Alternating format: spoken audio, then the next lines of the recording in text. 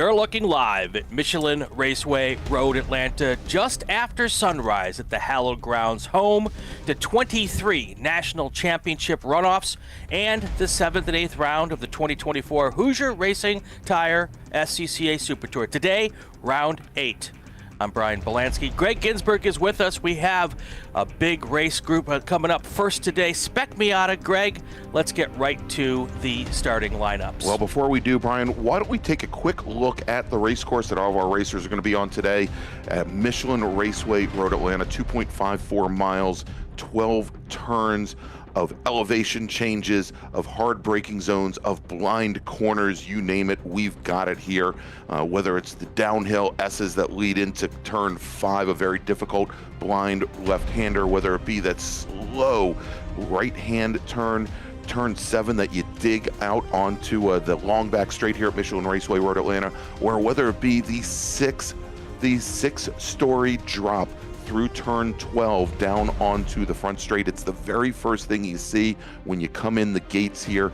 It's intimidating. This entire track, Brian, is intimidating. It's an old school track.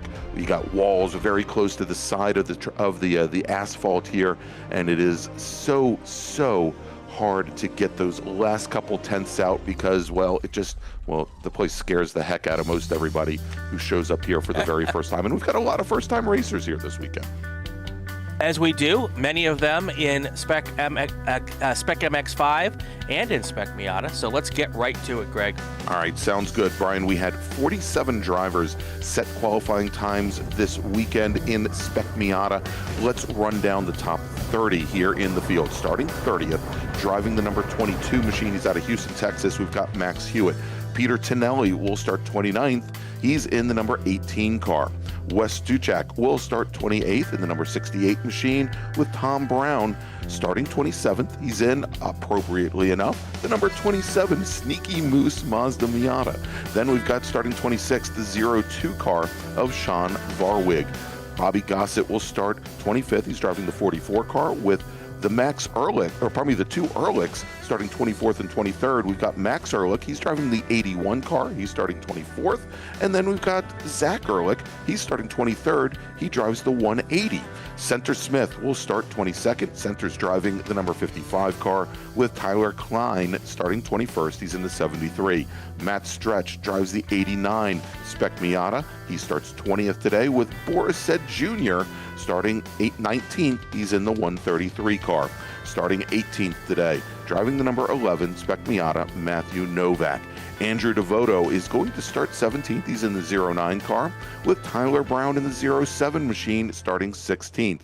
Chris Haldeman driving the number 28 Spec Miata, starts 15th on the field, with Olivier Piatek driving for OPM Autosports, a local shop here in the Atlanta area. He starts 14th, driving the number 62 machine.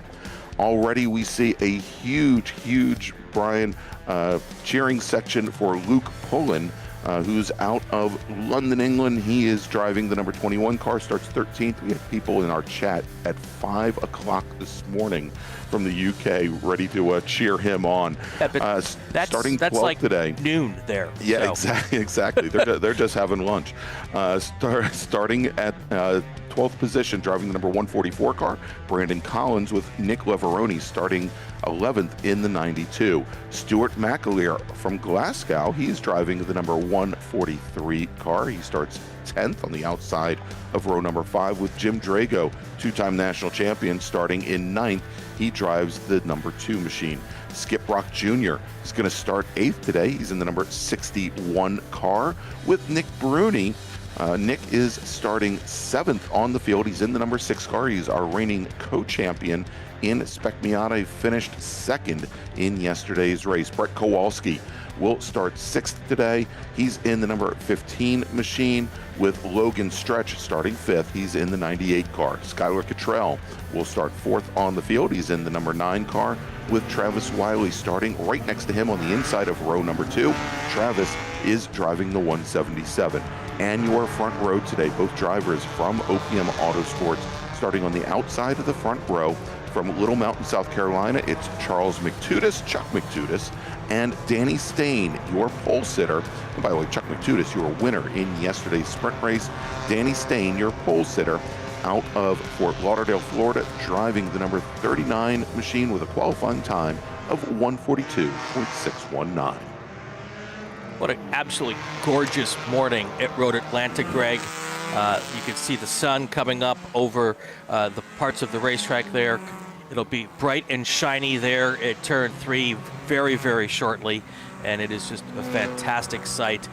Crisp morning, I'm guessing. Very much so, about 40 degrees ambient out here, and a pretty good little breeze as well. Not that that's going to affect the track temperature, but it's going to take some time for these drivers to get some heat in the tires. Producer Brendan says wind chill of 37 degrees. Those of us who grew up in Wisconsin probably don't talk about a wind chill of 37 degrees, but we'll give it to him this morning as he goes out and braves the elements to put these beautiful cameras up for us and get us ready to go here. And so this section here yesterday was a little damp for much of the day, caused a lot of problems. Always an adventurous part of the racetrack coming now into turn 6, Greg. Here is the banked right-hander, which sets you up for what is, in my opinion, Greg, the most important corner on this racetrack. Yes, absolutely. Turn number 7, you can see it rises uphill. You can see the entrance. You can't easily see the apex, and you carry a lot of speed out of that bank corner, putting all the weight on the left-hand side of the car, and then it just flattens out as you try to find the exit, and that grip starts to go away. And you can see there the grass, drivers left over on the right-hand side of your screen, where so many drivers get it wrong. And they drop wheels, they go past that curbing, and there are a lot of tire marks off in the grass over there. Brian, as a matter of fact, we saw a couple of drivers yesterday get it quite wrong. And if you don't get a good run out of turn 7, you don't get a good run down this very, very long back straight, and you're going to set yourself up. You're either going to get yourself passed on the straight itself, or you're going to get yourself set up for a pass going down into the braking zone at turns 10A and 10B as you come down the hill. Heaviest braking corner on the course. Here it is right now as the safety car bringing the field through. First 10 or 12 rows already lined up very nicely. That is just crazy how well they're lined up this morning. Actually, the whole field's pretty well packed up. Looks like these guys want to get out there and get racing. Look at this beautiful shot. It is the golden hour in Atlanta. It is also the time when we get ready to drop the green flag. Here we go. It's our first race of the morning. We've got a 35-minute or 19-lap race. Green flag is in the air. 45-plus cars barreling down towards the front. Big problems possibly. Oh, already a wreck on the front straight. We got a car into the wall hard on the right-hand side, and one other car involved, maybe 2 possibly there. As we get through turn 1, I guarantee you this is going to cause a full course yellow, Greg. Yeah, exactly. We're showing a local caution on the starter stand here. I would suspect that we're going to be going to full course caution very quickly. You can see the safety car heading down to the end of the pit lane, probably getting ready to stage Oh, another up. car off, coming back onto the racetrack. Did they come out with any if he didn't collect cars up there, that is a crazy bit of luck there. Yeah, and Brian, I don't think there was any contact between the cars. Of course, turn 3, very difficult. Right-hander, again, blind exit there as you go and try and use the curbing at the apex. Use as much of it as you can because the track really tightens up at the end. We're still waiting. We have not gone to caution yet. Again, there are 2 cars on the front straight currently, and here we go. Full course caution, Brian, as our racers now coming on to the back straight here. Now, I don't want to say we're starting off where we ended yesterday, but yesterday's race ended under full course caution. Our current leader, Chuck McTudis, was the one to take the win. Nick Bruni, fastest car on track for a majority of the race. He started 7th. He worked his way up to 2nd in what were very damp conditions, and but the race ended, I believe, 2 laps early, ended under full course caution. I know there were some very upset family members in the Bruni family that thought maybe if he had had another lap, he might have had McTudis. But here we are under full course caution. That is how our first lap is going to complete.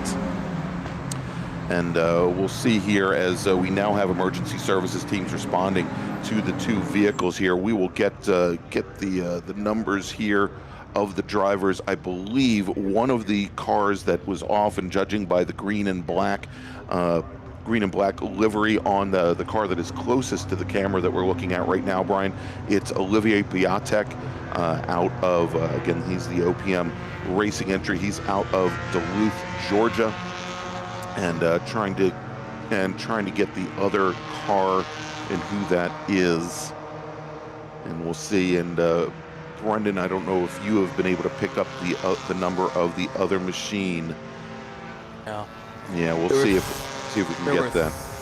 Yeah, there were 3 cars involved. There was also a red car. That one continued around, and I think I saw that car head off to pit lane here. It was at the back of the field. So I don't know if clearly a little bit of damage, but not too much, enough to be able to make its way around the full lap to be able to get to pit lane.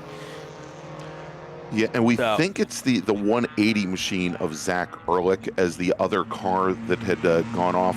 Now Zach, we had both Zach and Max running 23rd and 24th, so on the was that on the 12th row here of the grid, and looks like he went down. Also showing possibly, and again, we think it was Ehrlich because he did start the race. There are a number of drivers that I have that did not complete a lap.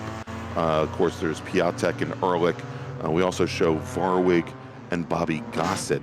Varwig in the 02 machine, Gossett in the 44, having crossed the start-finish line.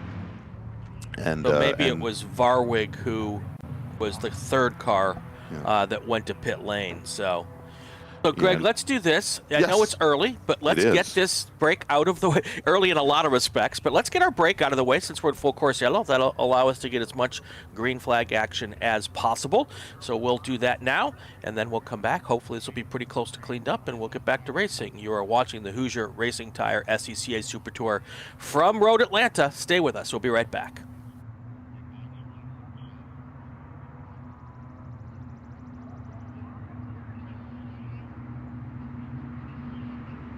Hoosier Racing Tire is proud to be the presenting sponsor of SCCA Super Tour. Hoosier's mission is to be the dominant customer-driven provider of tires to race teams domestically and internationally. At Hoosier, we know that our success is dependent on how well we meet our customers' expectations by providing the safest, most reliable, high-quality race tires that put you in the winner's circle. For more information, see our trackside support personnel or the local Hoosier Racing Tire dealer near you, or contact us at HoosierTire.com.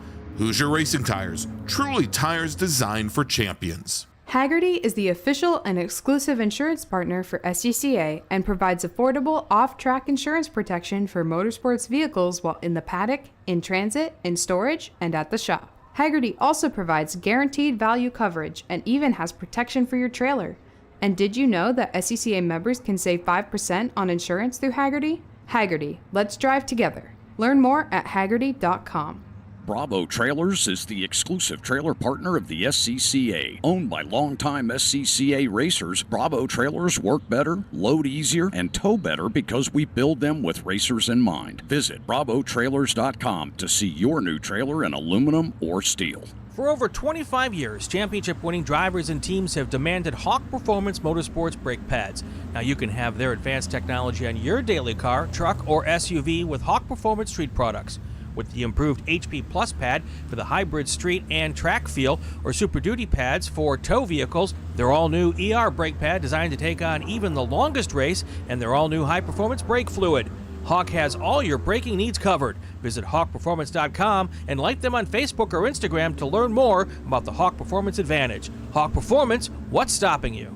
It's the 2024 Hoosier Racing Tire SCCA Super Tour, the premier amateur road racing series bringing together top SCCA road racers from around the country. The Hoosier Super Tour visits some of the greatest tracks in North America, showcasing each of our 28 car classes. From production to GT cars, prototype to Formula cars, the Hoosier SCCA Super Tour packs a ton of wheel-to-wheel racing action into every event. Welcome back, everybody, to Michelin Raceway Road Atlanta, our first race of the day, our first feature race here for the 2024 Hoosier Racing Tire SCCA Super Tour, round number 8. And we are currently under full course caution for an opening lap incident here in Spec Miata. And you can see is starting to get the couple cars that were disabled on the front straight picked up and removed. The safety car was asked to bring the entire field down the pit lane in order to allow our safety workers to work and have that entire area clear. And as you can see, they kind of need that, need all that space right there, as the safety car now bringing them out for what is lap number 3 of a 19 lap or 35-minute race, whichever comes first. Right now, Brian, our leaders, Chuck Matutis, Danny Stain, Skylar Cottrell, the top 3 with Brett Kowalski, Skip Brock Jr., Travis Wiley, Stuart McAleer, Brandon Collins, Nick Bruni, and Matt Novak, your top 10. So we had the incident on the front straight there. There was 3 cars involved. One of them was able to limp around to the pit lane, and then 2 needed assistance to get on probably the flatbed tow trucks there to get them back. Then we had a crash that didn't happen here at turn 3. One car went way off, got practically sideways, collected himself, and no one else. Yes. Ended up being able to continue on as if nothing had happened. And I could have sworn that we were going to lose another 5 or 6 cars on that wreck that didn't happen. But great job getting that car brought back under control here and not causing even further carnage here. And but, so I am showing, Brian, two drivers a lap down. Chris Haldeman out of McKinney, Texas, driver the number 28 Spec Miata, and then Sean Varwig, who I think may have, given the amount of time that it had taken him to get back to the pits, I think is probably the third driver that was involved in that incident on the front straight, Sean in the 02 machine. Right. His first lap was a 5-minute lap, and I think he then was done. So we'll see here how things play out. But again, currently working lap number 3, and from the number of emergency vehicles that we currently have on the front straight, I'm sure we're going to have at least one more lap under full course caution here. Yep, that is the case here. Let's take a look real quick at our schedule for the rest of the season here for the Hoosier Racing Tire SCCA Super Tour. We've got 3 rounds completely in the books. We're in the middle of, 3 weekends completely in the books, 6 rounds. 7th round was yesterday here at Michelin Raceway Road Atlanta. Round 8 is today. From here, Greg, we go to Virginia International Raceway, home of the last 2 runoffs. We'll have our Super Tour there April 5th, and 6th, and 7th. Then from there, it's Hallett Motor Racing Circuit. I got to go there for the first time last year. What a cool little racetrack, folks. If you ever get a chance to go. Then to Portland in May, back-to-back weekends with Mid-Ohio. The return to Mid-Ohio for the Super Tour. Also a location of several years' worth of runoffs action. Go to Watkins Glen on May 31st to June 2nd. And then we wrap it all up with the granddaddy of them all, Road Chicago America. Region, Chicago Region June Sprints. Correct. So, hearing we can probably leave the calendar here and take a look at turn 10, because it sounds like there's some stuff going on there as well. And, yeah, Ryan, if you can bring the calendar down, there we go. There we go. No, I'm sorry. And yeah, we'll try and see who that is. He was rolling backwards instead of forwards, which going up a hill is usually not a good thing for a race car. Yeah. So Brian, I should mention. So we talked about Olivier Piatek, who was involved in that incident, and also Zach Ehrlich. Zach was racing here this weekend with his twin brother, Miles Hewitt, and it's not the only time that we'll have some twins racing here this weekend. And he's out of the New York region and has done some driving in Porsche GT4 Cup cars. Took a majors win at New Jersey Motorsports Park last year in his STL Mazda. And he's had some good success. Unfortunately, I don't think he's going to count today as one of those very successful races here, as we still have that car parked there going up the hill. And I think we got the number on that car. 192 is the machine there that is disabled up on the hill. Yep, and there's a tow truck running his way down to that area to give that car a push. Hopefully they can do it. Yeah, all you got to do is get it to the top of the hill, and it can roll right down pit lane. Yeah, exactly. And that's Jesse Singer out of Miami, Florida, in the 192 machine. Also yeah, exactly. Just give him a little bump draft up to the Fox Factory Bridge and let him roll back down the hill into the pit lane. Perfect idea. Jose Olfe in the chat. So that car that went off at 3 that I thought was going to take out the whole back half of the field, apparently that was Frankie Barroso in that car. So great save there, and that was pretty awesome. So. And Jose, another Spec Miata driver out of Miami, Florida. I want to thank him for joining us here today. Race control tells us once they move that car between 10 and 11, everything else is clear and ready to go. So I'm going to guess one more lap here probably, unless they can move him really fast. Well, actually, you know what? We might be able to get him out of the way fast, Greg. I think we're going to go back this time.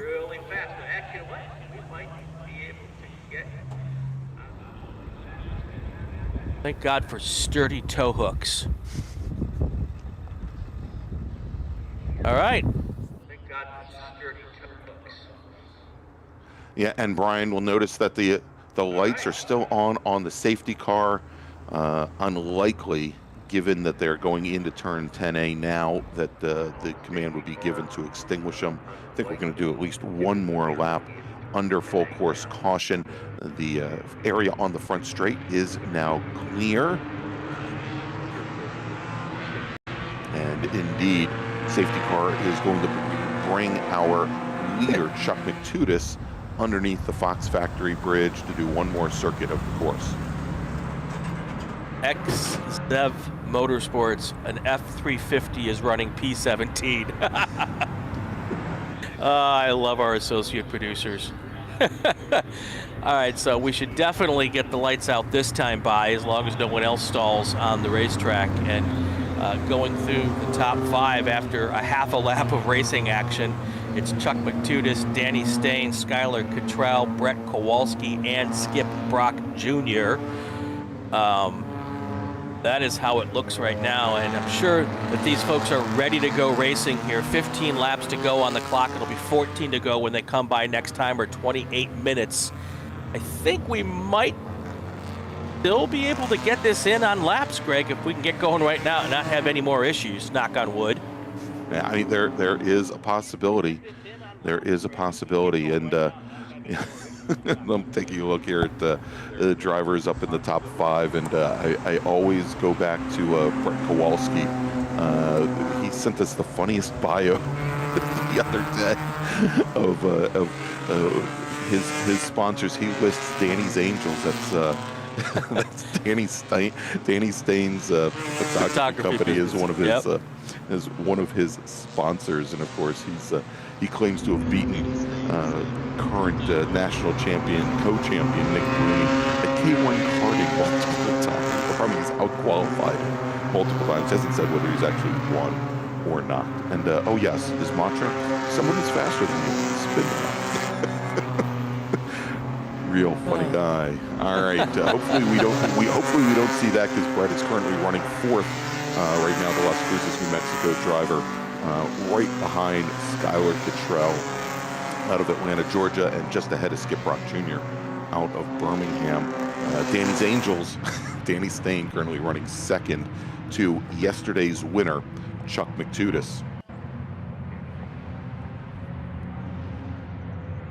All right, and the word has just come from race control for the safety car to extinguish the lights as they get closer to turn 9. We just saw the lights still on the car. They should be getting turned out here. So our drivers, I think most of their crews have probably let them know that it is about go time here. You can see, again, very cold temperatures here this morning.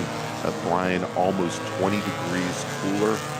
Ambient air temperature in comparison to when they went out on a wet track yesterday, or damp track yesterday, that they're doing everything they can to get some heat into those spec Hoosier racing tires, 7.5 spec. They're Spec Miata 7.5 dry tires. And we saw yesterday during the race where many of the racers had gone out with the wet weather compound with the grooved tires. Obviously, no such choice necessary here today. All of our drivers on the dry weather tires. Yeah, the only thing they wish they had this morning were cold weather tires. And there isn't a compound for that. Here they come up to speed now. Pace car in pit lane, and there is the front crew there heading towards the green flag now for the second time. McTudis is right there with Stain right behind him. A little bit of a gap already up between second and third here. Now everybody's single file this time.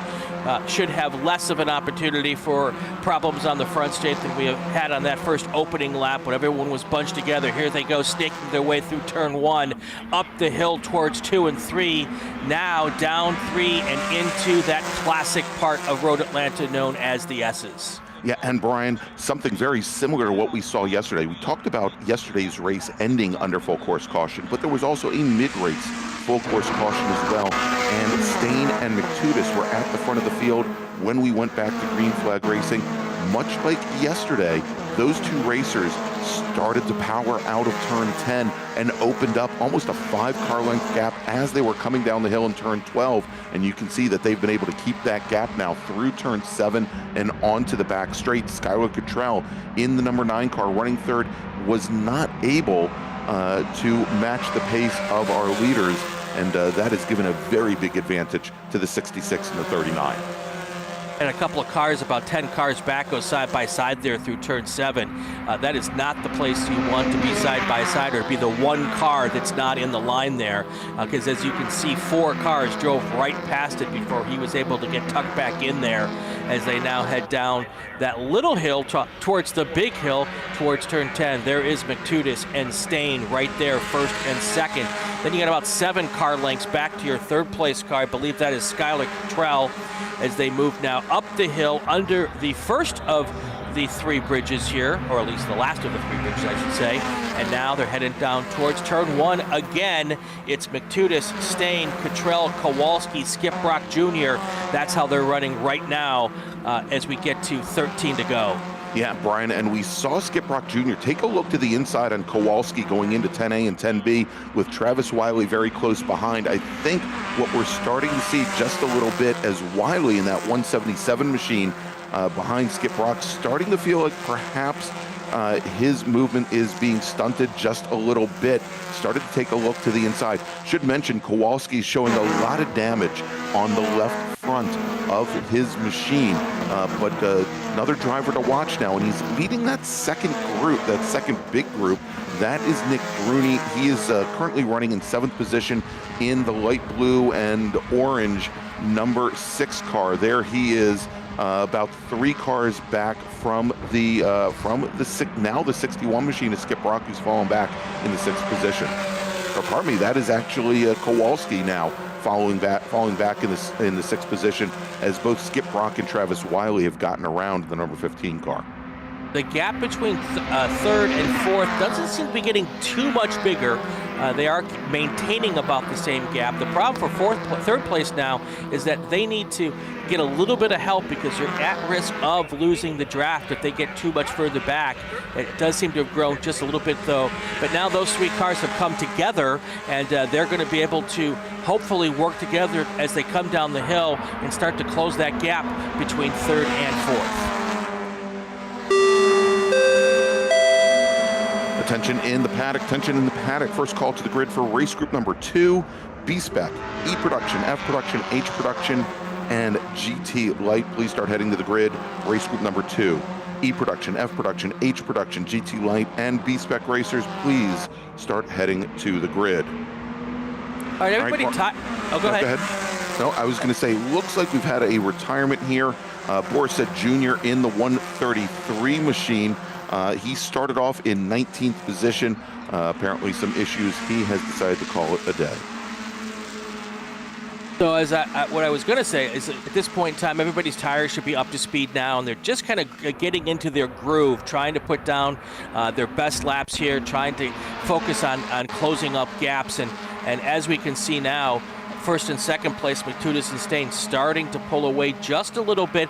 They pull away, Greg, it seems like on this back straight area, and then going through the front half of the course, the third and fourth place car seems to be able to close the gap a little bit. So they're making better speed down the hill, but they're not able to pull away a whole ton here. And at the end, it's seeming about the same distance, 0.3 of a second 1.8 seconds at the line last time by. Yeah, and so, Brian, what we are starting to see now is that we've got a pair, Travis Wiley, who's gotten around Skip Brock Jr. Skip Brock Jr. has been pushing the 177 machine down the back straight, and they are starting to close things down on our two leaders. That moves Kowalski now back into 15th position, or probably not 15th, in the 6th position. Nick Bruni starting to close things down on Kowalski. We'll see if Bruni chooses to push Kowalski forward, or if you can see there that gap back to the yellow car. That is Kowalski, and directly behind now is Nick Bruni, who just ran the fastest lap of anyone here in this race on lap number 7.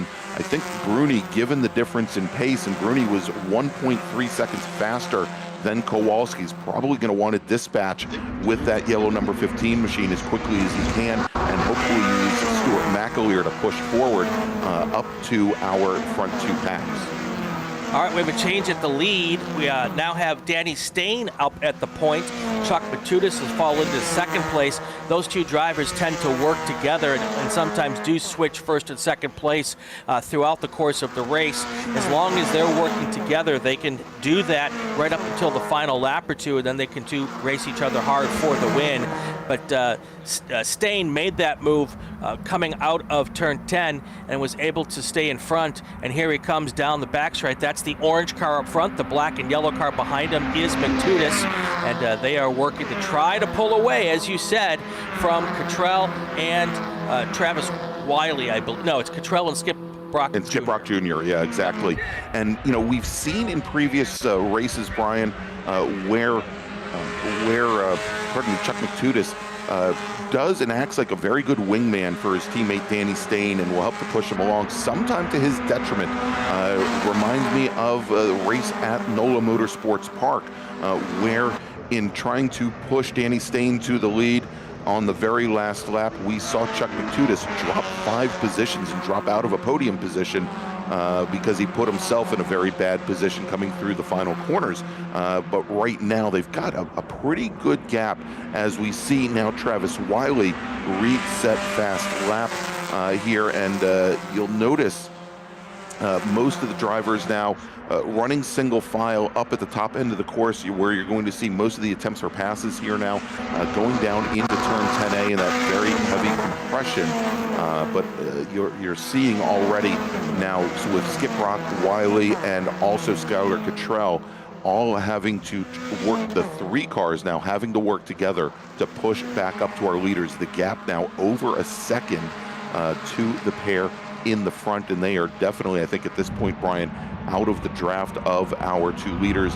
And then we've got reigning co-champion Nick Bruni leading a train of 1, 2, 3, 4, about 30 cars, not 30, about 8 cars that are trying to use the trio just ahead as a bridge to get up to our leaders. It's really interesting, Greg. The second pack is much quicker through the first half of the racetrack, and they seem to catch up going into turn 6.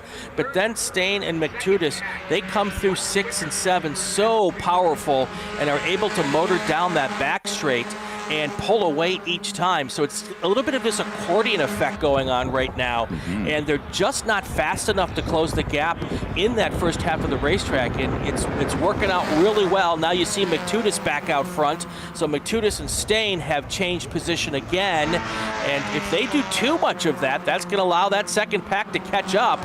But so far, not too many problems with that back and forth racing up front. Yeah, and what we're seeing, Brian, is at this point in the race, still with now, and I think we can all agree that this race is going to end based on time, probably not on laps. Here that we have McTutis and Stain. They are not going to, this early on in the race, going to put up a fight for these passes, probably not until the last lap or so. When that'll happen, if they let it go uncontested, they'll be able to keep that gap back to the drivers just ahead. We've got another driver that has decided to call it a day a little early. We'll get that number in just a moment. Here is Stuart McAleer. Oh, we got a car off. Oh, got a yes. car off. And is that Danny Stain? That is Skip Brock. Okay, yep. I believe that's Skip Brock Jr. Off in the wall. Drivers left. We'll go and verify that here in a moment. But I believe that was our 4th place running car that had gone off. And indeed it is. What was a 3-car team working together behind our leaders is now 2 cars. It's Travis Wiley and Skylar Cottrell working together. Should mention that Stuart McAleer in the 143 out of Glasgow, he has now moved up into what will now be 5th position, as he had started in 10th. But look at this here as coming down, and we may see another full course caution come out. Brian, we'll see, or if they decide to leave that car there up against the wall. But this is certainly going to make things difficult for drivers coming into turn at number 7 if we don't go full course caution. Yeah, we saw on our going into turn 6, that car was smoking, and then it does look like it's somewhere between 6, right around 6 and at that Brian, corner, it lost quick, a wheel. Yeah, likely a wheel bearing had been going on it than if they saw the smoke ahead of time. And we are going to a full course caution now with 6.5 minutes remaining, and that may spell the end for this race. With once again for the 2nd day in a row, Brian, Chuck McTutis leading the pack as we go to full course caution. This may portend a sweep for the weekend for the driver of the 66 machine. Well, and that is good news for McTutis, who had a really rough go of it at Road Atlanta. He got DQ'd for time in the last race and had some issues there. Oh, we have a 2nd car in the tire barrier as well. Actually, I think there's 2 cars there. There's a white car and an orange car, and maybe even a third car. Wow. Yeah, and Brian, we are getting word from race control that the next time the safety car brings the field through, our drivers will see the checkered flag. So that is going to give the win to Chuck McTutis. As you can see now, they're coming down the hill into turn 10. Yeah, definitely with 4 cars off there, we won't get that cleaned up in 5.5 minutes. So that makes perfect sense. And Chuck McTutis will, again, as you said, become our back-to-back race winner here at Road Atlanta. And Danny Stain, I believe, will be the 2nd place car 2 days in a row as well. Actually, Nick Bruni won yesterday. Oh, that's right. Stain finished 3rd right. Yesterday, and actually this is a bit of redemption for Stain, as Stain had been running in 2nd place, found himself in the gravel trap at turn 10A during yesterday's race, was able to power through it and hold on to his position. That the top 3 racers had such a gap to the rest of the field that he was able to hold on to 3rd position. But McTutis, Bruni, Stain was your podium yesterday. Today, your podium will be McTutis, Stain, and Skylar Cottrell, who will finish in 3rd position. Travis Wiley will finish 4th. Nick Bruni will finish in 5th position. Matt Novak, Tyler Brown, Brett Kowalski, who for a time was running in 3rd position, Brandon Collins, and Stuart McAleer will round out the top 10. All right, it sounds like we may have a replay of at least the first part of that incident. I don't think we have a replay of him going into the wall, but at least I think we'll be able to see that car and kind of what maybe the root cause of what started all of this here in just a second. I know Ryan is scrambling to get that together for us. So, well, I'll tell you what, while he's...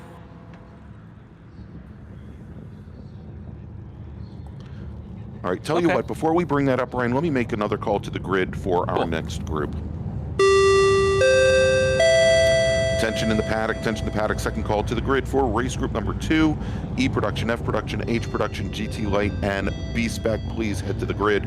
Race group number 2, E Production, F Production, H Production, GT Light, and B-Spec. Please head to the grid for your race. All right, so let's take a look here. We've got the replay, Brian. And, you can see there where the left rear wheel leaves the car, coming through coming through that heavily banked turn 6, pardon me, where so much of a load is put on the left-hand wheels. As you mentioned, a little bit of smoke before he went off. Might have had and it's kind of an issue, not a big issue with Miatas, but certainly the rear wheel bearings and rear hubs are a weaker spot on these cars, and we saw that that rear wheel exit the car. Now a couple of drivers, as they all went to avoid that spinning car, Brian, I know likely had to adjust their line going into turn 7, and we saw a number of drivers go off on exit. And we're hanging with this shot here, Greg, because we may see what ended up with those extra cars that went off on drivers left there into that tire wall. So yeah, Brian, if you look there, we've got the local caution already out past the into turn 7 that those cars had already gone off. And again, I think it was in the group of cars directly, not immediately behind Skip Brock, but certainly back in the field as the field started to fan out just a little bit, which is, when you see a wheel flying through the air, not an uncommon behavior there. Yeah. All right, so we're going to have a bit of a break here for a cleanup. We've got one more race before our 2-hour break for church hours. We have quiet time at Road Atlanta as required by local law. So we've got one more race, then a 2-hour break. But let's not go away yet, because it's a good one. B-Spec, our production cars, and GT Lights. That's all next. We're going to take a break. We'll be back here in just a few minutes for that. Stay with us. You're watching the Hoosier Racing Tire SCCA Super Tour. We are at Michelin Raceway Road Atlanta.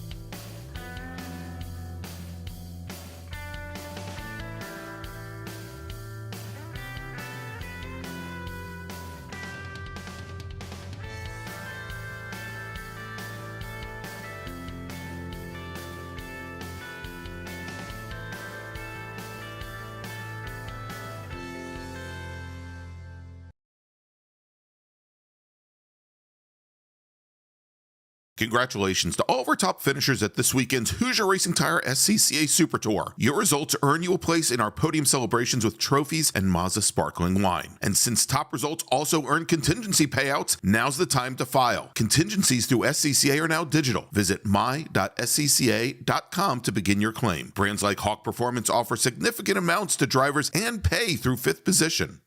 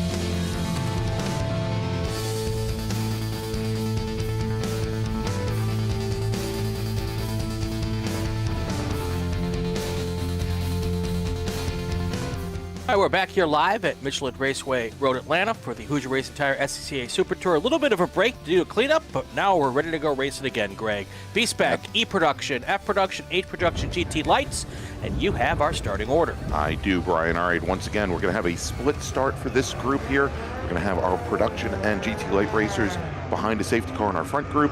We're going to have the B-Spec racers with their own safety car a little bit behind. And let's run down. We'll start with B-Spec and then move forward.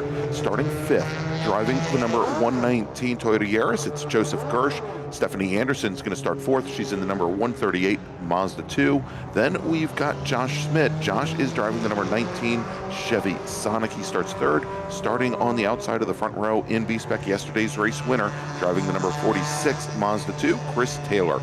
Stuart Black will be your pole sitter in his Chevy Sonic, qualifying time 1:51 flat. All right, let's move over now to production and GT Light. Starting in 20th position, driving the number 10 F-Production Fiat X19, Doug Sanders. Then we got Braden Connolly. He's going to start 19th. He is in, and my mistake, Sanders is in a Fiat 124 Spider. Connolly is driving a Fiat X19. Then we've got Mike Miller starting 18th in the number 98 H-Production Austin Healey Sprite. John Bell will start 17th, driving the number 162 E-Production Mazda RX-7. Then we've got David Blaine. David's driving the number 37 GT Light Mazda Miata. He starts 16th, with Matt Branson starting 15th in the number 122 H Production Mazda X19, Fiat X19. Wow. Starting 14th today, driving the number 60 Honda CRX.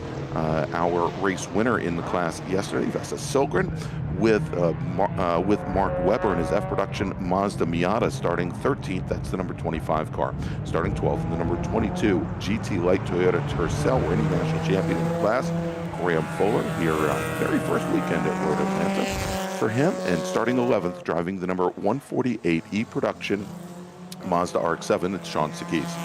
Starting 10th, driving the number 91 F-Production Mazda Miata, Peter Tonelli, with Don Tucker also in an E-Production Mazda Miata. That is the number 9 car, starting in 9th. Starting 8th, driving the number 86 E-Production Alfa Romeo Spider. We've got John Baugham with Doug Piner starting 7th. He's in the number 06 E-Production BMW Z3. Driving the number 132 GT Light Mazda RX-7, is Michael Lewis. He starts 6th, and starting 5th, driving the number 72 GT Light Honda CRX, Peter Shadowin.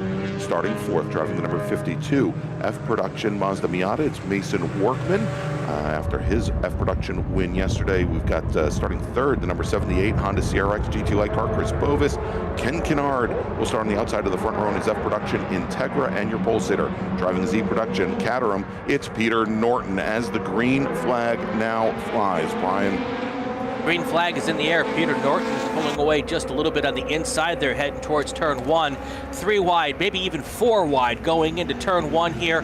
All these cars are going to try to negotiate this without any issues, and that is the plan. Does the plan come together? So far, so good. Turn 1, no problems at this point in time. Here they come up over the top of the hill, coming in through 2 and 3, and then into the S's. Our B-Spec B-Spec group should be getting ready to come across our front straight for the green flag here any minute, and there they are. It looks like 3 of them to take today. 3, yeah, and 3 to take the flag. Our pole sitter, Brian, Stuart Black in the red number 40 Chevy Sonic, not taking the green flag today. It is going to be Josh Schmidt in that silver Chevy Sonic, who jumps to the lead early, and then with Chris Taylor and our 3rd racer, Stephanie Anderson, in her Mazda 2. Here comes our first group of production cars. That is Norton up front. Kennard is in 2nd. Then you've got Chris Bovis, that's Shadowin in the yellow CRX in 3rd place right now. And that's how they look like when they come out of turn 7. Brian, yesterday we saw 2 very different approaches to racing in the rain.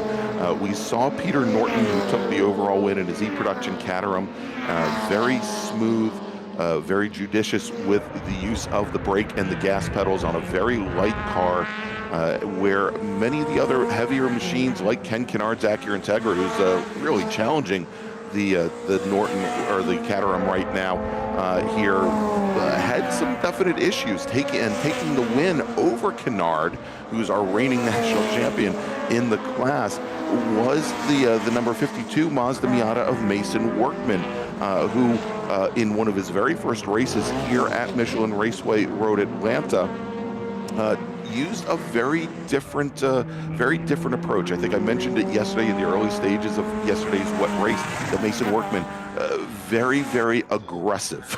And he worked his way very quickly through the rest of the field to open up a pretty big lead on the rest of the field, and made it easy for him at the end. And Norton was able to open up a pretty good lead yesterday. Not quite so much today, at least early on. He's still pretty close with Ken Kennard. Kennard is not letting him drive away quite so quickly, although now that lead is opening up just a little bit more here. Yeah, and so one of the advantages that Kennard has, Brian, and just as they came onto the back straight, there is that Kennard and that Acura Integra are a much more aerodynamic car than the Caterham that Norton has. He definitely has an advantage as they make the run down to the back straight. Should be able to get into the draft of the number 50 machine. As we watch this B-Spec race, and for the second day in a row, Chris Taylor, he opened up a good advantage in the wet. He's doing it again here. But I think this is a fight that we're going to see all day long between Stephanie Anderson and her Mazda 2 and Josh Schmidt in that Chevy Sonic. Anderson was in second place for most of yesterday's race before she pulled back, and we do have a car off in the distance there. You can see that car right next to the cement wall there on driver's right, the left side of our screen, right about by the Motul sign up there, but across the track from that. Not quite sure which car that is. It does look like an open top car. Nice. Thank you, Ryan, for the big red circle. Appreciate that. We'll see. They're going to probably try to get someone up there, is my guess. Not in a horrible place if they wanted to leave the car there, Greg. No. We think that it might be Matt Brannon, one of the two Mazda, I said it again, Mazda, one of the two Fiat X19. So technically an open top. It's a target top car there, but I believe one of them was black in color. I know that Doug Sanders in the Fiat 124 Spider, that is a red machine. He's just passing by me on the front straight right now. So it looks like it is likely, yeah, indeed, Matt Brannon now, the only driver that has not completed the second flying lap here as he drops to the bottom of the order. And we'll see if they leave that car out there or not. But if we can jump here, coming over into turn 10, Brian, you see here Ken Kennard. He makes ground up also on the back straight, but then Norton in that very light Caterham is able to outbrake and go a little bit deeper. But watch what happens when they have to power up a hill here, and that is where the Integra has its legs. And he makes up a lot of ground, made up almost 3 car lengths there going into now turn 1. And Workman, I should mention also here, Workman starting to close things down, but Ken Kennard that last time by, fastest lap of the race. Again, it's only 2 laps, or probably 3 laps complete, but he was a whole 31 hundredths of a second faster. A whole 31 hundredths of a second. Sorry. And then here's where the Caterham shines, is going through these S's where it's got the handling advantage over that Acura. It's kind of like what we saw in the last race where the front group was able to pull away a little bit on the backstretch, but then was caught up again in the twisty bits. So that is a little bit of what the situation is here as we go into 16 laps to go here in this 19-lap race. That's Norton up front with Kennard second. Mason Workman is that third place car right there, coming up right about 10 car lengths back from second place. Yeah, and we should mention, Brian, that the 2 cars at the front, Peter Norton and Ken Kennard, not in the same class. Norton is your Correct. E-production leader, running second in E-production right now, is John Balkum in his that bright yellow Alfa Romeo Spider, and Balkum quite a good distance behind already, about 13 seconds back. Probably, but you know, the fight we should actually be looking for and considering is the battle in F production, where again, running in second place overall, Ken Kennard, who once again resets fast lap. He's just trying to keep ahead of Mason Workman in that number 52, that black Miata directly behind. The gap now up to 3 full seconds there, and Workman running about 4/10 off of Ken Kennard's times. Peter Shadowin, our GT Light leader in the bright yellow Honda CRX, he is running now 4th overall, and we just see him coming now up into the top of the S's. Brian, he has now opened up almost a 7-second advantage over the Mazda RX-7 of multi-time champion Michael Lewis. Exactly, and looking into H production, Vesa Silgren has a 2 or so second lead over Michael Miller, 1.8 seconds this time by across the line. Silgren in the Honda CRX, Miller in the Austin Healey Sprite. So new school, old school in H production there, and it is that is the case there as well. All right, so what we might want to do here, Ryan, if we can keep on this shot here for just a moment. As we watch the CRX come through, the next car in line here, this blue Mazda RX-7, that is Michael Lewis, and he's starting to find himself under attack by Chris Bovis, the other CRX. There's the car directly behind the white Honda CRX. Now, we know yesterday Lewis had some issues towards the end of yesterday's race, shorter 25-minute race, and the last time by, Chris Bovis in his Honda CRX almost a full second faster than Michael Lewis. And we can see here coming through 10A and 10B, that front-wheel drive car able to dig through the corner, able to pull up the hill, and he is now making some ground on that 32 car. And again, that is the battle for second in GT Light.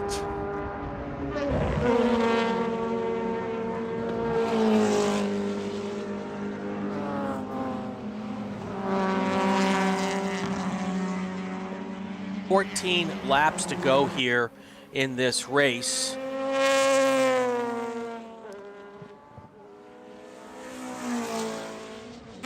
Everybody is keeping clean here in the early laps of this race as we have a look at our front 5 right now. Peter Norton, Ken Kennard, Mason Workman, Peter Shadowin, and Michael Lewis. That's our top 5 right now. Going and looking at 6 through 10, this is of course overall not in class. Chris Bovis, John Balkum, Doug Piner, Don Tucker, and Sean Sagasi.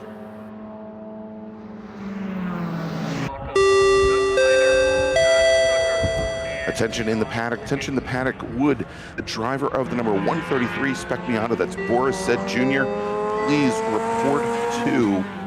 report to the race director at impound with video.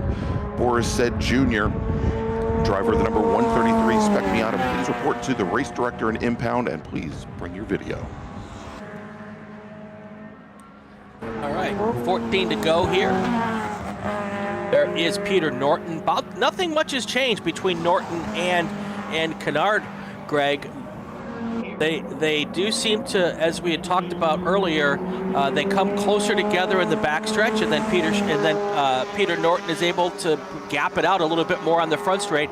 And there is Michael Lewis right there, and right behind Michael Lewis is Chris Bovis. That is for second place in GT Lights. Here they come over the top of the hill.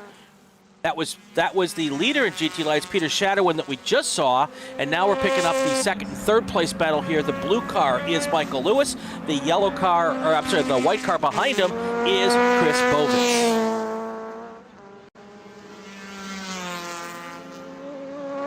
Here they come right into our living room. Michael Lewis there in that blue car. Looks like Bovis trying to make a move going down towards turn 6 here, side by side. Is he going to be able to pull it out? It does not look like it. Nope, Michael Lewis able to stay in front for at least one more set of corners, but Bovis is not not relenting here. We've got one of the B-Spec cars. They've got to get around those. Now they're side by side down the back stretch, over the hill, under the multiple bridge, side by side right now. Lewis on the inside. The pass is complete. Bovis makes the pass for second place in GT Lights. And Brian, as we're watching that just ahead of that GT Light battle, we see the battle for the lead in B-Spec now just ahead, really starting to close down. Josh Schmidt has made up almost 5 seconds on Chris Taylor. We've got the Mazda 2 and the Chevrolet now about 2 car lengths, maybe a car length and a half separating them, and Schmidt carrying a lot more speed down through turn 12. It's going to get awfully crowded here as we've got our new second place runner in GT Light, Chris Bovis, directly behind them. And Josh Schmidt only in his second ever Hoosier Racing Tire SCCA Super Tour event. He was at Sebring, had some growing pains with that car, but he seems to have everything working out just fine, going after Chris Taylor, one of the veterans in B-Spec, and very, very cool liveried. That was the car liveried after the Days of Thunder paint scheme. The City Chevrolet car, which is like right down the road from my house. Yeah, absolutely. Yeah, and actually that goes back, Brian. It was a fun weekend back at the runoffs at Indianapolis Motor Speedway in 2020, where we had almost the entire B-Spec field come there with throwback liveries, whether it be NASCAR, whether it be Formula One, any type of series you could imagine. It was very playful. All right, and let's, as we see here, let's take a quick look there. Brian, coming out of turn 7 now, we'll notice a big change here in E-Production. Of course, we know that Peter Norton has been head and shoulders the class of the field so far this morning, but we just now see there that green BMW Z4 of Doug Piner getting past John Bocham's Alfa Romeo Spider to move up to second in class. Yeah, that is a good battle going on there, and they're dealing with some traffic as well. So that car just got past the B-Spec cars. We've got a change of position of B-Spec, and now maybe a change back in position. That was Josh Schmidt. Now they're side by side going down the hill. Josh Schmidt's on the outside, Chris Taylor on the inside as they come through turn 11 side by side. Taylor had him at the line, but Schmidt was able to get ahead now going into turn 1. So it looks like Schmidt's going to take the lead one more time going into turn 1. Great battle there at B-Spec. All right, Brian. And we saw just a full lap ago where the 2 B-Spec drivers were actually split up when our GT Light competitors came through. They may be in line to have that happen again because we've got the fight now. We just talked about John Bochum losing second position to Doug Piner in E-Production. He's got Don Tucker in his Mazda Miata now right behind him, and they're coming up on that B-Spec battle. And a matter of fact, there's a third car there. It's Sean Seguis, I think, in the RX-7 directly behind as well as they come now down towards turn 6. Wow, look at those cars. There's 3 your wide E-Production through 6. cars and your B-Spec cars all coming through that area, working as well together as possible with this multi-class racing here. It looks like Taylor's been able to get around again the Josh Schmidt car, but Schmidt's hanging right there on the rear bumper as they head down the back straight. All right, let's see here as all that traffic now dissipates, Brian. Big change once again as Don Tucker in his Mazda Miata gets around John Bochum. So Bochum, who just a lap ago was running second in E-Production, now finds himself in third position. And we've got the RX-7 of Seguis. Oh, Seguis getting very loose through 10B. It's a very difficult complex right there. If you turn in a little early at 10A, it makes it very hard to get the car out of turn 10B, but Seguis right on the back of Bochum. Bochum may find himself back 2 positions as we jump back to that B-Spec battle. Yeah, and if you look at the last lap and you look at this lap, it's exactly the same situation, except on this lap, it looks like Chris Taylor's going to be able to keep the lead going into turn 1. It's very clear that Josh Schmidt's car works really well down the back straight with a slipstream, Maybe the Chris Taylor car is pushing a bigger hole through the air, and he's able to get around him going into 10, but then Josh Taylor responds right back as they come under the bridge and head down towards 12. He's able to grab the lead at the line. This has been a ton of fun to watch. Lots of action in different places on the racetrack. Attention in the paddock, attention in the paddock. Ray Ramirez, driver of the number 43 car in group number 7. If you could please come to timing and scoring on the second floor of the media center. Ray Ramirez, driver of the number 43 machine in group number 7. Please come to timing and scoring on the second floor of the media center. All right, Brian, we're getting close to halfway here. Why don't we make a first call to the grid for our next group? Oh, that's right. We don't need to call anybody to the grid because it's the last race before the morning. So let's do this. Let's take a quick break. Well, thanks to our partners and sponsors. We'll come back and bring everybody to the checkered flag here for our production and B-Spec race. We'll be right back. For over 25 years, championship-winning drivers and teams have demanded Hawk Performance Motorsports brake pads. Now you can have their advanced technology on your daily car, truck, or SUV with Hawk Performance Street products. With the improved HP Plus pad for the hybrid street and track feel, or Super Duty pads for tow vehicles, their all-new ER brake pad designed to take on even the longest race, and their all-new high-performance brake fluid. Hawk has all your braking needs covered. Visit hawkperformance.com and like them on Facebook or Instagram to learn more about the Hawk Performance Advantage. Hawk Performance, what's stopping you?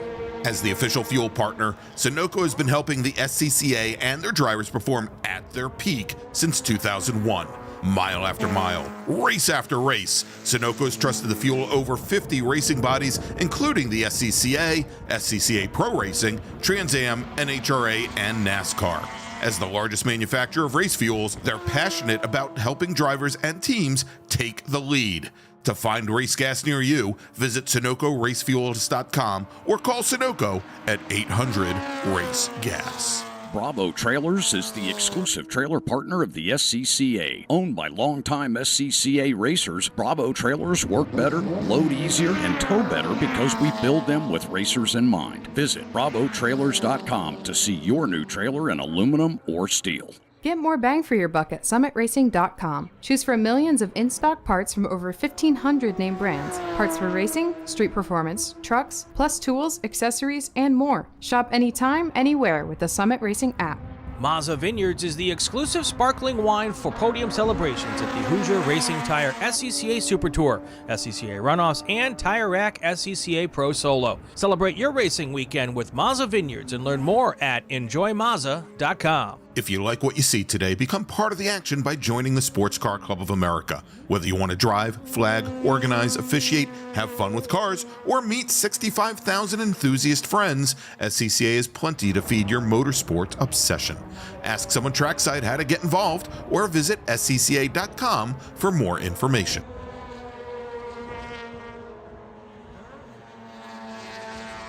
We're back here at a fast and furious Mazda Raceway Road Atlanta for the Hoosier Racing Tire SCCA Super Tour. 8 laps to go in a production car race that has been completely cray-cray, Greg. Yes. Yeah, we were talking in the booth about, compared to both the last events, seeing things happen much more, things are much more busy across the production car classes. Now we have some of our leaders have opened up pretty substantial leads. We just saw Peter Shadowin. There's Peter Shadowin coming down the hill. He has now almost a 3-second advantage over Chris Bovis's CRX. There you go.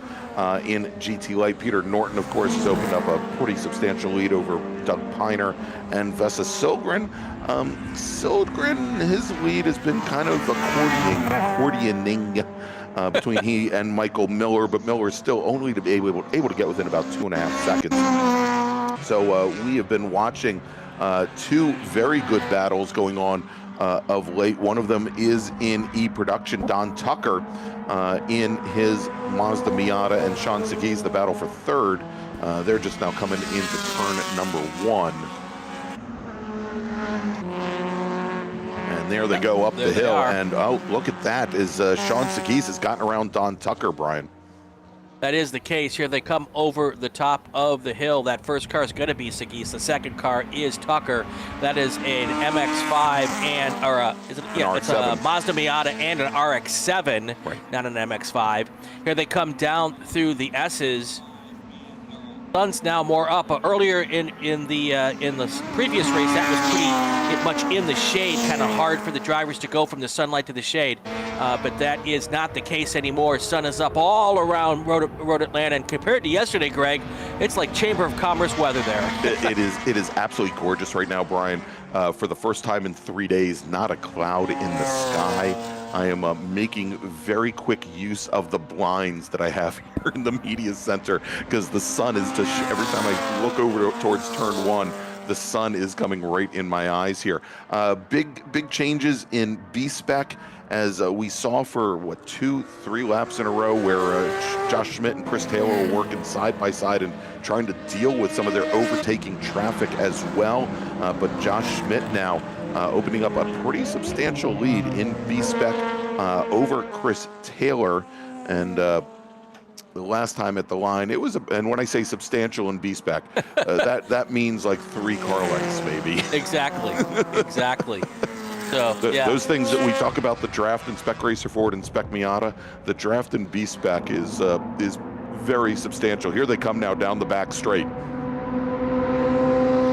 And it's that silver car there right behind it, and then the green and yellow and white car behind that. The silver car is Schmidt, the green, yellow, white car is Chris Taylor. Here they come down towards the turn 10 chicane here, 10A, 10B, and there's another car coming through trying to get past these slower B-Spec cars, and he will pick his way through. That's Ken Kennard, Brian, it is. Who moved from left to right. You talk about, you always hear about rolling chicanes. Yes. And that literally was a rolling chicane as he went from left to right to left through the 10A, 10B complex there. Kennard, currently your F production leader, trying to maintain the advantage that he has over Mason Workman, who has dropped back quite a bit. Actually, we're waiting for Workman to complete lap number 14. He's just coming down to 12 now. Yeah, that looked a little like that old basketball drill, the 3-man weave, as they went through 10A and 10B there. There's Mason Workman there in that open top Mazda. And then you've got Kennard that we're seeing there, and right behind him there is the Schmidt-Bovis battle for the lead in B-Spec. You're right, it was a substantial lead of 0.7 seconds at the line. That's right.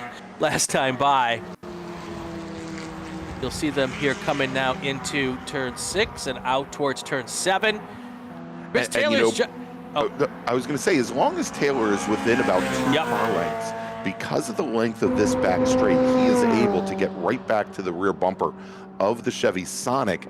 The question then becomes, of course, these drivers are using this stock brake hardware. They can go to alternative brake compounds, of course, but they don't have the biggest calipers, the biggest pistons. They don't have great brake cooling, and they certainly don't have the biggest rotors on them. That you have to do a lot of thermal management with the brakes, and you usually don't find one of these machines that will outbrake the other. But that being said, the Mazda 2, one of the lightest B-Spec cars in the class, probably has a slight advantage there over the Chevy Sonic.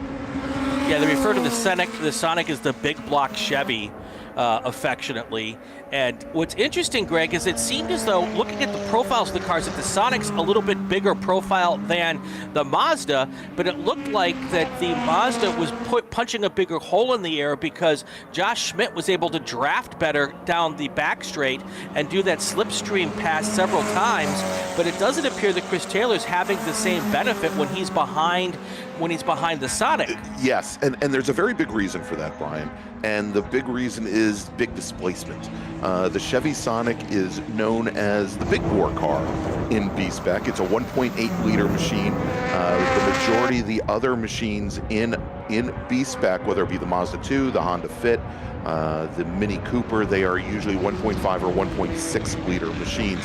And that 1.8 liter, it's the torque monster. and and also has a little bit more straight line speed, as well as Peter Shadowin has to check up there going into 7, and Shadowin, our GT Light leader, impacts the wall.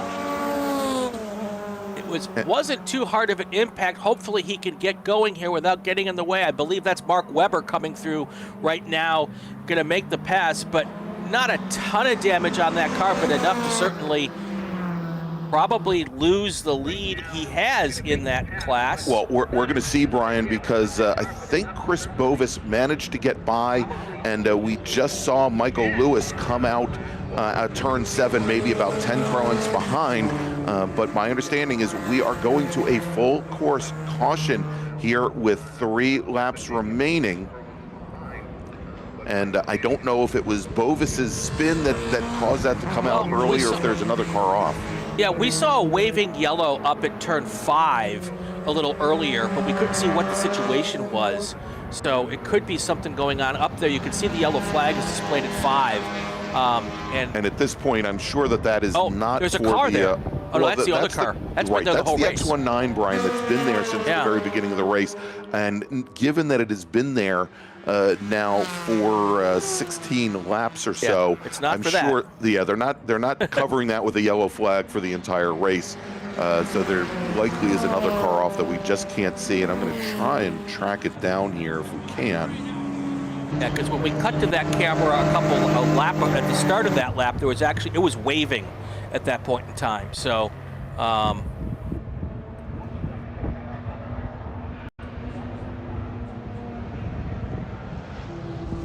and I'm wondering if it's 7 that maybe they have the tire wall moved a little bit when that car hit it, and that may be why it's tire wall does not look like it's on the racetrack there. Okay. Yeah, and I'm not. It doesn't appear as though we have a local caution at turn 7. We'll try and track down and see if we can figure out what the reasoning for that is. But again, we are at with a local caution here. Safety cars picked up the field here with 3 laps. It will be 2 the next time they cross the start-finish line. So I can tell you one thing right now.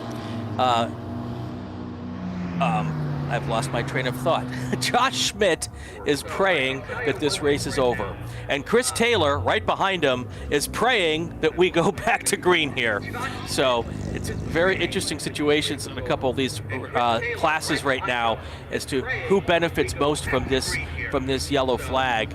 And it depends on whether or not they can get things cleaned up and get us back to racing action before the end of this race, because with 3 to go, we may end up getting a checkered flag here in the next lap or 2. So 3 to go here, 2 to go when they cross the line. And the yellow flags are still out, Brian. We are not going to see a checker this time by. That gives us now 2 laps remaining.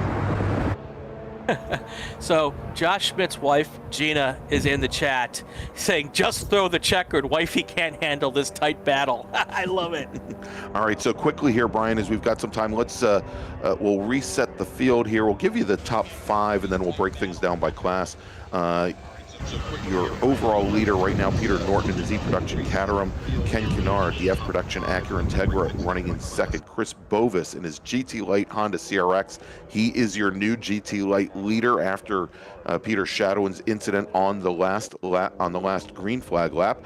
Mason Workman running 4th. He is running 2nd in F-Production. And then Michael Lewis in his GT Light Mazda, currently 2nd in that class. If we break it down by class, in E-Production, it's Norton, Doug Piner in his Z3, Sean Seguis in his Mazda RX-7.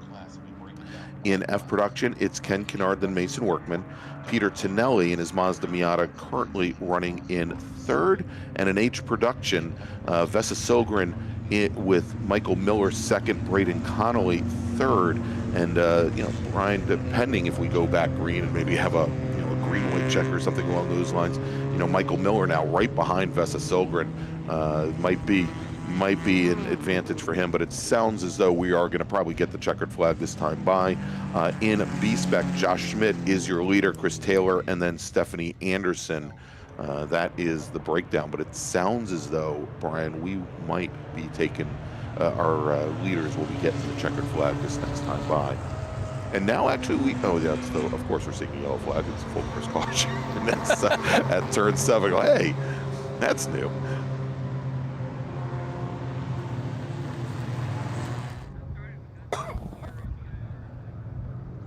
Unfortunate that it has to end this way, but of course there's always benefactors and non-benefactors in these situations, and it's if this does go to checkered here, which we're guessing it will be Josh Schmidt's first ever Super Tour race win in his second ever Super Tour race, so that's big for him. And I know his wife Gina's in the chat, so she's excited watching at home from Michigan. And it's always fun to see a driver snag their first checkered flag.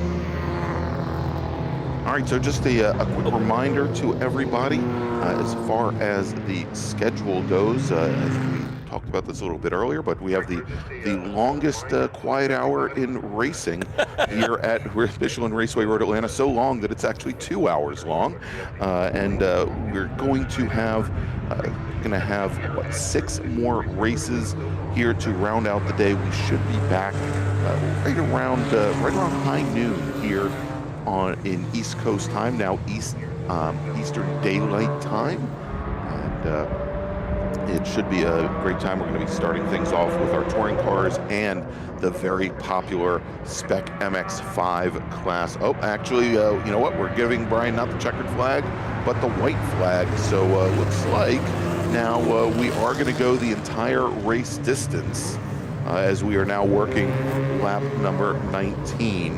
Yeah, it's going to be great fun. We've got the Spec MX-5 and our touring cars.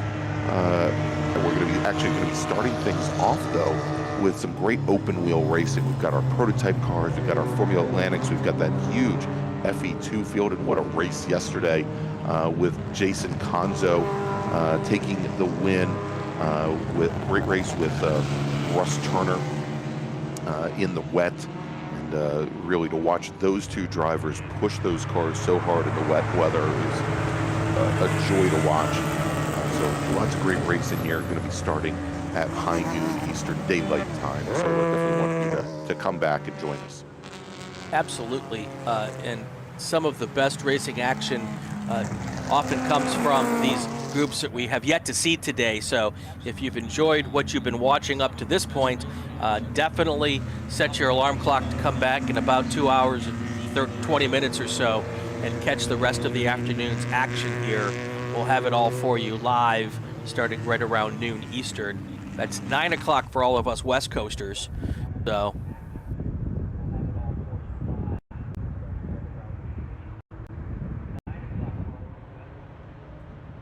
someone in the chat says next week 12, then a lunch. No, there'll be no lunch hour after we start racing. They're going to do all of that during the quiet times. Once we get back to racing at noon Eastern, we'll have 6 races back to back all the way to the end here, and we will be getting that action going right around noon. As Greg said, first up will be our wings and things. Peter Norton right around there behind the pace car, getting ready to take his second checkered flag of the weekend. Ken Kennard will end up being our race winner in F production here. Our race winner in E production is going to be Peter Norton, like we just said. GT Lights, Chris Bovis will take the win, assuming he can get to the checkered flag. Always one of the things where I say all of this and then somebody runs out of gas or has a problem on the last lap, Greg, and ends up pulling back, and then I look like I don't know what I'm talking about. So, and there so is. Don't let me prove them wrong, Brian.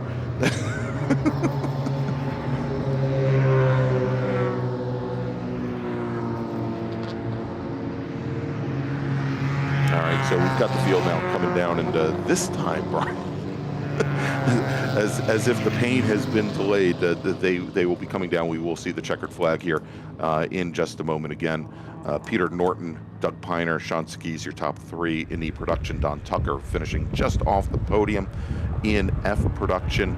Ken Kennard with Mason Workman and Peter Tonelli, they will be your top 3. Mark Webber will finish a lap down in 4th position in H production. Vesa Silgren will take the win. Michael Miller 2nd. Braden Connolly in his Fiat X19 will finish In third, Matt Brannon, and I believe that's Braden's father. Unfortunately, has had to watch the entire race from the wall just past turn 5. He'll finish fourth, 18 laps down. And if we move over to GT Light, Chris Bovis, he takes the win. Michael Lewis will finish second. Graham Fuller will finish third. David Blaine just off the podium in fourth. And then finally in B-Spec, as you said, out of Kannapolis, North Carolina, taking his very first Super Tour win, Josh Schmidt. Yesterday's winner, Chris Taylor, will finish second, and Stephanie Anderson will finish in third. Well, we've got some good news, Greg. Coming up during our break, we're going to entertain some folks with a couple of past runoffs races. That is right. From I don't know which ones we're going to do, but we'll definitely have some fun with that. Fielder's choice or producer's choice, as the case may be.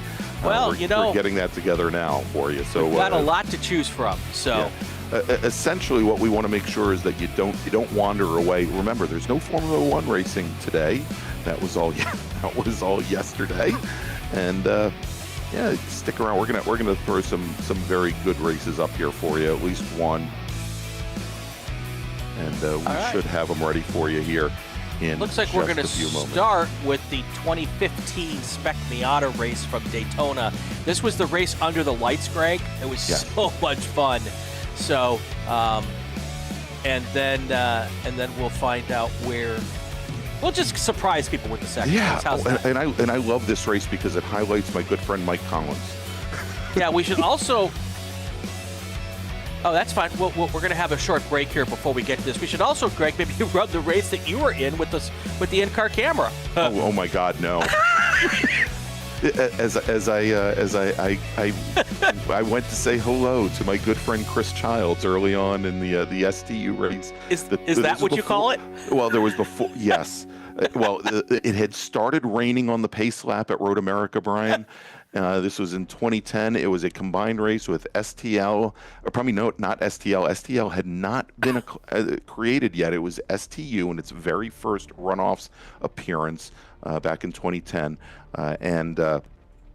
and also Touring 3. We were combined together for our runoffs race, and it was at the time one of the few runoffs races that actually had in-car video because we were the first race of the weekend and the weather conditions were so bad they couldn't get the camera equipment up and running. But we went down into turn 5, and my good friend Chris Childs, driver of the number 7 STL Mazda Miata now, he was there with his Dodge Neon. There were a number of us that came to the runoffs that year in our IT cars.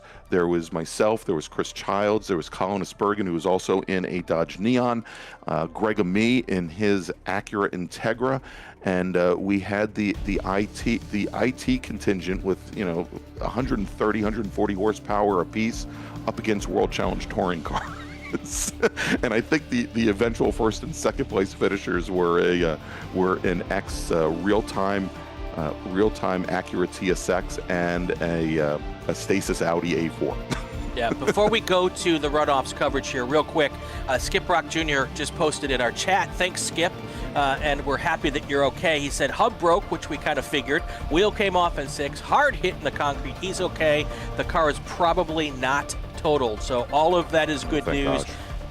Best news is he's okay, and he will come back to fight another day. All right, let's get to our coverage. I believe this is going to be the 2015 runoffs from Daytona. This is the night race for Spec Miata. Enjoy this, and we'll surprise you with another one after this one.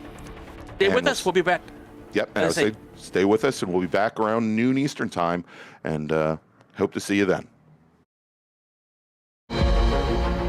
My customer experience with Mazda has been absolutely fantastic. I think they kind of cater to the whole crowd of people. They got the SUVs for the soccer moms and stuff like that, but then you got your Miatas and your Speed 3s for your car enthusiasts. So I think they cater to all crowds, and so I think that's something that everyone can get behind. In terms of maintaining equipment, I mean, running a prep shop, I mean, day in, day out, we're maintaining cars for customers all over the country.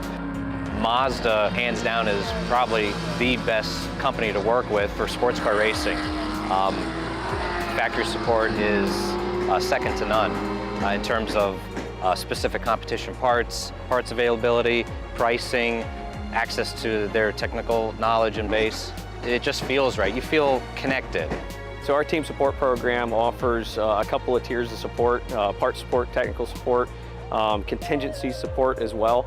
All of this is done through our website and the team support program and the Parts 800 number. We have two main ways that customers can acquire parts from Mazda Motorsports. It's through our MazdaMotorsports.com parts store website. It's basically like signing up for an Amazon account. You know, simple information, prove that you're a racer with a race result.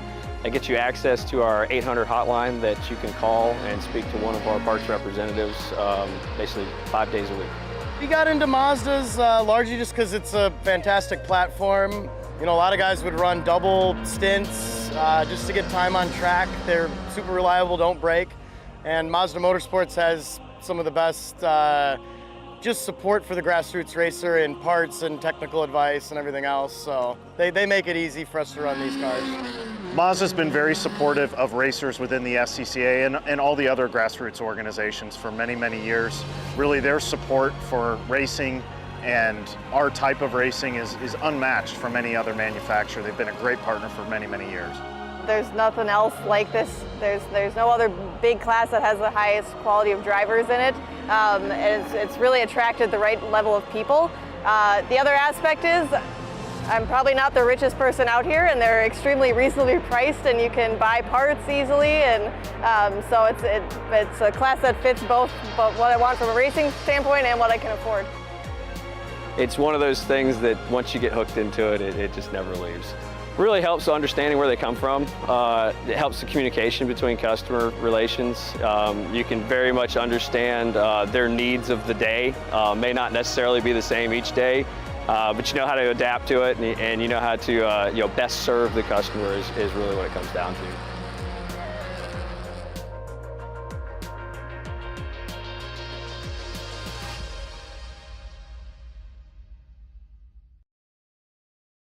Welcome to the 52nd SCCA Runoffs presented by Garmin Verb at Daytona International Speedway, brought to you by Mazda. The run for the medals begins now. SCCA's National Championship Runoffs presented by Garmin Verb.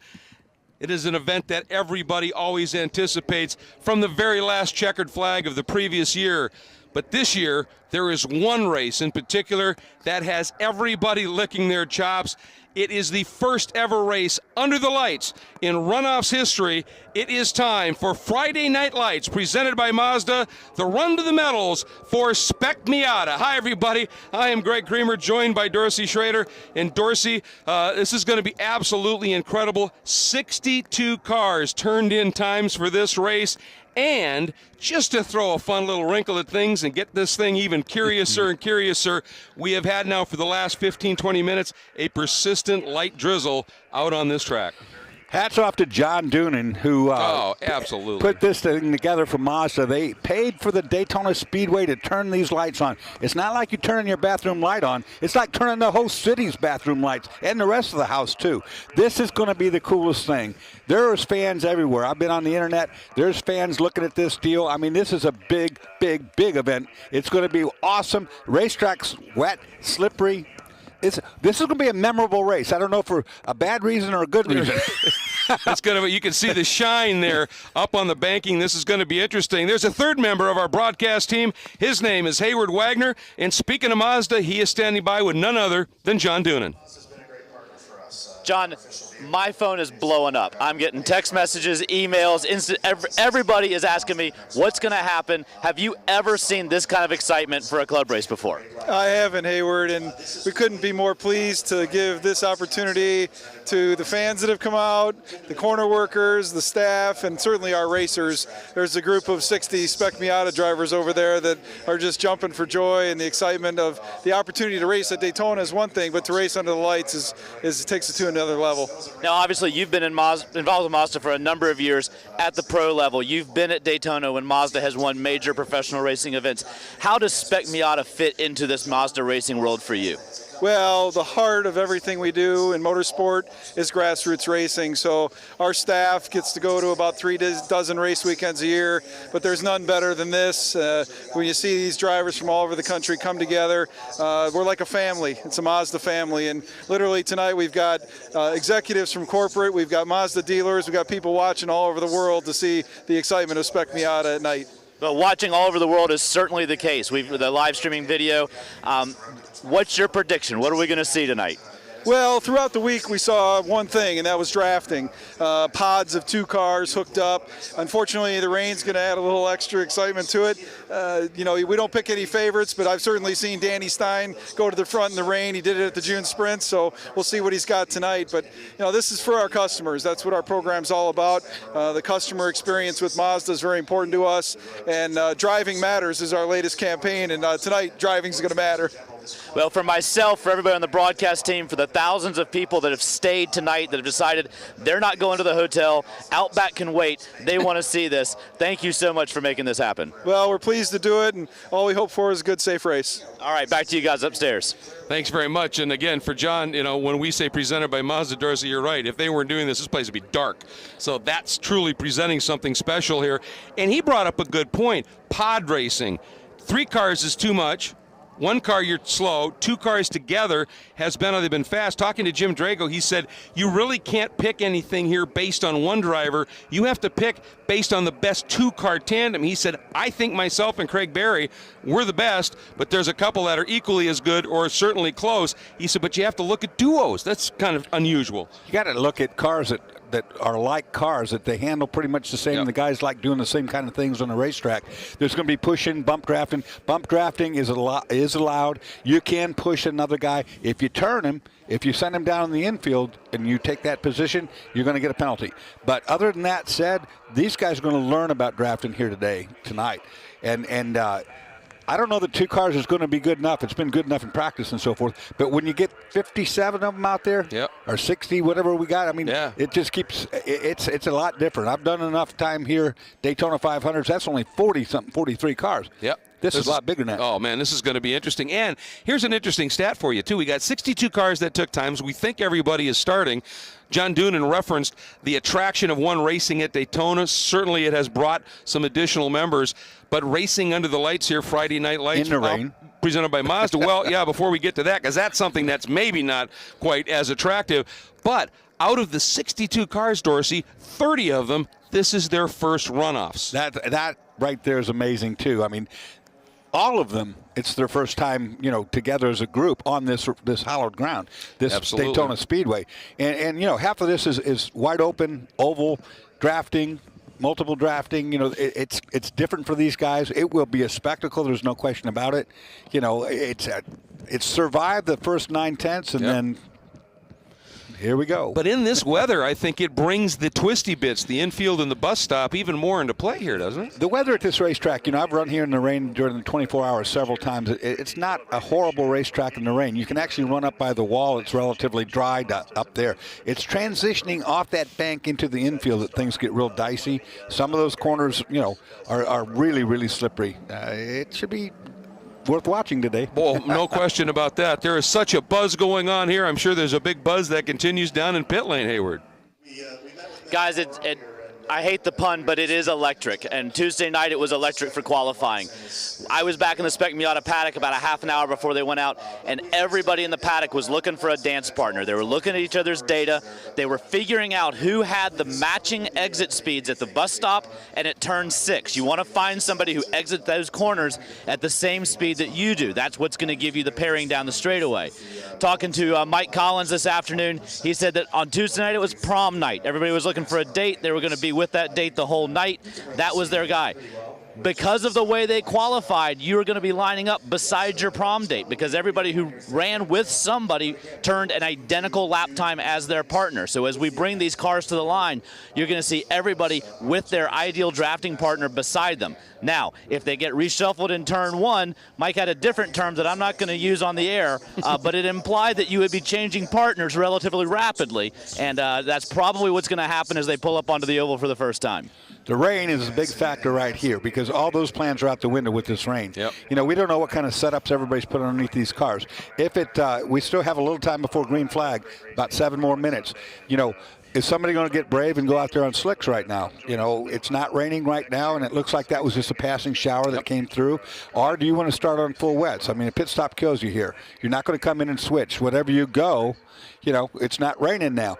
A little bit of rain right there, actually. We could see it, but it's not heavy. But again, this racetrack dries itself pretty well because of the banking. You know, what do you want to do? I mean, guys right now are going to make a decision that's going to win or lose this race for their team. Well, and this is about the most treacherous of conditions. If it was a hard rain, you know what you got. If it's dry, obviously that's optimal. But here, you just get that greasy little shine. Well, you got the on oil. The track. Yeah, oil came up out of the racetrack for sure. It hasn't rained hard enough to even make a puddle anywhere. So right now, it is in fact, like you say, the worst possible scenario. And in that duo we were talking about, Jim Drago, who we had talked about, the only guy, by the way, to win 2 national championships in Spec Miata, and his partner, Craig Berry, they both drive for E Street Racing. Berry in the number 29 Safe Racer Mazda Miata, and Drago in the MazdaRacers.com Miata, 14th and 15th on the grid. That's what Hayward was talking about locking up together. But at the front, Andrew Carbonell in the 79 BSI Racing entry, 87 Seth Rollin, BSI Racing, Rossini Racing Miata, Alex Bolanos, the 57 Momo Autotechnic Apex Alignment, that's also a sponsor on Rollin's car, is 3rd right now. So they're up there in the front. They know each other very well. And the other thing you look at, the top 5 cars on the grid, all from Southern Florida, all in the Miami Daytona area that have track experience. That's huge too. Oh, no question about that. You know, this racetrack changes so quickly once they get out there. You know, I don't think we're going to see any jet dryers or any of that business. I think they've got a choice to make right now, which is which tire do I go with? Do I go with a slick tire? Do I go with a full rain tire? Yep. And this being a spec class, Spec Miata, it's one of the few classes here that does not have an open tire scenario. You're running Hoosiers in this class. Yep. And so at least you've got that consistency. Now, we're going to put up for just a moment here a look at the radar screen here. A lot of people say, well, what's the weather going to do? My answer is depends on which app you're looking at. But we're going to take a look at the radar here. And what the story we're seeing is it looks like this might just blow out here in short order. And that's what we want to see. We're 20 miles from the ocean. I mean, this happens down here all the time. You go out there, it gathers up, some clouds gather up a lot of moisture, they come dump it, then they're done. Yep. You know, it goes away for a while. They could do it again. But look at this, as you look at the sky right now, there's not really ominous clouds all around. It might have just been what we need to have the slipperiest conditions in the world. Well, exactly. I mean, it was just one great big thick cloud that was just sitting right over the speedway here. So one thing we've been treating everybody to here as we get ready for these races is our Garmin Verb Fast Lap, an onboard look during one of the qualifying sessions. They had one night session. It was Tuesday night, and Todd Lamb in the Atlanta Speedworks Speed Shift Trans Mazda Miata gave us our Garmin Verb Fast Lap, Dorsey, and in qualifying, in traffic, this is spectacular. Well, this is what you're going to see all day, or all night long, I should say, is somebody right in front of you, somebody alongside, somebody behind. This is going down into the trioval. You lose the effect of the banking here. It drops to 17 degrees. But more than that, when you head down into turn 2, about where you have to put on the brakes here, you get onto a complete flat area. This will be extremely slippery in the wet. This will be the worst part, trying to get through this corner. Turn 2, very, very fast. You rocket through. Every car is flat out as you come around the end of this wall. And you set up for the slowest corner on the track, which you would think would be easy, but this is the slipperiest piece of asphalt in the world, this corner right here. More spins right here. You have no aerodynamic downforce. It's very mechanically low grip right there, and you want to get on the throttle early. Usually you'll see big spins right there. Called the International Horseshoe. Yeah, International Horseshoe leads to the fastest, the kink. This one you got to think about for the whole lap because it's really scary to run through here flat out, which you probably do in these cars. Then it's hard braking to a trickier corner, and you would think it's a 90 right, but it falls off camber at the exit, and the car wants to push out into the grass. You'll say, ooh, got neighbors. And that happens, too. So coming on to the next corner, this is the corner leading on to the banking.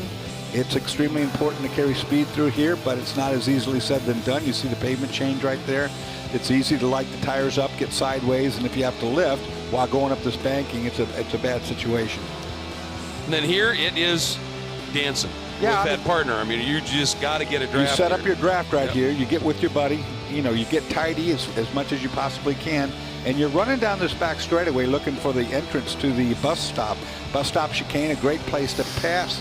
Oh, I could have used some more room there, but thank you. Anyway, right down here, you'll see the markers up on the driver's right. That was good evidence of how much that draft makes a difference. Absolutely makes a huge difference. 90, just like flick to the left, flick to the right, straighten the car up, flick to the right, flick to the left. You want exit speed right here, and then you slam back up onto the bank again. Now, these cars are not quick enough to need the whole entire racing surface. They should run down on the bottom. The only problem is there's 57 of them. So you got to find some room, and if that takes you high, that takes you high. Eric Stearns, who is the defending national champion, said he found out when he came here and ran a majors race in May, he said, running by myself 122 miles an hour through the speed traps. With another partner, 136. Yeah, we've been watching 10, 11 mile per hour, 12 mile per hour all day long when in a bump draft versus by yourself. You know, you see the banking through here. The racetrack is going to be full of cars. That's the deal. You know, you're not going to have the just go it where I want to go. Look at them all line up. It looks like a coffee and cars deal, but it's not. It does indeed, yeah, like a car show, and we are just about ready. It's going to be a spectacular show.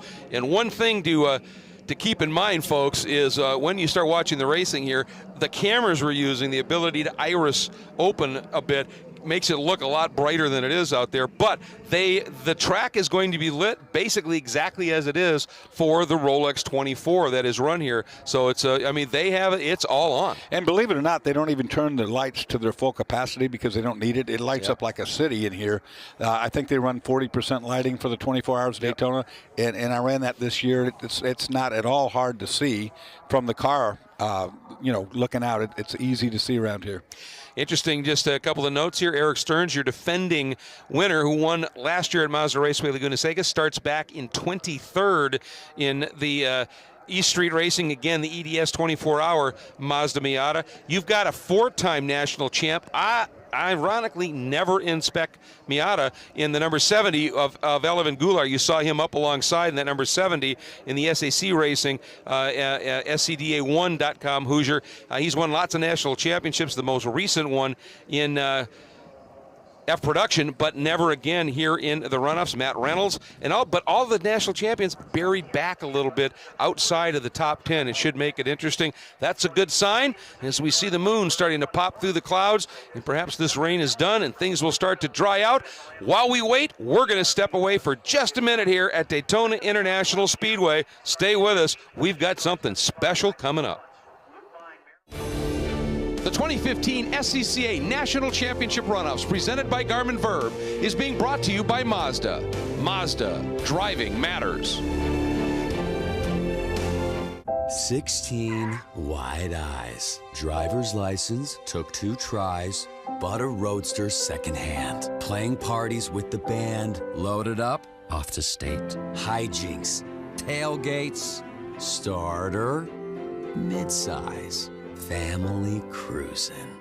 Now in the garage, something new reminds you of when you were you. It's time to face facts. You're a gearhead. You wish the freeway on-ramp was your personal racetrack. Well, buckle up, buddy, because the Sports Car Club of America wants you. With 40,000 members and events across the country, the SCCA has all the excitement you can handle. Dance the blacktop two-step with SCCA Solo. Get down and dirty with SCCA Rallycross. Or go wheel-to-wheel with SCCA Club Racing. Hit the track with the SCCA, where America's best drivers race. Welcome back to Daytona International Speedway. Absolutely beautiful image here as we bring things into focus for this run to the medals in Spec Miata. It is Friday Night Lights presented by Mazda, a 14-lap, 40-minute, whichever comes first in terms of time or laps for the national championship in Spec Miata. Let's get back down to Hayward Wagner in a very intense pit lane. Guys, I'm here with Tim Gilvin of Hoosier Tire. Tim, what do you expect guys to roll off grid on? We're really on probably sticker tires, It's really not wet enough for a full-blown wet race. It looks like the rain's moving out off the radar screen. So, I mean, the banking dries pretty fast. You know this track reasonably well. What are your expectations as far as grip as it dries? You know, it's going to be decent. It's going to be a good, fast race. Do you like your odds for an all-Hoosier podium? You know, I think we'll sweep this one. This is one they don't have to worry a whole lot about. Thanks for the information, Tim. I concur with Tim. It has not rained hard enough to have any puddling. It is not raining presently, and the way the cloud cover looks, you're going to go out on stickers or on slicks. And with that being said, the first few laps of this race are going to be incredibly, incredibly slippery. Not so much up on the banking. The banking dries fast, but when you transition down to turn one, all that rubber out there turns into oil. It's going to be this is a race where you have to just take your time for the first third of it or whatever until the track starts to dry, then make your moves. People who get antsy at the beginning of this, we could get a lot of cautions real quick. Well, and the other side of it is as the track dries on that narrow line, it's going to be grippier and grippier, but you move off to make a pass or you get forced off, it's still going to be slick out there. And if you hit that grass that's damp, big time rides. Good point. No question. You know, you move around somebody, they never give you the inside anymore. You have to go to the outside. The outside's going to be wet. It's going to have a lot of debris and stuff up there that you're in already. It can be a handful. I mean, this is the worst scenario. It is not dried up enough to have grip, and it's wet enough to just have oil on the surface. Does this track have, like some, a very specific rain line that differs from the dry line? Not as much as most road race tracks. I mean, definitely up by the wall. Obviously, it didn't rain much up there, and everything runs downhill, so you can run around up there on top of the banking. When you get down to the infield, you know, certain places have better grip than others on the outside. Turn one's just horrible, without a doubt. That international horseshoe around the outside of that, big rim shot there works really well. You know, it's just it's a unique racetrack. Hayward is busy down in pit lane. What do you got, bud? I've got the owner of BSI, the shop that has the front two cars, the front row locked out here at Daytona for the Spec Miata Championship race. Stu, talk a little bit about your mindset going into this race. What are you expecting out of your guys? Well, I think it's a crapshoot. I think whoever's going to be leaving the bus stop coming up to the checkered flag is one who's going to win. My guys got a lot of experience here. I think what you're going to see is the guys that are from Florida that have raced here year in, year out. We race here 3 times a year on a regional basis. These guys have a lot of experience here. I think the guys who do have a lot of experience, the Auto Technique guys, Corey Cullum, Alex Bolanos, I think they're also in it. I just think you just have to be there at the end, and you have to have a teammate. You have to have a partner. He's got to be with you consistently. If the door opens for one car, you better bring your buddy with you. If you don't, we're in trouble. Now, we sat down with Andrew and Celine after their qualifying session earlier in the week. They were talking about the excitement they had on the radio coming into the knowing that they had a great lap. They've said if they have a shot at the end, they're turning the radios off. What do you expect from those guys as far as the ability to control that adrenaline and drive through those last couple of laps? Well, I mean, you have Andrew Carbonell, who's a professional driver, obviously leading the points in ST Continental Series. I have a lot of faith in him. Celine's a little younger, but I believe that with coaching over the radio with Andrew, I think we're going to be fine. As far as I'm concerned, it's any man after the bus stop. Stick together as teammates up to that point. After that point, whichever one wins will be fine by me. Well, good luck to you and your team. And folks, if you wonder why a team like BSI does so well at an event like this, take a look what they've got right here. It's almost done raining. It's very light. We just talked to Hoosier. Hoosier said this is a dry tire race. 4 sets of sticker rain tires ready to go just in case. Those who fail to prepare to fail. Well, and that's exactly right. If conditions change suddenly and this rain picks up, that's just another big wrinkle. And he makes a good point. You know, Sellen, who he was talking about outside of the front row, he talked about Corey Cullum, who's 4th. He talked about Preston Pardis, who's 5th. Jonathan Goring, who's had a tremendous amount of success over the years in this category. All of those guys, though, this is their first runoff start. So, but obviously some serious track knowledge here paying off for a few of these drivers. The other thing I wanted to ask Dorsey was, you know, when you're doing pack racing, you know, whether it's 2 cars or you're just running in a big pack, and it's very close quarters, which we always have in this class, you're driving through that guy's windshield or maybe the next 2 or 3 windshields. Now you got spray coming up, so visibility even more affected. What does that do when you're pack racing? with spray. That is a really big problem, no doubt about it. Anybody but the front row is going to be eating more and more and more of that mist. I'll tell you where it comes in really handy right now, too, at this racetrack anyway, is having spotter, a really good spotter. Yeah. You need those guys to be able to tell you, because of that mist like you're talking about, because of all the cars around, your visibility is reduced. You have to be told clear, clear, clear when you start cutting and thrusting through this traffic. Just got word from race control, 5 minutes to the roll-off. So everything looks now to be set. Obviously, they just delayed things a little bit to make sure that the teams could, if they wanted to, make any kind of tire selection choice that they wanted to here. Everybody now seems to be set in what they want to do. The word, as we heard, coming from Hoosier, that right now, you really don't have much of an option. You want to be on a sticker, dry tire, and just hope that rain stays away. And then pray for half the race to go your way. It is going to be a hard job for these guys to stay clean, until this track gets to. Look right there. You see the spray coming off that car? Well, that's plenty wet right there. I mean, he's throwing a rooster tail of spray. Yep. So for the first, say, 8 laps, probably half the race, 7, 8 laps, it's hold on and then see what you got. It's going to be interesting, isn't it? I mean, it's so counterintuitive for a race driver and certainly some of the club racers out there to be patient. Don't go crazy. Just get through the first few laps, let things settle, then start to go racing. Get your good start, fall into line with somebody that you can trust, and ride until things start to dry out and you get a feel for your car, get a feel what the racetrack's doing, and then, assess your situation, make your move. Opportunity here. There's a look at some of the great workers. Again, this is not just a showcase race for the drivers here at the SCCA National Championship Runhouse, presented by Garmin Verb. It's a showcase for every volunteer member of SCCA. It's a club. That's the key word. It is a club. All of the members here, for the most part, are here on their own dime. They are volunteering. This is a passion that they have, and it starts in tech, at registration. It ends at tech, and every specialty in between. And, of course, the workers that are out there in the mix are most often those corner marshals that are out there in harm's way, providing direct information and assistance to the drivers. But to a person, we need to say a big thank you. This is a huge undertaking, and to every volunteer that is a part of this club. Oh, yeah, that is a part of this club, a huge thank you. And again, for being willing to stay a little bit later into the evening here to watch this one. But I don't think anybody's upset about having to stay and watch this. There is more of an electric vibe about this racetrack this weekend, and this race in particular is pushed to the limits way above. I mean, everybody. I was in the motorhome park, and people, when I came out to come over, they said, "What time does it start? What time does it start?" I said, "Another half hour." Yeah. And they're getting ready to go up there by the fences and crowd in, which I think is probably not smart.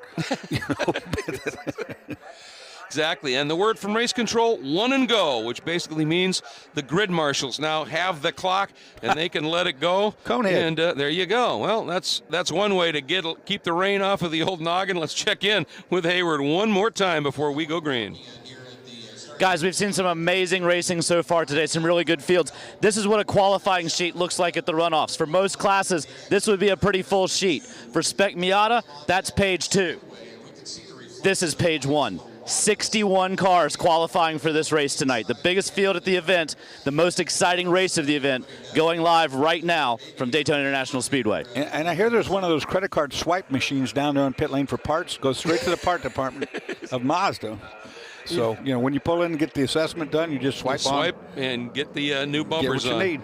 Absolutely. And just to throw a little motivation into it here, there's not another race after this one until the next season starts. So I was going to bring that up. One race for all the marbles for a national champion. At the fastest racetrack they've ever run on, one of the most prestigious racetracks in the world, in the rain. Can I add anything more? But no pressure. Right. Boy, I'm so excited about this. This is going to be spectacular. And it's going to take a while just to release this massive field from the pre-grid. Here they come onto the front straight, lights ablaze. Now, there's been another thing that's been discussed here. Obviously, you've got cars of varying vintages that run here in Spec Miata. Some have the pop-up headlights, some don't. All of this drafting and this long run here, there's been talk about, is there a disadvantage that's significant with those pop-up headlights? I mean, that's how close they're playing the numbers here. Luckily, because there's so many cars, there wouldn't be as much of a disadvantage because you'll always have somebody to draft with. But, if you're the lead car with the pop-up headlights, probably, I saw some pretty ingenious things being done like they do at NASCAR. Body fit is huge here. Yep. So I've seen guys taking where the hood fits the fenders and taping that, or sealing the edges of all that stuff. It makes a big difference. You're talking about the cars are going to run at their ultimate speed. The terminal velocity for the car will be achieved here today. Like I said, with the B-Spec car, you could drop it from 35,000 feet out of an airplane and still go just that same speed that it's going to run here today. Yeah, it's just I'm going not to sure be that as fast as it's ever. Yeah, you're absolutely right. And so what you're saying is even air going through a seam in the bodywork can slow you down. Yeah, I mean, that was something I learned back with Sports Renault, Spec Racer, Ford, or whatever. You have to take advantage of every single little thing to make that car as clean as possible. Because you know that guy sitting next to you on the grid did. Yeah. Oh, and you see how slippery that corner is. I told you about International Horseshoe. You could spin a shopping cart there. Yeah. Yeah, well, I remember I was having some fun corner working at the Rolex 24 a few years ago, and I was working at turn 6, the turn that leads up onto the banking out of the infield, and I think in the first 10 laps of that race, I called in 20 spins. I mean, it is greasy. It's astronomical. You can't believe how slow you have to go to not spin out there. And, of course, the rest of the racetrack's really, really fast, so you're used to going fast. You get to that corner, and you went like – I had the clutch in, I spun. Yeah. How can that be? It is glass. Well, it's going to be interesting here as they are going to be out and around. And then again, it's 14 laps or 40 minutes. Should easily get to 14 laps, I would think, barring any long cautions. And, it's basically a flat-out sprint. I would be suspect of that pace car for 2 reasons. A, we don't know who's driving it. And B, it's got a number on it. Well, good point. And it fits the class perfectly. It fits the class. It's just the newest, latest model. So if the 5 wins this race, I'm calling foul. I know. Well, yeah, that'll be, I'm sure, appealed. Probably. Right off the bat. So, yeah, I mean, that's, a great point. I mean, that's the future of the Miata. That's the new ND, the one that is just now the brand new Miata. And they have now, for the MX-5 Cup, they have that MX-5 Cup car as being tested for the new global MX-5 Cup Series, which is going to be running next year. Not only a North American Championship, which is run for a number of years now, but Europe and Asia as well. And it's all that new MX-5 platform. It's going to be great stuff, and it's nice to see that car out and leading the field. Quite amazing accomplishment for Mazda, what they've put into this. John Doonan and his group of guys, put on a fantastic show. This will be no exception to the rule. Yep, the busiest and nicest group of guys in motorsport. Certainly John Doonan. He has to be beaming himself to some of these locations. His idea, turn the lights on. They're paying for it, this to happen. Yep. And everybody owes them on this one. Oh, absolutely. And look at this field now. Coming out of Speedway Turn 2 down the super stretch. They get a look now at that bus stop and just what the grip levels are. And on these pace laps, especially in these conditions, you're exploring a little bit. What kind of grip do I have where? Yeah, and right now I would think they don't really have much choice of anything. I mean, you're more or less a reactionary driver in this situation. We're going to get a green flag. Things are going to happen, and you're just going to play off of the things around you until you can get a good reading on what's happening. And it was interesting. In that night qualifying on Tuesday, the only night session, it was cooler. Everybody knew it would be the fast one. And Andrew Carbonell, for the first 5 laps of that, was never higher than 26th. The next lap, pole. Yeah, and Sellen came with him. They found the right gap and hooked up correctly. That's why you can't take this qualifying just take it with a grain of salt. Yep. Because you get that one good run with a partner, and it can move you up half second, 0.6 of a second. Yep. Now, you can't do that through the race. But. Exactly. Well, lights are out on the pace car. It is about to commence. Friday Night Lights, presented by Mazda at Daytona International Speedway. The Friday feature, if you will, of the 2015 SCCA runoffs, presented by Garmin Verb, in the coverage of this 52nd running of this great event, is brought to you by Mazda. Tonight is presented by Mazda. Friday Night Lights. Look at the size of this field, Os. Well, we're pulled way back with that camera, and we're not even covering the field yet. There's guys still behind that camera. Yeah, it's just an immense field here. They're just now coming out of Speedway 4. You've got this run that leads into the super stretch. Pace car will make a late move down into pit lane, and then Andrew Carbonell has to maintain the speed of that pace car until the green flies. And everybody's got to be, even in these Spec Miatas, not the most powerful cars in the world, but you've got to be careful jumping on the throttle here in these slippery conditions. Pace car is in, waiting for the green. And we are green. We are racing. racing here at Daytona, and immediately that is Corey Collum, and that yellow machine popped out from that 4 starting spot right away, going to 3 abreast here and down to the inside. That is Carbonell, but here comes Collum. He is cleared the second and third qualifiers. Collum going with him here. Now hard onto the brakes, down into turn 1, and a big slide. Everybody so far hanging on to it, Dorsey. That was very impressive. Very nice start, orderly start. Everybody clear through turn 1. I would not have. No, there's a car backwards in the wall right there in turn 2. Oh boy, and it looked like Collum he cleared Andrew Carbonell. So a phenomenal launch there. Also for the 156, a good run as well, as they now through that international horseshoe and heading toward the kink for the first time. See if we're going to get any kind of full course yellow there. Obviously, one car was run backwards in the wall. I don't know about more than that. Boy, that was a phenomenal launch, timing it well by Corey Collum. And let's see who slots into that second spot here.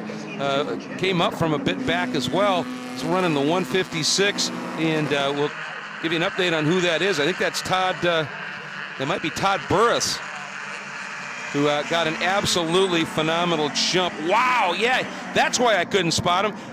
He started in 11th spot, Dorsey, and on that start is now second. That's quite amazing. Corey Collum, I mean, driving it like he stole it for sure, which I would too, because I'd be afraid all those buddies of mine behind me.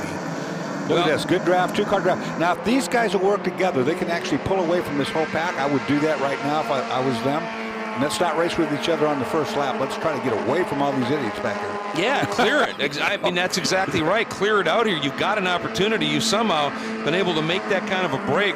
Don't throw it away now by getting aggressive and just wanting to lead. Yes, they are.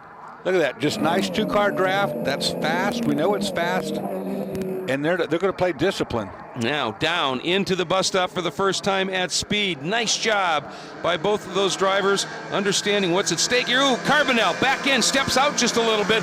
That cost him momentum up onto the banking. Good save, though. He gathered it up right away. But did cost him a spot, but not much here. And he's now in the middle of a red Miata sandwich at this stage. And again, now that car coming up behind him. We have heard the word. You can go ahead and bump drift. I would think in these conditions, though, a lot easier to upset a car if you hit him and obviously loosen him up. Yeah, the rules of the game are that you can go up and bump draft or you can push on someone. If you turn them and send them into the infield, you're going to get a penalty. If you wreck them, you're going to get a penalty. If you take the position because you pushed them and got them loose, you're going to get a penalty. Other than that, it's all free. Yeah, and Andrew Carbonell actually able to get back and around and into that third spot right now, because Sellen Roland actually chose Carbonell as they came up here instead of Bolanos. And when you're together in that pod, as John Doonan so aptly referred to it here, the 2 cars, that paid off, and it just pushed Carbonell. It wasn't a bump draft, it was just arrow push, took him right back up into third. And there you go, boom. That was in the middle of the corner there. That one you have to watch out for, particularly when it's wet like it is. These tires doing a really good job. I'm impressed with the amount of grip that's available. Well, you know, and Elvin Goulart is in the 6th spot, Dorsey. He started in 17th. So we've had some guys that just played that start, and it was just, they just went to the outside and drove around a lot of people. Probably the name. Yeah.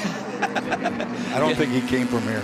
Yeah, it's just amazing what they're doing here. 4-time national champ, as I said, just never in this category, but a good run there as Alex Bolanos now just hounding this black and blue number 79 of, again, an awfully talented driver, Andrew Carbonell. Ooh, running way, way wide there, but giving himself some good momentum. The only question is the track limits regulation there. They've been fairly comfortable letting him run pretty free up in the 6th there. He's been running that line like he's trying to modified rain line, more or less. Andrew Carbonell working the high side to see what kind of grip. I think that was a bit more than what he wanted. I think it, he tried it and it took off on him. I think so too, and boy, right now Elvin Goulart is flying. That's the 3rd car in your frame. Again, started 17th, sits 6th, and is in that draft now and closing right up on the back of that 57. That is the red Momo entry of Alex Bolanos. Love that speed shot as you get that spray blowing up as they head by into the bus stop. Ooh, look at this, is again Carbonell better that time through the bus stop, and he gets that little bump from Bolanos, and here comes Goulart, and now we've got that first 3-car draft at this stage. Let's see how well that works. Well, they're getting braver. Let's put it that way. They're willing now to push one another. So they felt the car underneath them. They think it's okay to do this. See, and this is what they were saying. The guy said when you get a third car in the picture, the third car just loses everything and just drops back. Goulart had a great run out of the bus stop, but when those two cars in front of him hooked up, for some reason that third car cannot take advantage of that. It would only work if the third car was able to touch the second car and stay locked together like that, which we might see later on in this as we... Oh, I'll tell you, though, it is bringing... Oh, here we go. Bolanos down underneath. Carbonell down into turn one. And already lapped traffic as he gets wide right there in exit of turn one. Oh, boy, this is close stuff. Meanwhile, that car first in your frame, your leader, Corey Collum, has, you could barely see Todd Burris in that white number 156, who started in 11th and sits behind him. As a matter of fact, boy, for a second there, I thought Burris might work an outside pass there. And now Bolanos up into third, and he's gone around. Yeah, off to the right. Somebody spun there in the grass. He should be able to get going again. I'm pretty impressed with the amount of grip. I mean, these guys are not running a rain line. They're running right on their normal line. A little loose right there for the second place car. A little bit of a flat slide, but I mean, you would expect that. Boy, they are pushing the envelope. And here comes Bolanos, that third car, the red Momo entry, chasing down the Krispy Kreme 156 of Todd Burris. And Todd, I mean, we've seen Todd race a lot of different things. He's raced in the Continental Tire Series. He's raced in World Challenge. Ooh, look at this, Bolanos going for it all here. And he may just have made that work, Dorsey, down to the inside. Collum in that yellow and blue car swings to the outside, but that opened up and let Burris come through. And now those two running side by side, opportunity here for Bolanos to break away just a little bit. If I was a white car, I'd lift it a little bit right now and tuck back in behind. That's not doing anybody any favors side by side like that. Yeah, well, and obviously Collum right now is going to, there he goes. Yeah, Burris. I think he realized if he didn't do that, those two are going to team up and just break free. Absolutely. You got to think ahead of where you're at. Somebody in the pits here with trouble. Oh, that's frustrating for sure. Haven't seen the car number yet. It's I think it was Justin Elder, they said. I just heard. So a problem there. Boy, that's frustrating. All the work you put in to get to the runoffs. Boy, Collum there. Now there's a little puddle over there. That's just that little divot for people that run wide. But boy, did he get a run, and he's got Burris coming with him. Does he do it? No. Burris says, I had too much speed. Burris, here's a problem. You go for a pass attempt, but you have to be able to have somewhere to go if you make it. He would have had to pass both those cars. He obviously couldn't, so he ducked back down. It would have been better just to brush the brake a little bit with your left foot, keep the throttle wide open, and stay tucked up underneath. It's cost him 2 car lengths. Yeah, boy, this is just fascinating. These drivers said it. 2 cars are great. 3 cars, that third car just disappears right off the tail. And this is pretty interesting stuff here. Bolanos, what a event he's been having here. Again, qualified third, dropped back to about 5th or 6th, and has fought his way right into the lead as they head down turn 1. Now through the S's. You can adjust your speed just by brushing the brake, just putting your foot over there and getting rid of the speed that you don't want. But you don't want to lift off the throttle because you lose the full momentum. The engine's got to spool back up to get it back. Takes too long. The other way works really well. Burris, a great run out of the S's, and now he's going to try the outside pass on Collum through the International Horseshoe. Does he make it stick? That's brave. That sure is brave, but it worked, I think. Now well down here because they can't go through here side by. Well, we've seen them do it. That's what we said in a race earlier, and by golly, they did it, and they do right there. So, all right, here we go. Boy, Burris just staying to the outside. He's finding grip out there, Dorsey. But there, notice he's got one tail light out. You have to have at least one working. So if he loses another one, that's a stop. If you're a nasty guy, you just go out there and tap that other one, knock that other one out. And Burris completes with a big lurid slide. That's it. That's a momentum killer. Yeah, he killed his momentum, but it was a good handful of wheel there. It was a great save, but it's just going to. That's a really tricky area down on that flat. You want to get to the throttle early, but boy, as soon as it breaks free, you really can't do anything. But what he did right there is unwind his steering wheel and use up the road. And guess who that is? Just giving him a little tap there. That's Elevin Goulart. Once again, 17th now to 4th.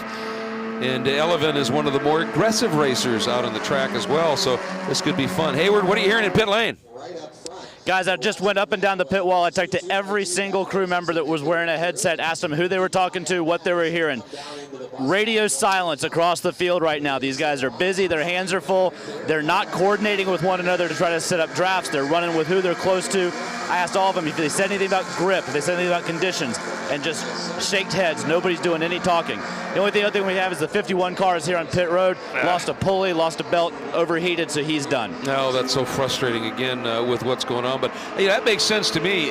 You don't want to just, let your concentration dip and just push the radio button right now. When a driver's being quiet like that, he's got full concentration on what he's doing. That's the rain factor right there. They really need to just, they know where they are right now, especially this group. Yep. 2 cars of 2 draft in each. Goulart really been banging the back end, and that's okay, of Burris. Well, and look what it did. They were a ways back, Darcy, and it's brought them right up now to that group and made it a 4-car battle again. And on the way, Goulart just set fast lap of the race at a 2-minute 34.061. So a great lap by Goulart. I suspect he lives in or around where it rains every day. It might be, yeah. He's pretty comfortable with it. Look at this move now, diving down to the inside of Burris. Now we know Burris works the outside very well. But if Goulart now can come up and latch onto the back of Corey Collum. And he has. Yep, there you go. Now, really, Burris, if he gets, See, I don't agree with Burris right here, going down the inside to this left-hander. They're doing it, yeah, but they're slowing themselves up to be able to do it. I think at the last second there, he said, all right, I'll do it. I'll just pass all you on the outside then. And that Dorsey doesn't know anything. Well, he just gets these great heads of speed. He's just, he didn't lose much. Up a little bit there. Ooh, and he just got in, just tapped the 70 of Goulart. Yeah, he's on the edge of having a disaster. It just hasn't happened yet. There he goes again. Remember, he's loose right there that last time. What's your phrase? It's erect. It just hasn't happened yet. But it's fixing to. Well, once again, they have to do it all over again. And when Burris got sideways out of turn 6, they lost that 6-7 car lengths, and now Goulart's got to just get onto his bumper and drive him forward again. Look how clean, Bielanski and Collum are. They are hooked up together, driving a real nice, tidy line. They're trying to get away from that stuff behind them. And we know Alex Bielanski, an amazingly talented, experienced driver in runoffs. How about Corey Collum in his first runoffs? Yeah, running. He looks like a very savvy veteran. Oh, he's tied up with somebody who is a savvy veteran. Well, that's true. And that's what you want to do.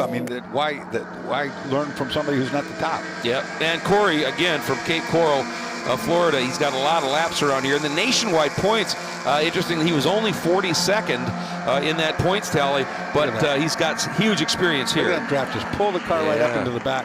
I don't see any dry line even forming yet. I found that that's interesting. But remember, our humidity today was probably something like 87%. Yeah, it was high. It was really high. And boy, these two now, they've made a bit of a break, haven't they? And that's what they were wanting to do, too. See how they're clean?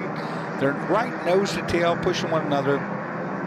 It looks like Goulart has gone around Burris, and now Burris has to be the one to just be a little patient and work with Goulart. Otherwise, they're going to lose touch with these guys completely. They're just not quite as tidy. You really need to run that draft. Like I said, that if you're like 4 or 5 cars like these cars, if you ran a plumb bob from the right front headlight to the right rear tail light, all those cars should be touching the plumb bob. They shouldn't be over here a little bit or over there a little bit. You lose ground that way. You're not getting efficient. Now, with these cars, though, when you're running in such close concert, lap after lap after lap, is there any risk then of not getting enough air into the radiators, into the brake nuts, and overheating a bit? It's been really warm. It's not so much because that rain cooled it down, but it has been warm. I saw that a couple times today where guys had to pop out and start getting some air to the radiator. Yeah, if you're tucked that close, like those 2 cars right there, your radiator is only eating the exhaust from the other car. Yeah, and that battle we were just looking at, tell you, back in 45th, 46th, the 88 of Michael Lemania, the number 30 of Nicholas Soriano, Alex Acosta, Spencer Rutherford. Doesn't matter where you look here, you find these groups that have picked up and have clumped up. And by the way, last lap, Corey Collum takes away fast lap at a 2-minute 33.559. Second lap, pole, by the way, was a 2:18.6. So you can do the math. That's the lack of grip that's coming into play here. Those fastest laps should start falling pretty quickly now because things are going to dry out. No rain coming down. Yeah, you see a lot less spray now coming off of those tires, isn't it? Well, but those two behind, Goulart and Burris, they've calmed down. Burris is not looking in and out all the time. He's just tucked right in, and they're now making ground back up again. That's what it takes. You want to be just single file, just as tidy as possible. Don't have a headlight over to the left or a headlight over to the right, because that's just adding drag. And how about Christopher Haldeman, who sits in the 5th spot right now in that number 72 machine, and he has come from a ways deep in the pack, and right now he's doing it by himself. He was 10th on the grid, Dorsey, and he's all by himself and still finding good pace. That's hard to do, too. Yeah. I mean, it just tells you he's got a really strong car. If he had somebody to play with, it'd be a lot better. And there he is, sitting in 5th all by his own self right now. Yep. But somehow he's finding some pretty good pace. I mean, his last lap was a 2:34.3. So, I mean, he's less than a second off of those guys up front. He's losing time, but the guys behind him right now, which includes Andrew Carbonell, your pole sitter, Jonathan Goring, one of the best, Craig Berry, one of the very best, Justin Hilley, who's been phenomenal this year in the nationwide points in his conference as well in majors. They haven't been able to run Haldeman down. These 2-car drafts are making 127-mile-per-hour runs right now. That's almost 10 miles an hour faster than what they could do by themselves earlier on. So 126, 127, anybody who's tidy in that draft. Yeah, interestingly, fastest speed we've seen now, that was a while ago, so we don't know if he was with somebody, was Haldeman at a 132.8. Now that's a really good go right there. That is impressive. Having a look here, and that's that battle we were talking about with Carbonell, that blue and black 79, the 118 of Goring right behind him. And behind him is Craig Berry at this stage, that silver Mazda Miata, and they've got a little bit of room. Those guys have built up back to the 48 of Justin Hilley. Carbonell, a lot of people were worried about him, but he got passed early there, made that little bobble in the bus stop, and it looked like he was able to save it and stay with it, but he's just fallen adrift a bit. Andrew, of course, runs a lot of Pro Series in the same kind of car. They could have changed his setup or whatever for the rain. At the last minute, sometimes you just do a last-ditch effort. Yep. Disconnect a sway bar, do something. Try something different. Doesn't always work, by the way. Yeah, it doesn't always work, but as you said, running in the Continental Tire Sports Car Challenge, current points leader in ST here at this stage of the season. Pro-level driver. So. Absolutely. There's a little help from Jonathan Goring as they're trying to break away from, as I said, Craig Berry at this point, then Justin Hill, then in 10th, completing the top 10 right now is the 84 of Todd Lamb, another very experienced driver who's done some pro stuff as well. Halfway through the race now, there is no spray, and I see a little of a light color going through the bus stop here. Yep. So it's starting to dry, and with that, we'll see if one car over the other has an advantage. And ironically, you see that little bit of a dry line. It means you have to be even more precise, because now you're carrying speed on the dry line that's above the grip level that you've got. If you get off of that dry line, you better be pretty spot on right now as we go back to our lead battle here of Alex Bolanos and Corey Collum. And I have not seen Corey make one significant step out from behind Bolanos. These two get it right now. Yeah, absolutely. And you look back behind them, and unfortunately, Todd Burris is just not as clean drafting on Elvin Goulart. He always sticks his head out, pops his headlight out, takes a look. He's probably not comfortable being that close and the visibility, where he can't see the visibility. You see him right here. I mean, they're just not as tidy. It'll be interesting to see once this dry line gets a little bit more embedded, if you will, if Burris finds that comfort level and is able to stay there. But boy, they get into the infield here and they do close up a bit. It's like flying in formation. I mean, see, he's doing it again right there. Yeah. Pulls to the inside instead of following his teammate. You got to fly in formation. You have to trust the guy in front of you. You do everything he does, and if he runs into the wall, you're going to run into the wall too. Target fixation sometimes is a good thing. And they don't have the confidence. You can tell those two guys have not worked together, and they don't have the confidence to be that close. Well, I think you might be onto something with that Corey Collum. A lot of experience here at Daytona, not a lot of experience at the runoffs. Alex Bolanos, a top flight driver here with a lot of runoffs experience, and I think you're saying, Corey Collum, it's doing two things. One, he's just exactly following in Bolanos' wheel tracks, going, this is how I'm going to learn here, and at the same time, it's being very effective in this draft. But Goulart broke Burris there a little bit, got a great run out of 6. That's what I've been watching. Goulart Goulart just broke the ranks, and now he's caught up. If he can get a little bit closer to the 23, he can tag that team. He's going to lose his teammate back there, but I don't think his teammate was helping him either. I think that Todd Burris was hindering the progress. Yeah, but again, we see what happens here. You don't get close enough as that third car, they just drop you. Yeah, you got to force the issue for sure. You got to be right touching on the back bumper. All right, down through the bus stop as we are working lap 8, just gone by halfway here in this run to the gold in Spec Miata. See, I don't know if Alex Bielanski and Corey have worked together before. It certainly looks like they do, because watch this. I mean, he just comes in, closes in, makes contact, and they are absolutely welded together. Yeah, taking a look, they have, because they're both running for the Auto Technic team. So they've done this before, and they ended up, I mean, they gridded 3rd and 4th, so they were probably a duo in that draft in Tuesday night qualifying. Perfect 2-car draft. They're not messing with each other. They have complete confidence in one another's ability, and that's how you get the job done. And now you look at Elvin Goulart by himself. He's lost touch with the front 2, and he's lost touch with his teammate, and the 2 of them now dropping back pretty quickly. And Corey Collin lowers that time. Remember, it was just a couple laps ago, Doris, they were running in the 2:34s. It's now a 2:30.5. Yeah. So the speed's coming. Yeah, track's drying out. You know, everybody's got a good handle on their car now. They feel, you know, what grips underneath them. Up until that point, I mean, Burris had a really quick lap at a 2:31.5, and then Collin nipped underneath it with that 2:30. And we got some traffic coming up too, I think. That had to happen sooner or later with 62 cars. Yeah, exactly. You know, somebody just had a moment somewhere and lost enough momentum, and we have seen what can happen, and traffic can certainly break up a good drafting duel, and if you catch it at the wrong spot, it can bring everybody behind you right onto year 6 here as they come through once again. Elvin Goulart's an awkward situation. He's kind of lost the pull of the front 2. He's by himself. His teammate that he was using to go fast before, Todd Burris, is dropped back from behind him. He doesn't want to wait for him. That wasn't working. He was a great draft partner. And here we go up onto the banking. And there will be traffic ahead this time. And I think it might be the number 75 of Michael Collins. I'm not exactly sure on that they're going to catch. And a lot of this comes down to, you know, sometimes where you catch that guy. And this is where the corner marshals that we were talking about with those blue flags, this is where they become serious players in any event, is letting that car that is about to be swarmed here know that you've got some fast race leaders coming up, and let them go, and I think he just did. I think he moved to the, he just moved over and let them come through. And that's the easiest way to have things happen. You don't lose time, you don't cost them time. Look at this now, Colin, just a little bit slower through the bus stop, but close enough. Yeah, here it comes.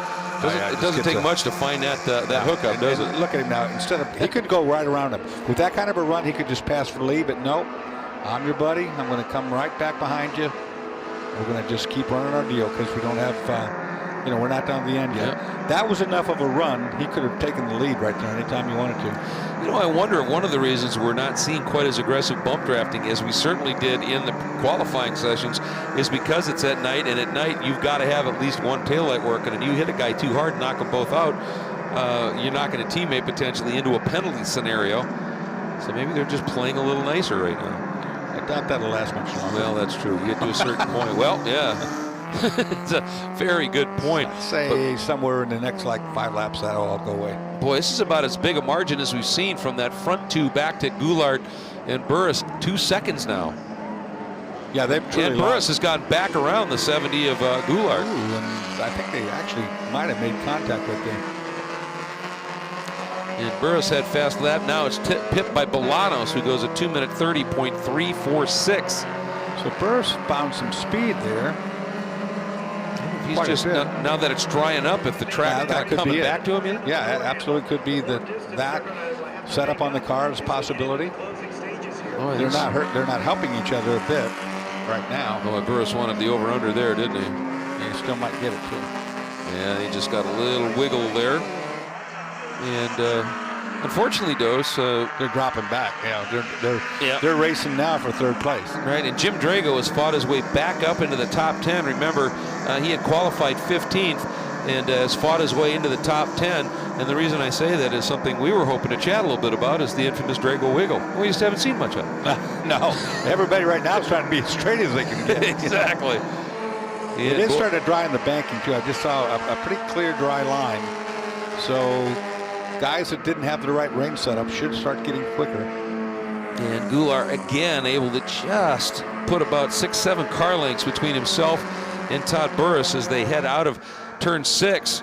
You see them heading into the straight. Now this is getting interesting because Chris Haldeman in that 5th place car, the number 72, has been running pretty much by himself, but Goring, Carbonell, and Barry now have sort of borne down on him a little bit, and they have closed that margin up significantly. Carbonell just tried to have a look to the inside, didn't quite get the job done. But again, we're running out of race time too. Yeah. You know, you're going to have to start trying things here pretty shortly. Yep, we're working lap 9 of 14 here. And Carbonell, as you said, now tucked right behind that black and orange car of Goring. Carbonell in the blue and black machine. All of them chasing that yellow and black entry of Chris Haldeman, the number 72, the X Factor Racing Carbotech Mazda Miata. And here they come. Yeah, and they're just going to push their way right on by. Can't defend against that when it happens. You just take it, you know, try to tuck back in as soon as you can behind him, and he does. Boy, Carbonell just read that beautifully, didn't he? As he just cut through, sort of threaded the needle, and then he's a little bit too hot down into 1. He's going to hang on to it. Yeah, he got a good save right there. Boy, and there you just saw again that battle for 3rd. They're side by side again, Burris and Goulart. I wonder if they've just said, well, we're not going to be able to go for the gold. Yeah, I think that, you know, they're now just racing position. But that's going to put Carbonell now, by my read, he is going to now be up into the 5th spot. And that's a great comeback drive, going from 7th to 5th, just in that one double overtake. And again up front, Burris and Goulart are just, they're almost banging fenders now. Yeah, it's a 2-car for the lead, and it's going to get ugly here pretty shortly. You know, right now they're playing well together, but once they both know it's between them for the win, yep, they'll have it out then. Yeah, it's going to be fun. Can't wait to get to it. We still have a few laps, though. About 6 before that happens here, as we're enjoying this battle now between Andrew Carbonell, leading this trio right now. Haldeman right behind him, and then a big wide run there. I know I shouldn't say what I'm about to say, yep, but yes, this has been remarkable with 62 cars that we haven't had any big spins, we haven't had any big crashes, we haven't had any kind of craziness under really trying situation. They have done a great job, and Dorsey, let's hope that wasn't the old announcer jinx, as they say. That is spooky I might have indeed. said that on purpose, I'm not sure. Yeah, well, I'll tell you, this is great stuff. Woo! Somebody in trouble there. That's a lap car right in the front of our leaders. Tried to get out of the way and didn't really balk them too much. Now we'll see whether Goulart and Burris were able to take any kind of advantage of that, and I don't think so. No, I don't either. Yeah. These two guys are working perfectly. Superbly. Absolutely working perfectly. You're not going to run them down unless you do the exact same thing that they're doing. And then you'll probably just be equal to them. Yeah, last lap by Corey Collin. First time now we've got a driver down sub 230 into the 229s at a 229.5. As these two, this has just been phenomenal execution of what everybody said would be the winning plan. It was just who did it best. Yeah, and they're doing it as good as it can be done. They're doing it perfectly. You know, obviously they must have practiced this. It's not as easy as you think, particularly with the wet surface, to run in tandem like that. Well, you've got to really be in sync, as you said, in terms of feeling comfortable in the car with these sketchy grip conditions and the definitely. like. You've got to be happy to run with a guy that close. Second place car can't see a thing. He's responding off the back of the car in front of him. Wow, Jonathan Goring in 6th, though, the 118. Part of that battle we've been following as they have run down Chris Haldeman with Andrew Carbonell. Just turns a 227.8. Excuse me, 227.992. So this track now, we're getting down to some serious grip. Lap by lap, it's improving dramatically. And you can see it now, the lighter color. It's still a one-lane racetrack, though. Like I say, if you're going to make an attempt to pass anyone, it's going to get sketchy. Working out of the West Horseshoe. Coming up. Dipping the brake here. Crucial corner. It's still pretty damp at the approach to the apex there, isn't it? Yeah, they're running. You see both of them wagging the tail a little bit. Yeah. So, I mean, they're running right at the edge. But they're really tidy. They're really clean with their drafting. They're really clean with their turn-ins. They're hitting their marks. Well, you can see there's a couple of spots on the bank now where it's just flat dry. It's happening. It takes a lot of concentration to do what they're doing. It's not as easy as it looks. Boy, this is just impressive the way these two have been able to do, just to take this game plan and just make it work. Now this probably isn't going to work, as I see like 4 wide back here. Yeah, this, I believe a scrum might be the best way to describe these guys here. And that, I think part of it is they're coming up on some traffic, and it's That's also Carbonell, that battle, yeah. Yeah, and they are coming up on traffic. Oh boy, now, yeah, that's Goulart. He is under huge attack now. Carbonell and the 118, and they touch. And here goes Carbonell down go underneath. Right by him, you watch. Right around the bottom because of that contact, scrub the speed. Goulart tucks underneath him, tries to get the draft.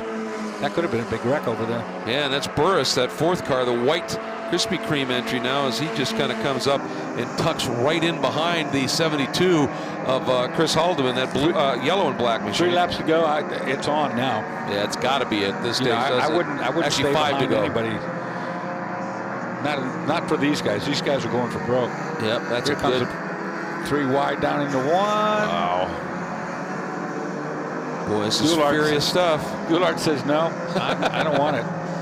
Ooh! Too deep for.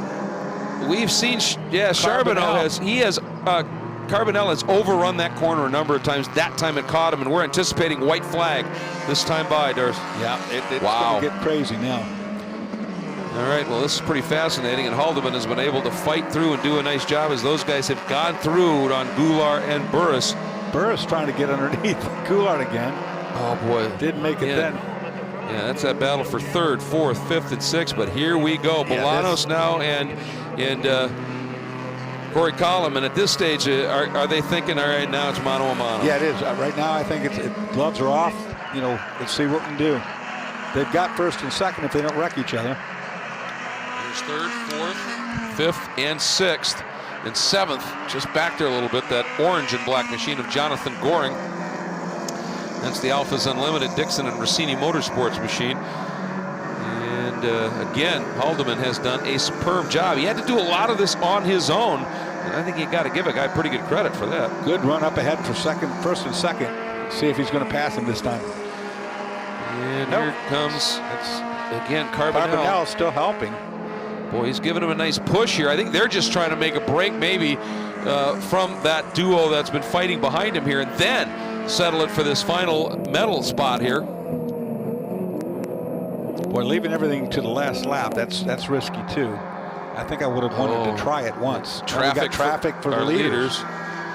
Free run for 3rd and 4th, and then here is 5th and 6th with 7th, that car of Goring again.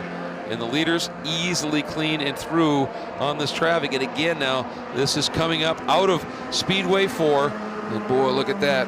Collum again in that draft just comes right up behind him here and into the tri-oval this time. We're anticipating a white flag and a bit more traffic up in front. Let it go to the last lap. We'll see what happens. Here we go, folks. Watch up in the upper left corner. There is a white flag and traffic. They're going to catch them right as they get into the braking zone down here of turn 1, Dorsey. This could be tricky. If it stacks him, Carbonell's coming. He's not that far back. He moves out. Good. The car moves out of the way, gives him room. That's nice. Yep. There's Carbonell working that outside line. He's in the grass this time. Yep. Ran 2 wide. That's going to kill his momentum, and he's going to lose touch. But look what happened here.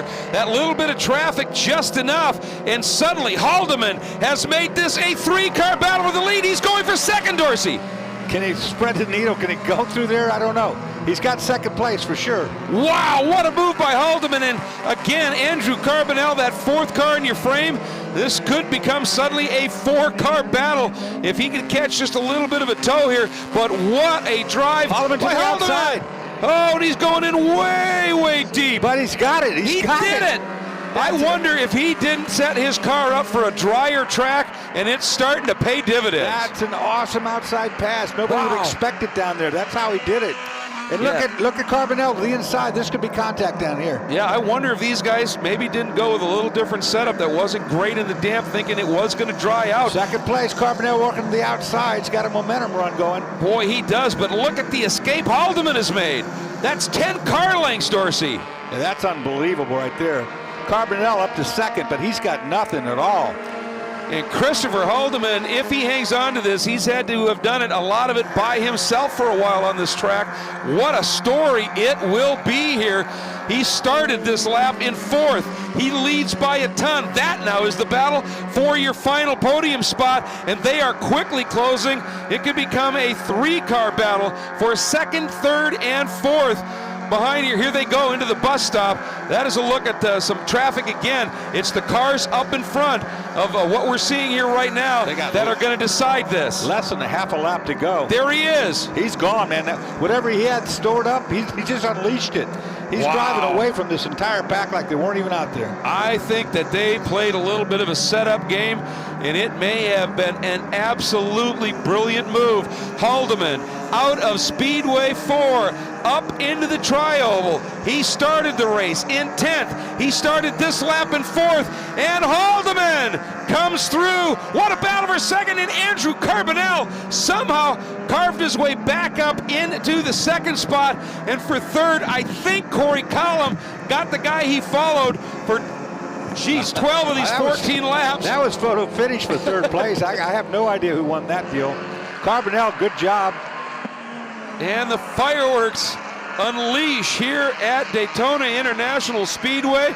Boy, even more lights here for Friday Night Lights, presented by Mazda, and what a race it was, and what a final 2 laps in particular, but especially that last lap by Haldeman. Look at this. Here's the finish. Oh, it is gonna go to Bolanos. You sure? Well, it sure looks like it, by, what, a foot at most. Yeah, maybe. That was unbelievable here. Hopefully transponders were working. Now, just incredible here. Yeah, what we were seeing here, well, they said a visual will override a transponder. Man, Haldeman, though, I got to tell you, once he made his move, he had so much in reserve, he just literally just went right through that field like it was not out there. Haldeman was hauling. Yeah, he was definitely hauling. Just incredible what he was able to do here today. Fantastic run here. Now, they're working through and trying to, obviously scoring is looking at that 3rd place finish here. Wow, what a story that was. Just fantastic here. Now yeah, things are cycling around a little bit here. We're trying to you can't go off our scoring here at this scoring. stage, but here's Carbonell, here's that finish. finish again. And that's Bolanos in the red car. Gosh, that was close. That's awful close. I mean, from our camera angle alone, we can't really say what happened there. Carbonell, though, we had a great job. He came from way back to come up there. Yeah, just an incredible run. And I think part of the consternation here might be, I'm just trying to clarify here, there's a possibility that the cars, very similar colors, Goring on that last lap turned to 2:24.2. So we're wondering now whether it was actually Jonathan Goring that was able to put that run together. Of course, he started in the 6th spot in the Alphas Unlimited Rossini Motorsports entry. It was a phenomenal run by him as well. And we're just going to have to watch here. Some of the cars still coming around and finishing, Dorsey. But I am really impressed, Greg, that we did this in the rain. We did this at night. We did this with 60-something cars, and we didn't have any kind of a big deal. I mean, no spins, no crashes. It just really, really bodes well for these guys. Did a great job tonight. They sure did, and I'm just trying to get an eyeball on the number. That 2nd car in the queue there, I believe that is our winner, and it might just be Jonathan Goring. And either way, it was a staggering last lap. As he turns here, that was Goring. It was Jonathan Goring that put that together. Wow, the color scheme just caught us out a little bit, and I'll be honest about it. But Jonathan Goring, I looked down at the monitor when he flashed through, and it was a... My customer experience with Mazda has been absolutely fantastic. I think they kind of cater to the whole crowd of people. They got the SUVs for the soccer moms and stuff like that, but then you got your Miatas and your Speed 3s for your car enthusiasts. So I think they cater to all crowds, and so I think that's something that everyone can get behind. In terms of maintaining equipment, I mean, running a prep shop, I mean, day in, day out, we're maintaining cars for customers all over the country. Mazda, hands down, is probably the best company to work with for sports car racing.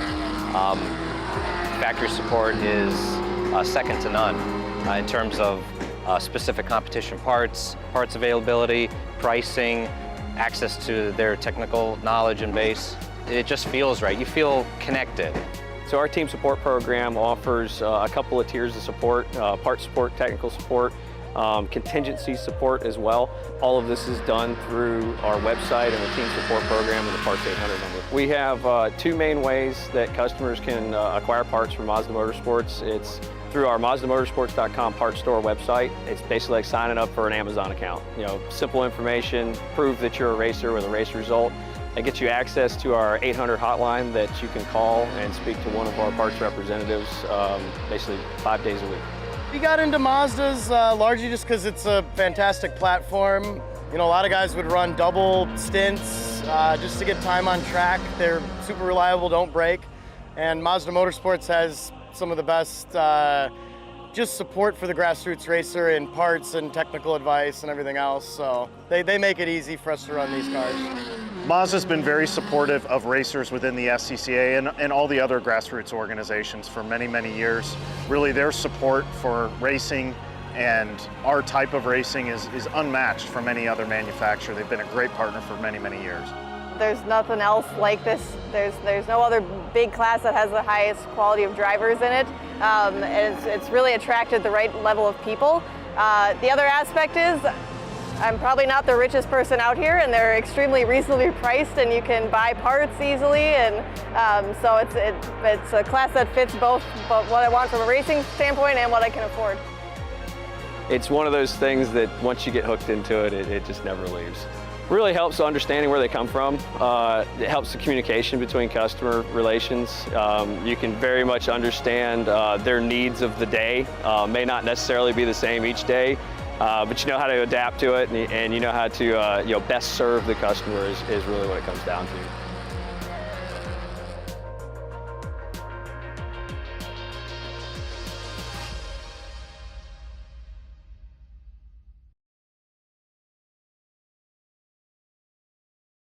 The racing capital of the world. Since 1909, the Indianapolis Motor Speedway has been the undisputed pinnacle of the racing world. This is the place where legends are made and hearts are broken. This is the one race everyone wants to win. For the first time in its 54-year history, the SCCA National Championship Runoffs travels to Indianapolis. With nearly 1,000 entries in 28 different classes, the Runoffs is the biggest auto race in the world. It features the best amateur drivers in the country vying for the title of National Champion. One legendary track, one epic race, one shot at glory. The SCCA Runoffs starts now. It's a glorious day here at Indianapolis Motor Speedway. Number of people out at Brickyard Crossings, the golf course, some of which is within the confines of the legendary speedway itself. But around the speedway, the interest is all up in the pegged limit, if you will, for the 54th running of the SCCA Championship Runoffs this year at Indianapolis Motor Speedway. And the next group coming out, absolutely one of my favorite classes of all time, Formula F. This is a class where the engines don't have a huge amount of power. The cars are very slippery. They have no downforce. If you are a driver, you love this class because this class lets you show what you can do. It is all about car control and commitment, and that is the pre-grid as this field is about to set off for their run to the gold in this 54th Championship National Runoffs here. And again, keep in mind, this is a very special event. One race takes all. It really can't be any better than that. And to have it done here, this is going to be spectacular. Let's take a look at our track map presented by Mazda. There is the layout, just shy of 2.6 miles, 14 corners. Tracked as 3 different sectors, and as you can see, that's a 3,700-foot front straight that uses most of the main straight between IndyCar Turn 4 and Turn 1, but running counter race direction in that way, if you would, You see them dive into turns 1 and 2, and that is a very tight turn 1. You've got to get through turn 2 cleanly. It's a quick sweep through 3, 4, very tricky, and you've got to get out of 4 well because it carries you through a quick turn 5 and then a very tricky turn 6. And you can see it's a tight entry and then it opens up on exit, but you can't overrun that and be slow out of 6A. That's the second longest straight down Holman Boulevard into a very, very quick rhythm section. The turn into 7, not as tight as it really shows on the map. You could flow up through there, 8, 9. And then turn 10, critical corner. Drops off camber at the exit, but you need to get a good run there because actually a good passing zone into 12. You get up on the banking briefly, then a hard right-hander, and then into an even tighter turn 13, and then you just start feeding it power onto the front straight and complete a lap here at Indianapolis Motor Speedway. And with that, let's get down to pit lane and check in with Hayward Wagner. Guys, one of the biggest Formula F fields we've seen in a long time. This class has always been a huge proving ground for young drivers that want to make it onto IndyCar and Formula One. For years, it's been about rebuilding engines with the Kent Ford motors. In the last couple of years, though, Honda has come on board with a motor out of the Honda Fit, giving drivers an opportunity to get hundreds of race hours off of an engine without a rebuild, and has made this class a lot more popular than it's ever been before. Thanks very much, Hayward, and we are going to take a look at the top 10 of our grid in Formula Ford. Zach Holden on the pole, the young man in the Cahill Motorsports Magali Honda, has some experience here running at this venue in the Pro Formula Ford Series. That helped big. Another rookie. It's a front row of rookies, actually top 3. Second, 24, Christopher Haran in the Primus Racing Van Diemen. Inside row 2, another rookie, Matt Cowley out of Tampa, Florida in the Team Pelfrey Gap Guard Magali. Outside of row 2, John Benson, who had an up-and-down race last year in the Swift, one of the older cars in the field, but very effective here. Row number 5 is the 78 of Rob Perona in his BPMS Piper, a car that always goes quickly. 6th spot, the number 15, Derek Ketchy in his G-Lock Brakes Swift. In the 7th spot, the number 45 of Yuvan Sundaramurti, and he runs for Cahill, also experience here at this venue in the Pro Formula F Series, and along with him, the number 81 of Jonathan Kotick. They too have experience here. Row number 5 inside, 75, Rick Payne, very experienced driver in his Peyton Tools Van Diemen, and completing the top 10, a 3-time national champion in this class, the 88 of Tim Kotz in the Brayburn Hoosier and Aeroquip Piper. So that is your top 10 on the starting grid.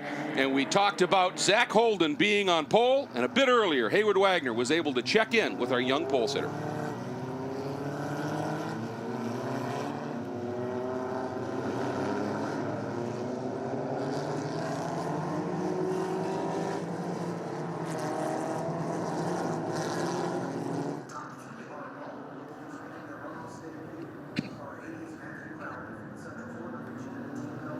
All right, thanks very much, Hayward. Appreciate that interview with Zach Holden. What a young man, what a future. We're going to step away very quickly. We will be right back for green flag here for Formula F.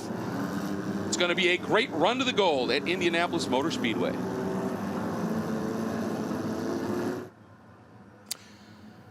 Welcome back. The field funneling through the very snug 12-13 complex, and that means they will then be feeding it on to the front straight here at Indianapolis Motor Speedway. Formula F ready to go for their run to the medals here at the 54th running of SCCA's National Championship runoffs. That all-rookie front row, as I said, it's going to be interesting to see. They do have track experience. Watch John Benson in that blue Swift outside of row 2. That car has been very quick. It is very slippery. And we are green. 19 laps of racing in Formula F. That is commencing here at Indianapolis. And you can see right away Zach Holden down and protecting. And look at the field fan out, Jeff Lepper. Everybody trying to make up positions early. Yeah, you see Oren going to the outside there. He's going to be on a big run from all the way back there. That's Derek Kitching trying to go way wide in that Swift chassis. One of those great racing Formula F chassis through the years. But Zach Holden back to 3rd through turn number 1. Yep, just swallowed up here. Now, here we go. This is that real tricky turn number 4. Everybody's got to get through this clean. Everybody so far, you know, it was aggressive, Jeff, but it was clean. And with these open wheel cars, you've got to be very careful. Very skinny tire on these cars as well. You see there's no arrow, there's no wings on the front or the rear. And really just a momentum. There's a little twitch there from the number 78. That's Bob Perona. and Piranha's just there trying to get the grip and get these Hoosier tires up to temperature. Boy, what an escape up front. I think that's the 80 at Crowley. Has really put together a great opening half a lap and has indeed opened that margin up. And the number 75, that was Rick Payne. I said he was very experienced. He didn't get the qualifying he wanted back in 9th. He has worked his way all the way up into 2nd. Boy, talk about opportunistic. Yeah, really working his way up. That was that great start that he got, and you saw him go around 3 cars on the outside of turn number 1, and it's one of those, you don't know where you want to be. Do you want to be on the inside, or do you want to be on the outside of turn number 1? And it shows in Formula F, the choice was the outside. The interesting thing, Holden had a nice margin, almost a 2nd over the rest of the field. Now, though, and he's gotten around. He has now made the pass and moved around Payne. So now the question is, can this young man set sail and catch a quickly disappearing Cowley? I think the draft is going to play a big importance in these cars, so he's going to really not want to pull too far unless he has enough horsepower to go. As they're going 3 wide down the straightaway here as Benson goes to the inside, and he looks like he traps Piranha there onto the middle. Well, remember Benson last year, if you watch the coverage from Mid-Ohio, had a great run going, worked his way up into medal contention, then got taken out in a multi-car incident. I think he's got some business to settle here in Formula F, and that Swift works really well, especially when it can get behind one of these cars and draft. But look at this, Holden, he's waiting for nobody. He's broken clear of this battle for 3rd now, led by Payne. He's going after him. Well, that DB3 Swift that you talk about in Benson's car, you'll see the driver sitting so far forward over that, and they really started not allowing that anymore on the radar chassis because of the car accidents with people walking around with limps where it crushed their feet. Looks like a problem there in the back with traffic. Looks that big old long line of Formula F's all down the straightaway. And somebody lost some momentum and pulled out of the way. Benson, a big dive down. That's on the 78 of Bob Perona, who started in the 5th spot. So Benson back up where he feels he should have been. He did slip just a little bit. Oh, Perona just dives down. Benson got forced completely offline, and he may have broken. Something is wrong with Benson Swift in the early going. He is crawling. What a shame. Doing a great job up there, trying to top 5 fighting for that podium, and looks like you said, Greg, I don't know if he drove off course and broke something, or if he already knew that it was broken, was to the inside, trying to stay out of everyone's way. Now, meanwhile, up front, Cowley easing away, bringing Holden with him, and then Payne and Perona right now. These 2 cars, the yellow and black entry of Payne, again up from 9th on the grid. That's the Van Diemen, and then going right with him is Perona. They are side by side. Now Perona has to duck back in because he was going to lose his run here. Now he pops out again in that Piper, trying to do something down into turn 1. He's cleared him. Does he get it woe down? He does. Nice move. And he's able to hang on to it at the exit of 1, get it through 2. Yeah, Perona made that pass stick, and if there was the best move of the race award, that timed that one to perfection down there in turn number 1. Great run to get into that 3rd place. And we'll see what kind of an answer Payne will have for them. The gentleman who started outside of the front row, Horan, now back in 5th. He'd slipped back even further than that, and now has worked his way back in at least to the top 5. Good look there at the 81. That's another driver that had some experience running, as I said, the Pro Series here. Jonathan Kotick from Atlantic Beach, Florida, in the Buccaneer region. He's fighting his way back into contention as well, now back into 6th. And he's sitting 3rd in those Formula Ford 1600 points now, too. So he's worked his way up into the Formula F Pro Series in the 3rd. And you talk about that, well, Coit is actually 3rd, and Zach Holden, who's fighting in 2nd place right now, is sitting 2nd in those points. And then Matthew Krikali is leading the points. So your top 5 that qualified all in the Pro Series, too, running 1st, 2nd, and 3rd in points. Yeah, not surprising. They're having a good run, obviously. The 88 of Tim Kotz, a 3-time national champion, up now into 7th. And he's that silvery chrome car right there with the red lower coloring around the side pods. He's trying to find his way up, lomming onto the back right now of the 24 of Horan. So he's got around Kotick. So Couch definitely is on the move. I remember Couch was leading in the Formula F and then had that mechanical last year at Mid-Ohio, and just devastating for him, and he had to pull off. So still marred back in this field a little bit back in that 7th place. Boy, and look at Holden now starting to come after Cowley. That battle at the front might be getting pretty intense. Before it does, we're going to sneak away for a break here. Thanks so much for joining us. Formula F National Championship action at Indianapolis. All right, folks, while we are in break for our CBS Sports Network coverage, again, this is one of and a big move there and a big save. I think that was the 24 of Horan. And they got it completely sideways and got it corrected. Again, this is one of 6 races from which 4 will air on CBS Sports Network. So thanks for tuning in. And as always, while we are in our CBS Sports Network breaks, we'll do what we can to bring the coverage to you here on our live webcast. And it's getting entertaining at the front. Holden now has essentially caught Cowley. Yeah, we didn't think I had the power to do that, but I guess he was able to move up there and drive through. And of course, when you have Cahill, performing and maintaining your car here, it's one of those top Formula open wheel teams in the country, if not on the professional level, also the amateur level for sure. And I think Cowley is out of that same Cahill stable as well. So it's the same team, but really all they do is transport the cars, prep them, they maintain them. You're your own race, you're your own car, you're ready to go race. Yeah, and they're both Megali's. And remember, Cahill was the team that prepped Neil Verhagen's car that went for that dominant win last year. So obviously they've got that sorted out nicely. There's a look at Kotick as he continues now running in the 4th spot. Actually, I think he may have gone around. Yeah, he did. He got Perona. He sits 3rd. So a good charge for Kotick, up from 8th to 3rd. Yeah, Peroni's got a little bit of smoke coming out of the back of that. Not sure if there's a little bit of overflow or just some extra dust and debris on the back of his car. We'll just have to start watching that and see if there's anything there, as he's trying desperately to get a draft. And they're not blocking. But there was Holden taking the lead over Cowley down that straightaway to turn number 1. We're going to pause. We'll be back with our CBS Sports Network coverage in just a sec.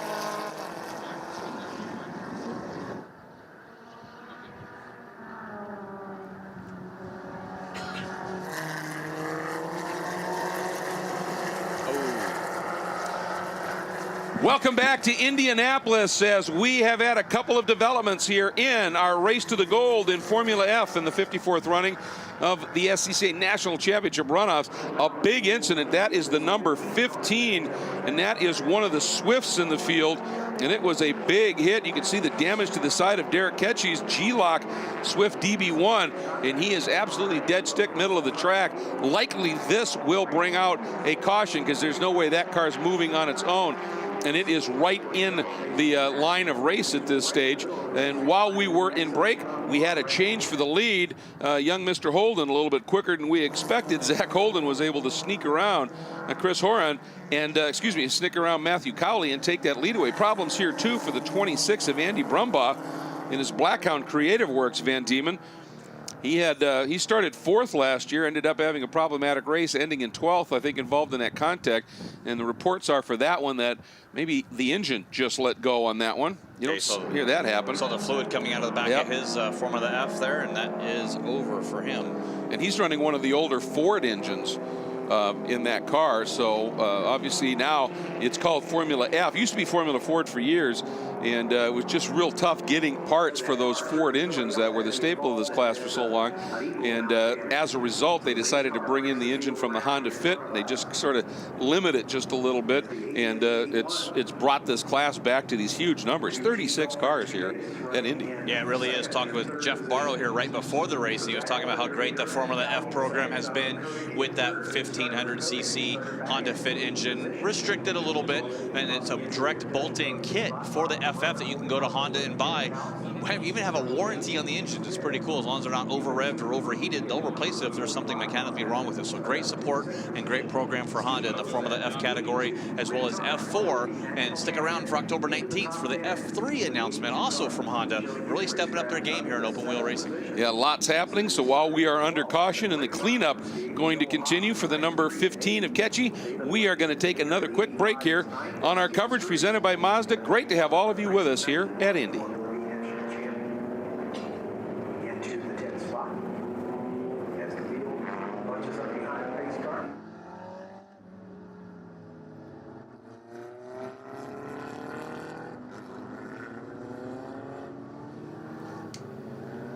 While we're in break again for our CBS Sports Network potential coverage, again, this is one of the races being considered we're going to hang with you here. And I'll tell you, you wonder, just the close concert racing and the way these cars are designed, that's a fairly aerodynamic but spindly A-arm that it has those wheels way out in traffic, and one touch at just the wrong moment, you can see damage like that. You do, and they hook a wheel and it rips the other side off and you're both out of the race. So I'm not sure who the other car was that was involved in that, but there obviously was, because that was a lot of damage to Ketchy's car, and he qualified 6th in the standings here, so he had a legitimate shot at getting that podium place, and just got a terrible start, worked his way back in the back of the field. And like I said, we don't have a number for the other car that was involved in that, but we are all clear for medical-wise, at least for the drivers. You saw Ketchy get out of that car under his own power, so that was the best part. And of course, Andy Brumbaugh with that engine failure, he has pulled off behind the wall in that his Van Diemen number 26.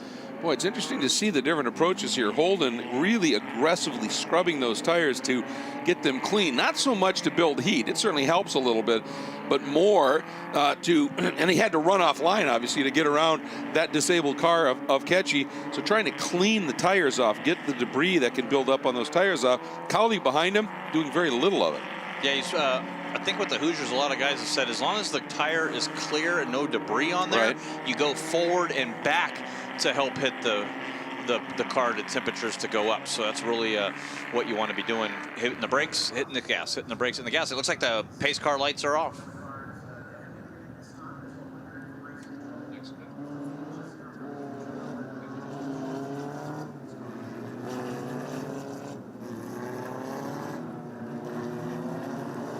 Lights are out on the pace car. It makes its way into the staging area. We are going back to green here in our race to the gold in Formula F at the 54th running of SCCA's National Championship runoffs. Pole sitter Zach Holden able to work his way back into the lead right before the caution happened.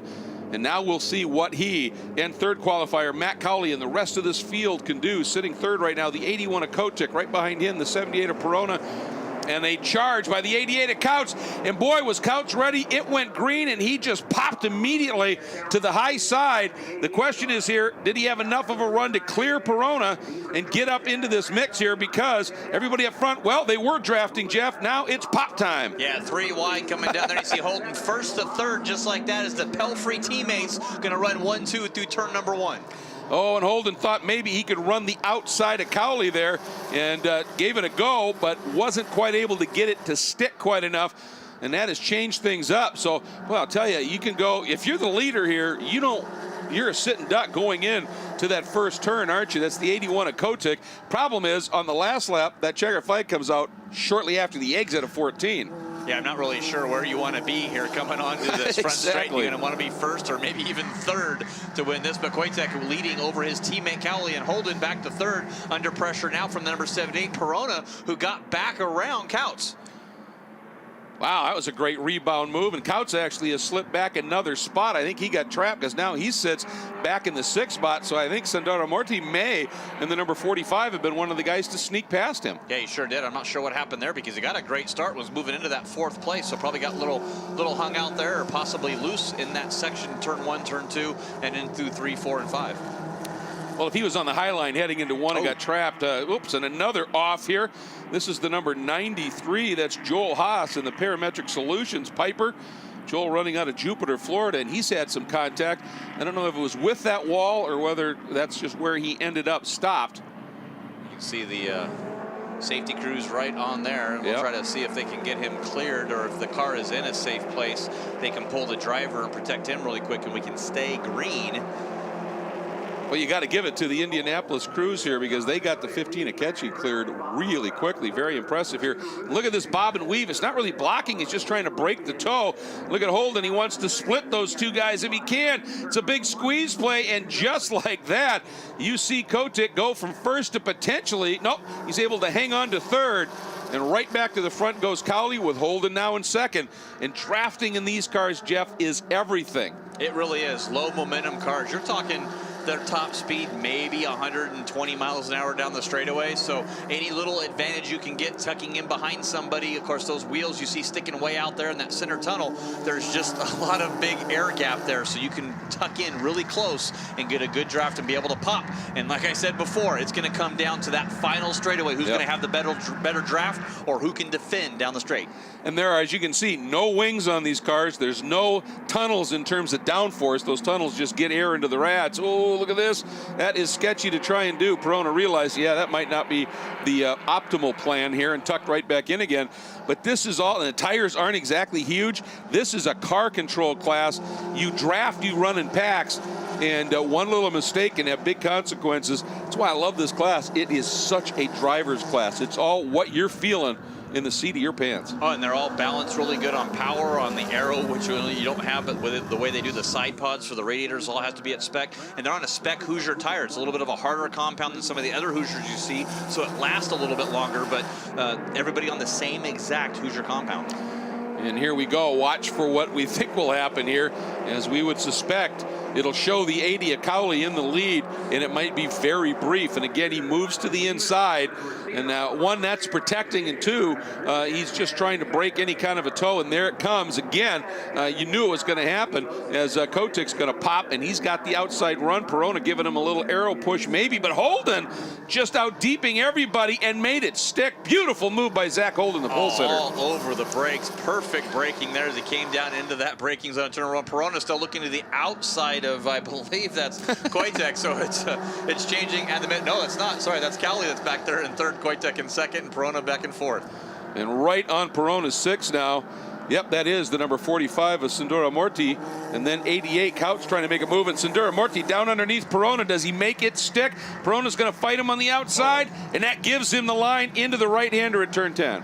I don't think if that was the last lap he would have gave that up that quickly, but it really hurt his momentum too, because now looks like Brumbaugh's going to try to make a pass coming down. Oh, sorry, not Brumbaugh.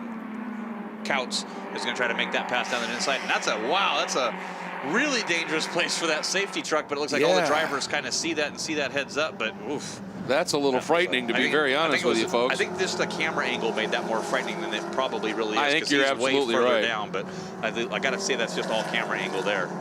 And obviously right now they just were exiting turn 10. I said that earlier. It was actually coming out of 6A, and now we go full course caution. I think it's because they realized that cleanup didn't happen quite quick enough, and they are putting the field back under the control of the safety vehicle at this stage. And it was Cowley leading at the line, but remember, Holden got that great move and has now picked up the lead. And there's the good news, as always, seeing the driver out of the car and doing fine, and the car's already up on the hook, so this should be a very quick caution. Yeah, I hope so. He's trying to cop over to the safety truck there to get around and take his car back to the pits there, and we got the safety trucks there. Probably just a little sketchy of an area to have that going. Yeah, I would agree, and while we're under caution, let's check in and find out what's happening in pit lane. Hayward? Guys, you mentioned the spec tire from Hoosier for these cars. It is a harder compound.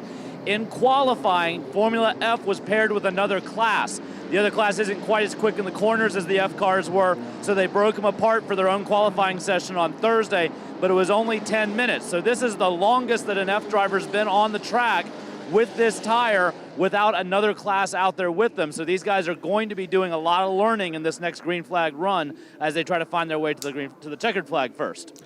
I think that's a very good point that he makes, Jeff. Obviously, when you don't get long runs and then you got to go out and lay down 19 laps in these kind of cars, you don't really know what you're going to have in the last few minutes of the race. No, you don't. It's one of those that you're going to be really managing your tires. A lot of these guys have tested before this, I'm sure, especially the front runners, knowing how hard they can push this Hoosier tire, especially here at the National Championship race. Well, and how's that all going to play out? We will find out when we come back to Indianapolis Motor Speedway for the SCCA National Championship runoffs in Formula F. Coverage of the SCCA National Championship runoffs is presented by Mazda. Driving matters. Every stitch is a part of me. All these shapes and designs express our devotion to craftsmanship. I want people to feel our passion when they touch it and when they drive it. the all-new Mazda CX-5.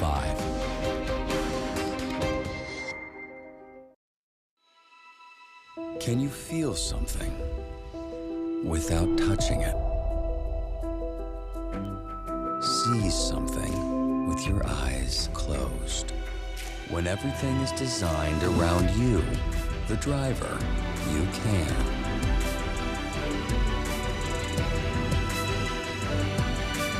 The Mazda 3.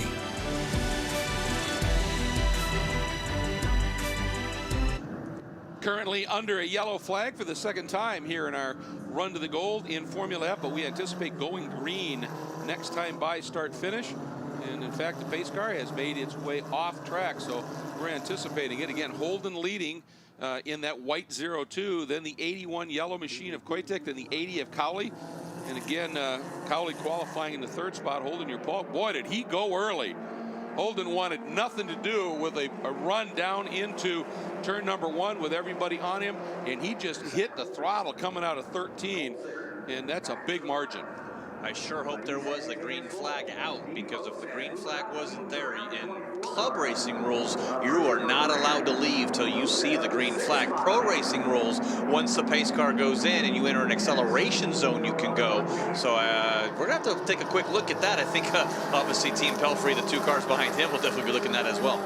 Yeah, I would think so. And as we've talked about, he's run the Pro Series and did well here in their stop at this venue. And maybe he just went into pro mindset on that restart, forgot, yeah, this is a SCCA club race, a little bit different rules. But notice that Koitek right now is absolutely not letting him get away. And that means if he can stay close when they come out of 14, at the end of this lap, he might be able to have that run. And I think you're right. I think it's going to be going into when the white flag comes out. You don't want to be in the lead to the white flag, because you probably won't be heading into 1, and that may be it. Yeah, once we go into 1, if you can get that gap, I don't think there's enough time coming out of 14 to get the draft, to get around somebody before the line. So that pass into turn number 1, if you can protect if you're in the lead, or if you're that second or third place guy and you can get a good draft. So that final lap down here to turn 1, we're going to see in 9 laps from now. We're just past the halfway point, so we should still be able to make this on laps. And just got word from race control, the start will not be reviewed. So they thought it was okay, apparently. And maybe part of it is because Kotick was able to just catch him quickly. And probably how it would have played out anyway, just a lap later. Cowley right there. And a little bit of a gap now building back to Perona, the red Formula F sitting there in 4th, who's got Sundaramurti in that white with the red air intake right in the back, breathing down his neck right now. And here you go. There's the pop by Kotick. Holden's going to go right back in behind Smart him. move. Just get that draft. No, looks to the inside. No, doesn't want to do that because he does not want Cowley to come up into this inside, or Koitek to come into the inside. But well, wow, and the thing with Holden, we saw him so good on the brakes earlier in the race, but from where he was, there was a huge chance that was going to go wrong, and then he could suddenly be 5th. Yeah, you never know. It's one of those, and you get in there, and if somebody even rides you wide, you may not even be able to make a mistake. Somebody else can determine your factor. You don't want that to happen. This is one of the corners we've talked about. This. It's the basically it's called 6, and it's a double apex corner, and so many different lines run through there. You can see there certainly was a different approach to it from Koitek now in the lead and Holden sitting in 2nd. This is as close as Holden's been. Is he close enough to do something here into 7? I think he was thinking about it. Yeah, I think if you're going to try to make a pass there, the number 18 backwards facing traffic as you look through James Dietz. He gets that straightened out and back underway. Good to see. Qualified 23rd, James did. Looking for the race to be a little bit better, but had that little bit of an instance. Here we go, up and out of turn 11. Hard braking here. This is a tight right-hander, and then that left 13 is wicked tight, isn't it? And it's a huge curb there too. You want to try. Usually you'll see some of the sedan cars always talk about getting up on the curbs, running it over, but that curb is just way too tall. They do not want you cutting the course there into that chicane. Yeah, we saw a couple of spec racer Fords during practice sessions or qualifying sessions hit that curb and fold the noses right off the car. I mean, it's right. Here we go.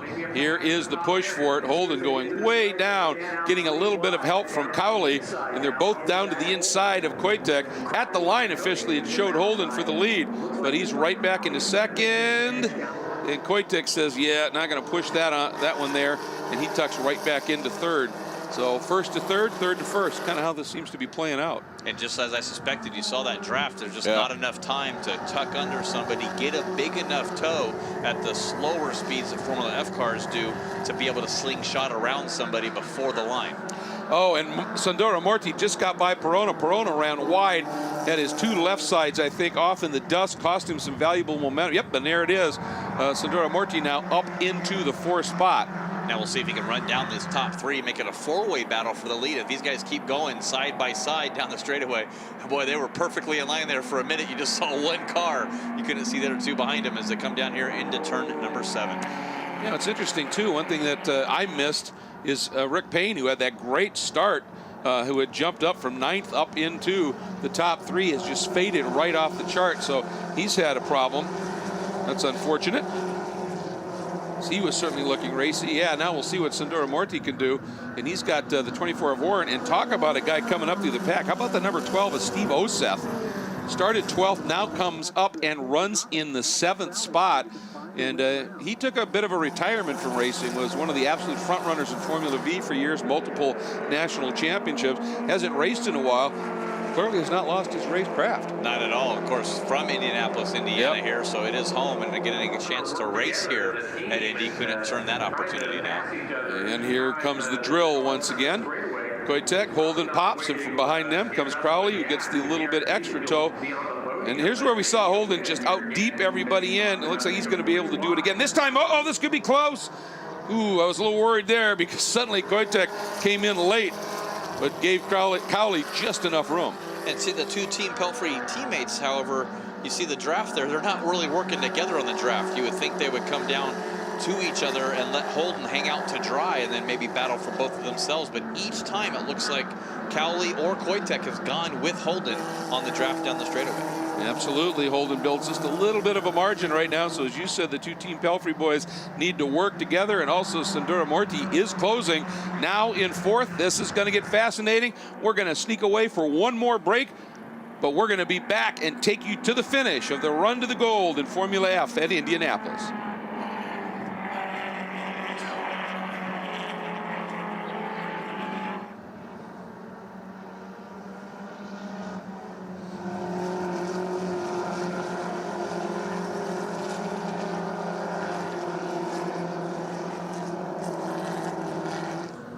Welcome back, everybody. That is your top 3.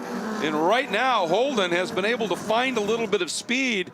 And those two drivers in the yellow Team Pelfrey cars, the 81 of Koitek and the 80 of Crowley, who we thought might be working together just a little bit, they have no answer right now for Holden. No, not at all. He's really been able to pull that gap. We saw that earlier in the race where he was able to pull back onto the back bumper of Cowley, who was leading this race, but the two Pelfrey teammates will definitely draft now together as they're going to run Holden down here into turn number 1. You see Holden, Zach, the youngster there, defending to the inside, and they split him going down into turn number 1, but Holden's been so good on the brakes here, I don't think they're going to be able to make that pass work. Yeah, and if they have him and he's in the middle of those two cars, he just seems to be able to get in, as you said, just that little bit deeper and is able to make that pass stick, so he hangs on to the lead. 81 Koitek in 2nd, 80 Crowley sitting in 3rd, and they now have just about a 1.5 seconds back to Sandoro Morti, and coming back after Sandoro Morti in 5th is the red number 78 of Perona. After dropping those wheels, he's gathered it back up again and is close to within half a second. Got word in qualifying, a lot of the cars are having some overheating problems, especially with the draft so here. You don't get the air in those side pods, so that's really affecting these guys. That's one of the reasons Benson pulled off. We're getting word that it was an overheating problem. So with the fanning out, yeah, the teammates probably want to work together, but they probably just can't. They have to get some air into those radiators, get these temperatures down. Well, in this class, I'm guessing you're on full throttle an awful huge percentage of this lap. It's certainly 3,700 feet down that straight.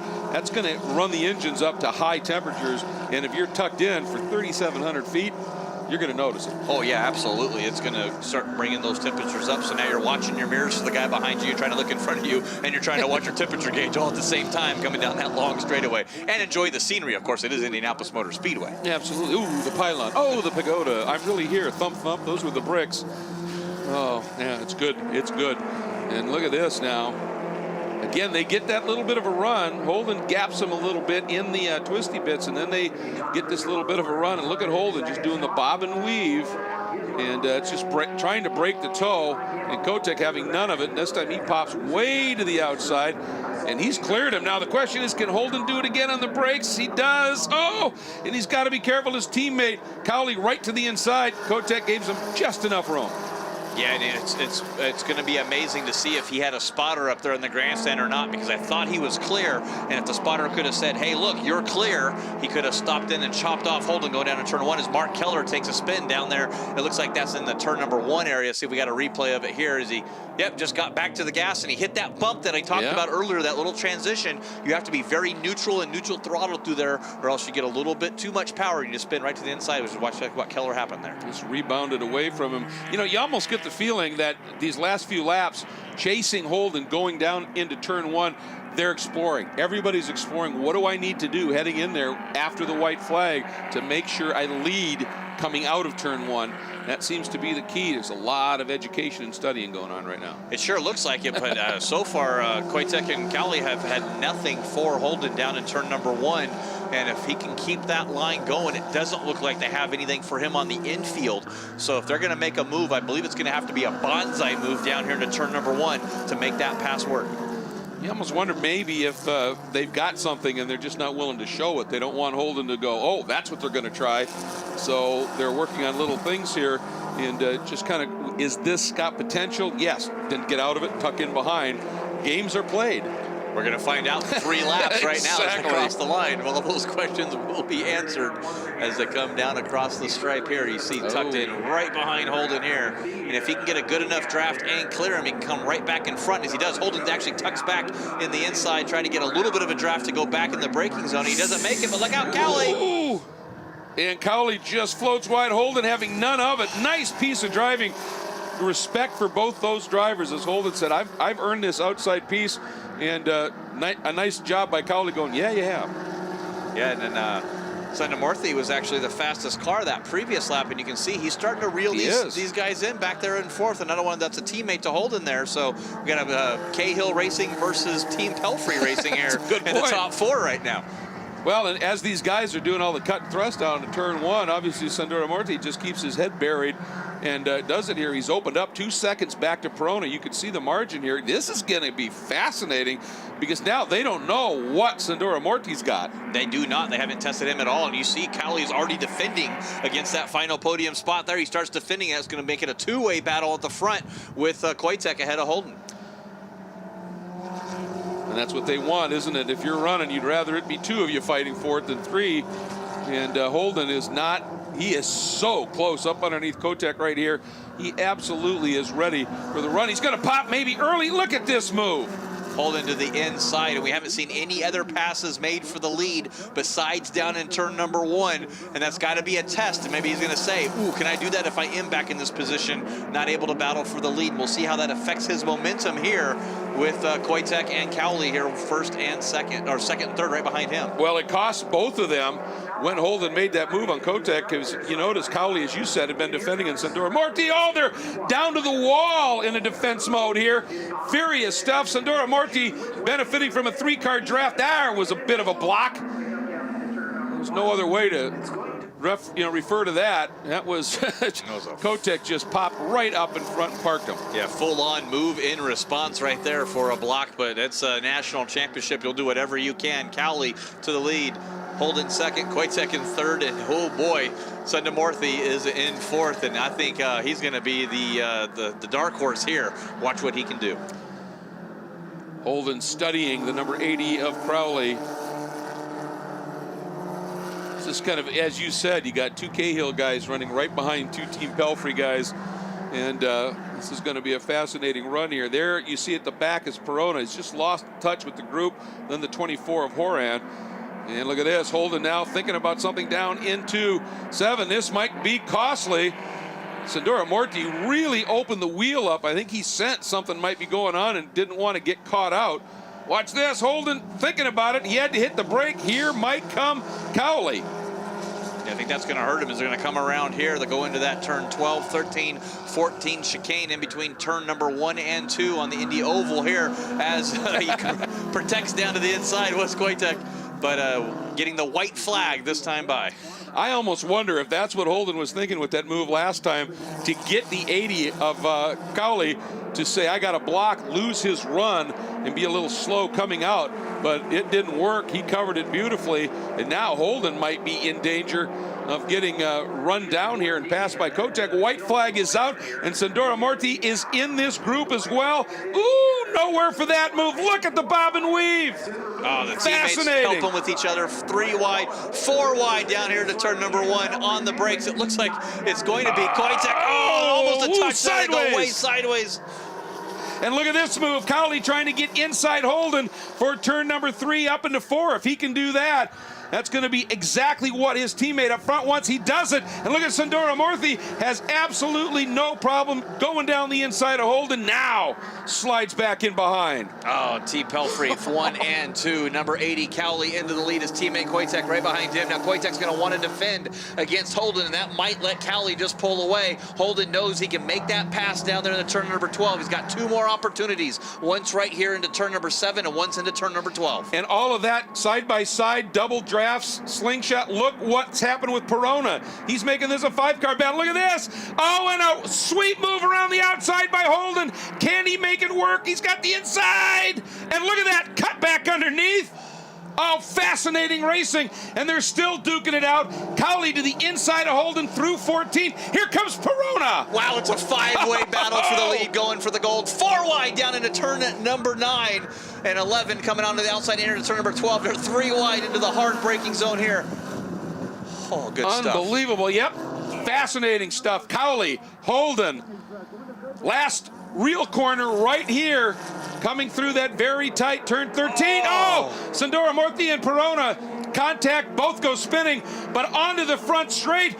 The run for the gold. Who's it going to be? Cowley! Maybe not. Cowley! Cowley! Unbelievable. Wow. The margin of victory. I want to make sure I've got this right here, folks. 99 one-thousandths of a second. At least that's what I see right here. We'll have to have, of course, timing and scoring. We'll update that officially. But wow, what a finish. Cowley over Holden, Kotek third. That's your medals. And after the contact with Perona and Sandora Morthy, Christopher Horan back up into 4th. Bob Perona ends up in 5th. And Steve Oseth, great run by Steve, up into the 6th spot. Let's go back, take another look at this finish, Jeff. It couldn't be closer at the stripe. Wow. What 99/100th of a second looks like right there on the straightaway at Indianapolis Motor Speedway. Yeah. Unbelievably close. Formula F never disappoints. What a fabulous race that just unfolded. We got to hear from our medal winners here about what that race was like, and we'll do that when we come back here to Indy. Stay with us.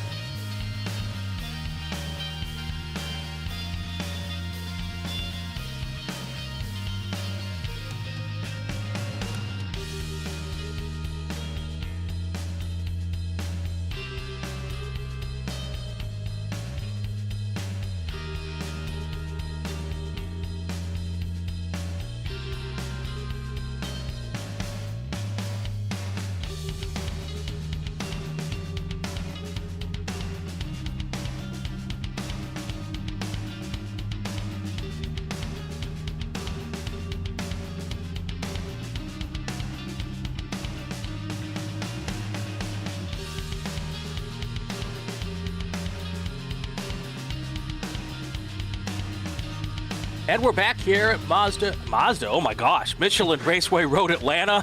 You're thinking Mazda Raceway Laguna Seca, which is actually now WeatherTech Raceway Laguna Seca. Welcome to the Hoosier Racing Tire SCCA Super Tour. We are in round 8 at Road Atlanta here, and hope you all enjoyed your breakfast or your lunch or your nap or whatever you did. I got breakfast, Greg, and now I'm ready for a nap. More importantly, I hope for those of you that stuck around, and if you didn't stick around, after we're done racing today, go and scrub back to lunchtime, because we played replays of the Spec Miata race under the lights at the 2015 National Championship runoffs at Daytona, and my absolute favorite race from the 2017 National Championships at Indianapolis Motor Speedway, Formula F, where I think there were somewhere along the lines of 75 passes for the lead in the last 3 laps. And actually not that many, but a spectacular race. But we are ready to go back racing here at Michelin Raceway Road Atlanta. Brian, why don't we show, for those that may be watching and aren't familiar with beautiful 2.54 mile 12-turn Michelin Raceway, let's take a look and see what our racers have to challenge them here this afternoon. Oh, it is absolutely challenging. Both the front half and the back half are challenging. The front half has the technical twisty bits, as I like to call them. That is the S's leading up to turn 5. Then you go to turn 7, and what I consider the most important corner on this racetrack. If you don't do it well, you scrub off way too much speed, and you don't have what you need to keep up with the rest of the pack going into turn 10 braking zone, which is one of the best passing zones on this racetrack. And of course, leads you up the hill towards turn 11, then down the hill towards turn 12. 6-story drop from turn 11 to turn 12 and down to start finish line. That turn 12, Greg, needs a bunch of commitment to do it right, because there is cement on both sides, and we've seen cars hit both sides this weekend. You know, and we always talk about people wanting to go flat out at the kink at Road America. Turn 12, for most of these cars, very much the same thing, and it takes a lot of strength to hold your right foot down on the throttle all the way as you see that concrete wall. And the media center where I am, I'm usually waving to people when they come down to make sure that they stay foot to the floor coming through turn 12. All right, so Brian, our next group up is going to be, speaking of open wheel racers, our first open wheel group of the afternoon. These are our larger winged Formula cars and prototypes. Let's run down the starting order. Much as we've done in a couple different groups this weekend, we are going to have a split start. We're going to have our prototype cars, Formula Atlantics, Formula Continentals behind a pace car. We're going to have the Formula Enterprise 2 racers behind a separate race car, Formula Enterprise 2 and Formula X racers. And so let's go down. We'll run down the starting order here for these machines. All right, let's start off with FE2 and Formula X. Starting 15th. And he is running in Formula Enterprises 2, driving the number 16 car. It's Carl Wingo, pardon me. Then we've got starting 14th, driving the number 124 Formula X Formula Mazda, Brad Yake. Russell Strait Jr. is going to start 13th. He's in the number 91 FE2, with Ross Wolf in the number 78 FE2, starting in 12th. By the way, all the remainder of the cars in this group, all Formula Enterprises 2. Then we've got Jonathan Weisheit. Jonathan's going to start 11th today. He's in the number 67 machine, with Marshall Stocker starting 10th. He's in the 21 car. Then we've got Brian Yates. Brian's driving the 145 FE2, while Eric Cruz will start 8th. He's driving the 86 car, with Maximiliano Just starting 7th, driving the 83 car, and Porter Aiken starting in 5th position. He's in the number 99 car. Starting 4th in FE2, we've got Paul Schneider. He's out of Charlotte and driving the number 73 machine, with Russ Turner, our reigning national champion in the class. He is starting 3rd in the number 32 machine. Yesterday's winner from Great River, New York, driving the number 4 FE2, Jason Conzo. He's scheduled to start 2nd, but the question is whether or not for this 2nd day in a row, will Franklin Futrell, will he be on grid, or like yesterday, not be on the grid? The pole sitter, driver of the number 97 machine out of Augusta, Georgia.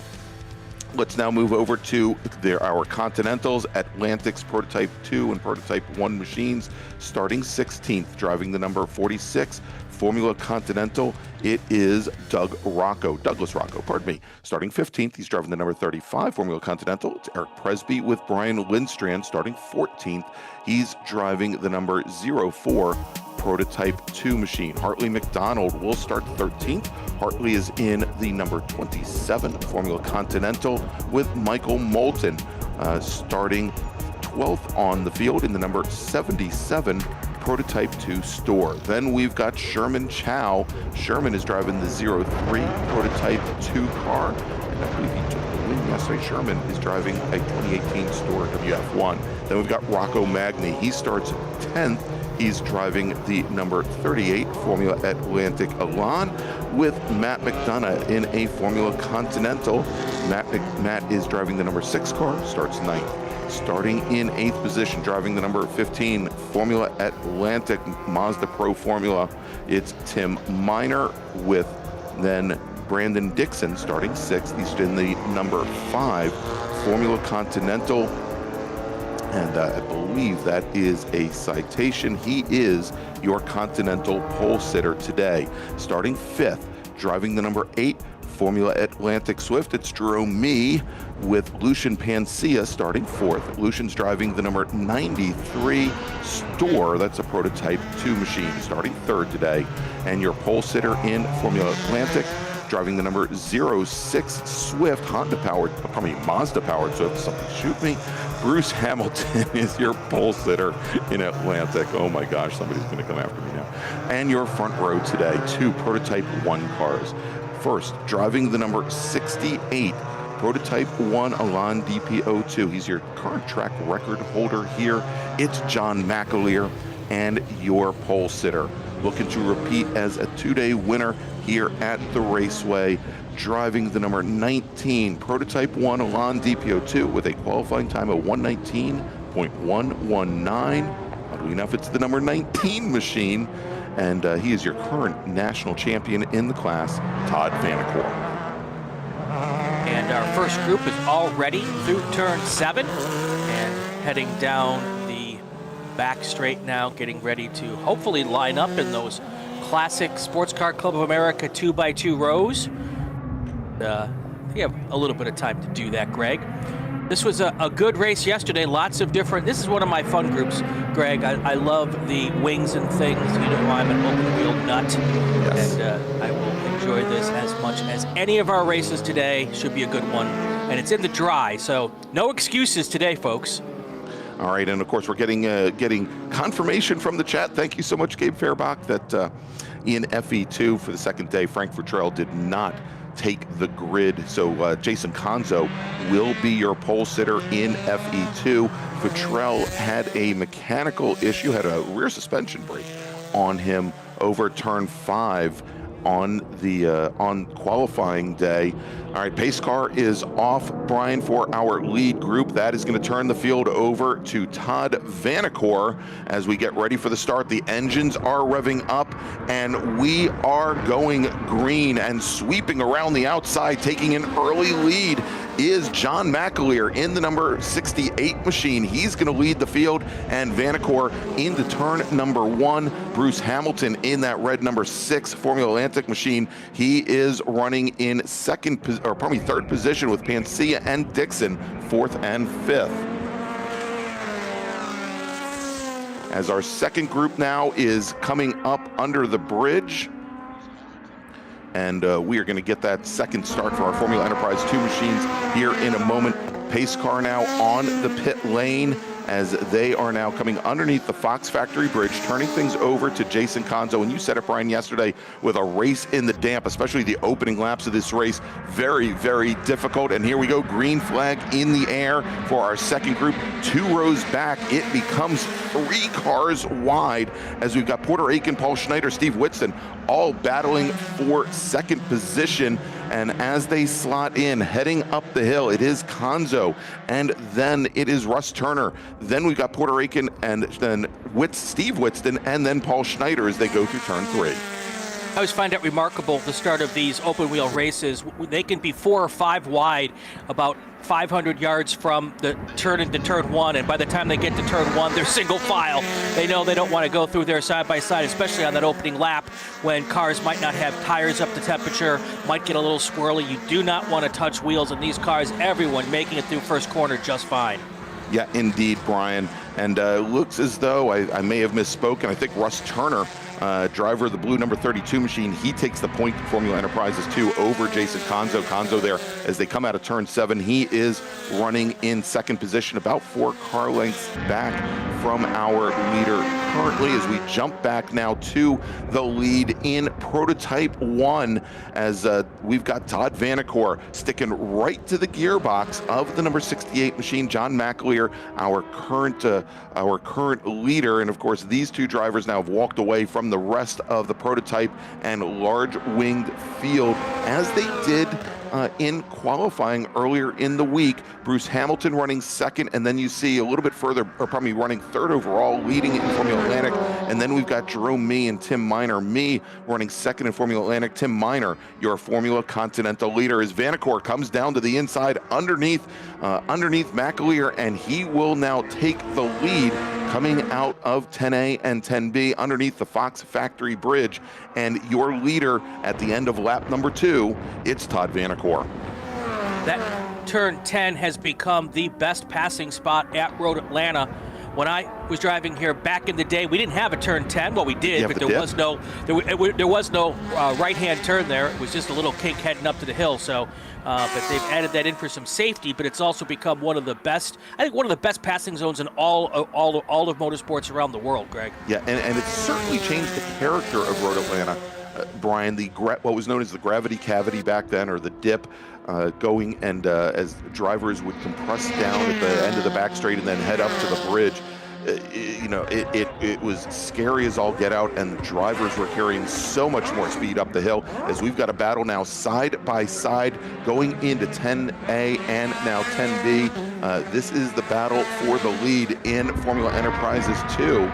Pardon me, the battle for second place in FE2, as Jason Conzo and Porter Aiken, they're battling for the position. And Porter Aiken now in the number 99 machine. He takes over second position as Russ Turner starting to separate himself out from the rest of the field there. He's got about 7 or 8 car lengths now on yesterday's winner Conzo and our new second place runner, Porter Aiken.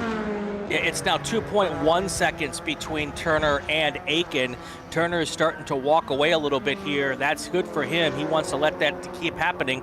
He also wants Aiken and Conzo to keep fighting amongst themselves, because that will just allow him to pull away a little bit further. Yeah, and I believe Conzo, again, we saw him take the win in the wet yesterday. He's here with Bailey Monette, who is our 2022 national champion in FE2. Getting a little bit of coaching, getting coached up. We'll see how he does here in the drive, but he was fast right out of the gate. We met him for the first time right here, Brian, last year at the Super Tour, and Conzo, very, very quick here in those chassis. I think only his second year racing in Formula Enterprises 2. As we've got a local caution now over at turn 1, Brian, that we do, I think, have a car off, trying to see how far up the hill it is, that it's got to be running, before turn 3. Now, I'm not seeing it on any of our cameras there. It could be way off on the left. Sometimes cars will go off on turn 1 and then not be able to get themselves collected, and they get out of our camera view on driver's left there. But yeah, and I don't think it's behind the steeple or the little topper on that cut either. So we'll see if we can figure out what's going on there as we roll here through the first 3 or 4. And it is the number 8 machine that is off. That is Jerome Mee, and Mee was running in second position in Formula Atlantic. Brian, we'll see if this brings out a full course caution. We do see one of our emergency services teams, one of the wreckers, coming down the pit lane here, looking for a space to get out on track. And indeed, we are going to full course caution here at Michelin Raceway Road Atlanta.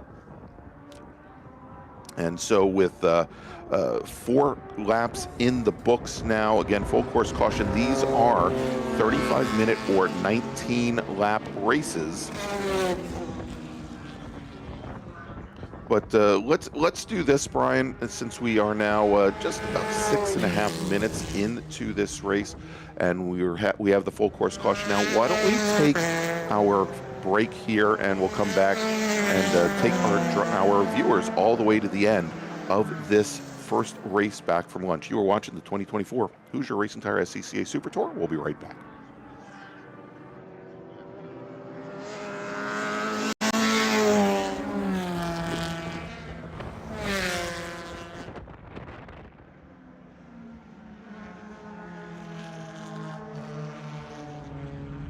Hoosier Racing Tire is proud to be the presenting sponsor of SCCA Super Tour. Hoosier's mission is to be the dominant customer-driven provider of tires to race teams domestically and internationally. At Hoosier, we know that our success is dependent on how well we meet our customers' expectations by providing the safest, most reliable, high-quality race tires that put you in the winner's circle. For more information, see our trackside support personnel or the local Hoosier Racing Tire dealer near you, or contact us at HoosierTire.com. Hoosier Racing Tires, truly tires designed for champions. Tire Rack was established over 40 years ago by an SCCA member with a passion to find the right tires, wheels, and now brakes and suspension products for racers and enthusiasts on both street and track. As official tire retailer of SCCA since 1995 and sponsor of the Runoffs Pole Award, along with the National Solo Program, Time Trial Nationals, and National Tour and Track Night in America, Tire Rack is proud to support the SCCA and its members as they go have fun with cars. As the official fuel partner, Sunoco has been helping the SCCA and their drivers perform at their peak since 2001. Mile after mile, race after race, Sunoco's trusted the fuel over 50 racing bodies, including the SCCA, SCCA Pro Racing, Trans Am, NHRA, and NASCAR. As the largest manufacturer of race fuels, they're passionate about helping drivers and teams take the lead. To find race gas near you, visit SunocoRacefuels.com or call Sunoco at 800-RACE-GAS. Get more bang for your buck at SummitRacing.com. Choose from millions of in-stock parts from over 1,500 name brands, parts for racing, street performance, trucks, plus tools, accessories, and more. Shop anytime, anywhere with the Summit Racing app. Hagerty is the official and exclusive insurance partner for SCCA and provides affordable off-track insurance protection for motorsports vehicles while in the paddock, in transit, in storage, and at the shop. Hagerty also provides guaranteed value coverage and even has protection for your trailer. Did you know that SCCA members can save 5% on insurance through Hagerty? Hagerty, let's drive together. Learn more at Hagerty.com. Did you know that SCCA members save $20 on every Track Night in America they sign up for? That's right. Track Night in America, driven by Tire Rack, now hosting 150 events at more than 30 tracks across the country, is the easiest and most affordable way to get you and your friends on track in your street cars all season long. Visit TrackNightInAmerica.com to learn more and get yourself on track.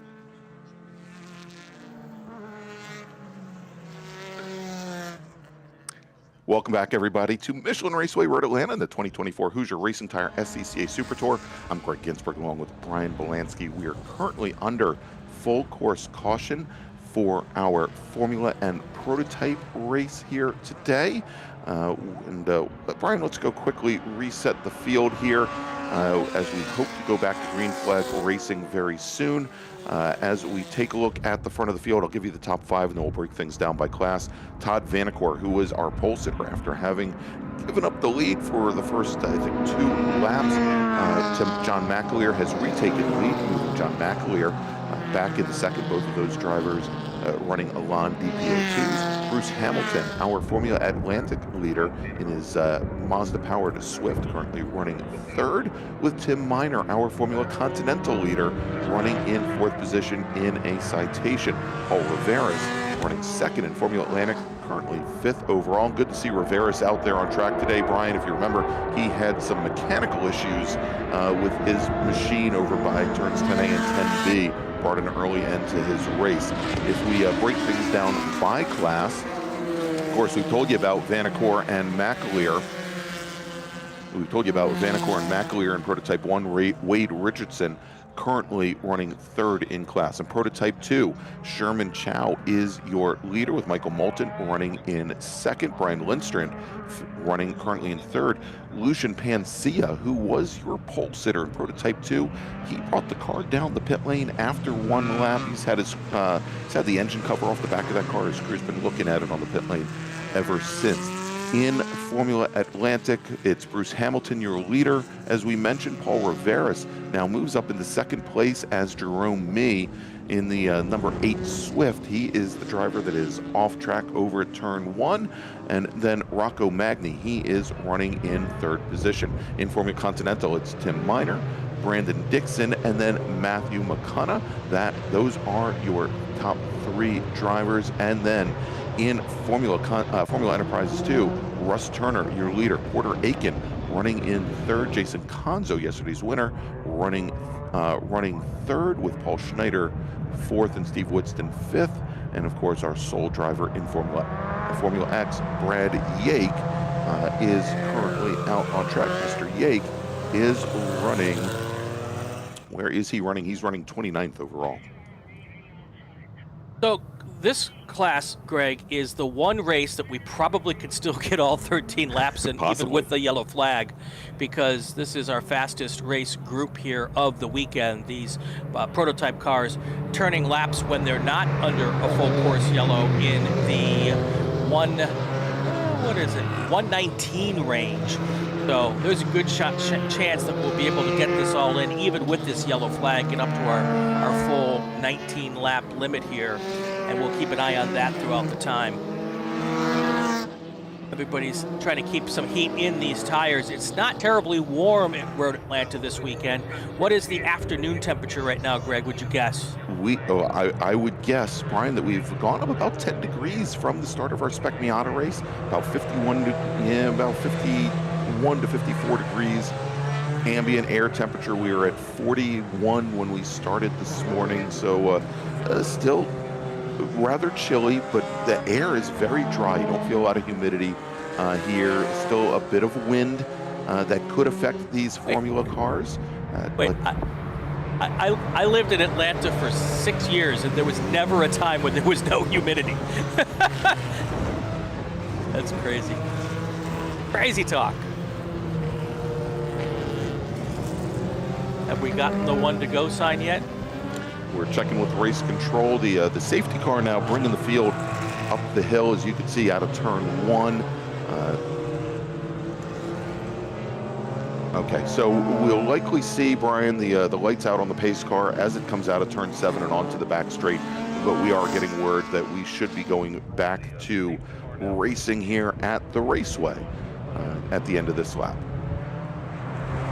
And there you go, lights are out on the safety car now, letting drivers know very early on as they come down through the S's that they probably want to start putting a little more heat in that equipment, get it ready, get their chassis ready to go, as we will start racing once again when we do.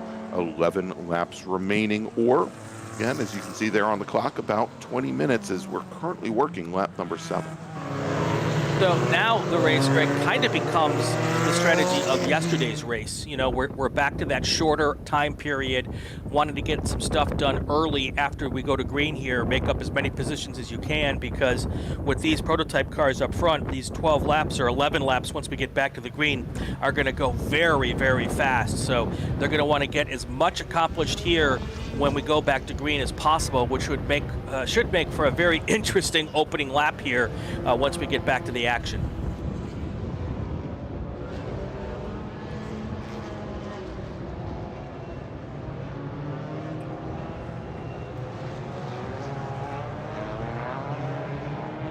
There as the rest of the field comes through turn 6. And I love this. I was just telling producer Brendan that I love that particular shot going into turn number 6, because you can really see the camber in the course, and of course you can see just the elevation changes. You can't come up over the crest out of turn 5. There's that little dip, and then you drop back down. There are just so many little changes in elevation here.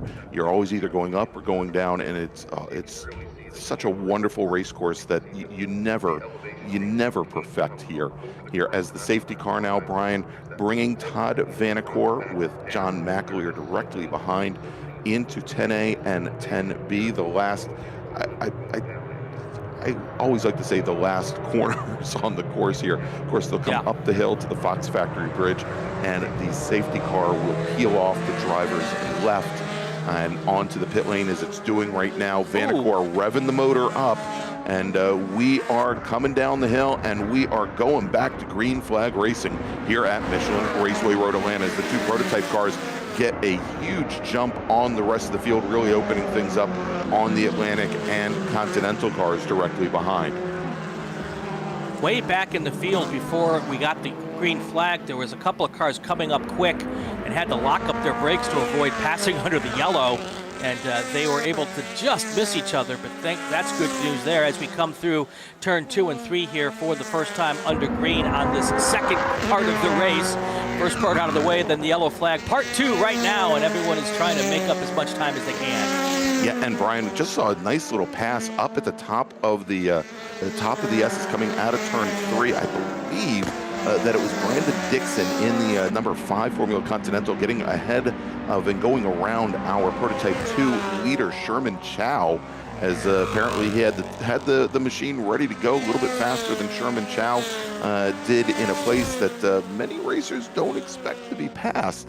There, you said yesterday that the S's are very much a single lane.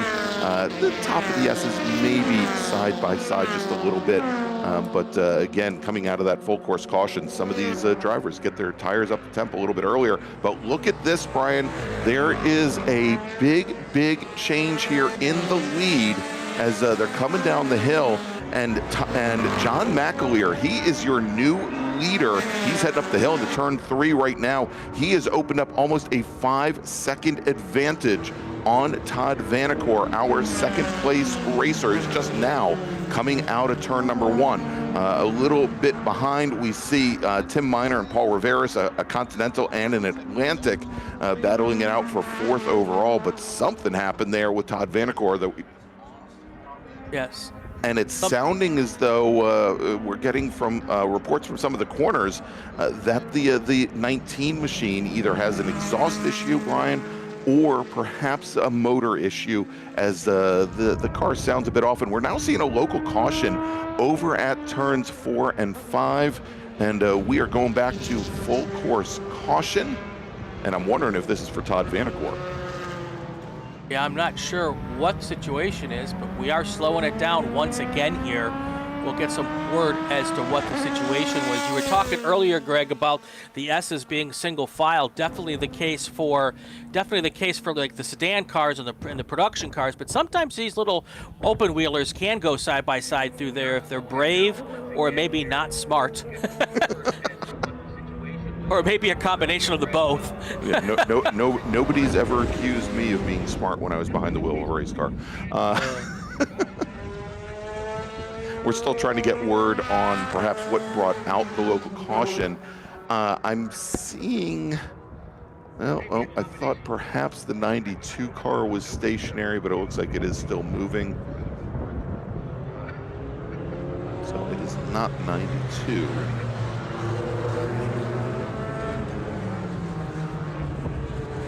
And this will be when all of our cars are required to have the Flagtronics. It will become a lot easier for us as announcers because we'll have a good idea. There is a prototype car hitting the pits right now. Yeah, and Brian, I'm starting to suspect that it is Matthew McDonough, driver of the number 6 Formula Continental, the Radon RN10. That has the issue as I'm showing him dropping down through the order. All of our drivers that we knew were still on course, all the way back to now 28th position, which is Brad Yake, have started lap number 10. Matthew McDonough has only completed 8 laps. My understanding, and we can see the emergency services vehicles on the scene, is that he's off somewhat where we saw that Spec Racer Ford yesterday, here over by turn 6, and he has actually come all the way to the tire walls right underneath our camera, Brian, that we unfortunately we can't see him there because, well, Formula Cars is small, and and he's right under the tire wall there. The emergency services team's trying to get to the back of the gravel trap to get that car out.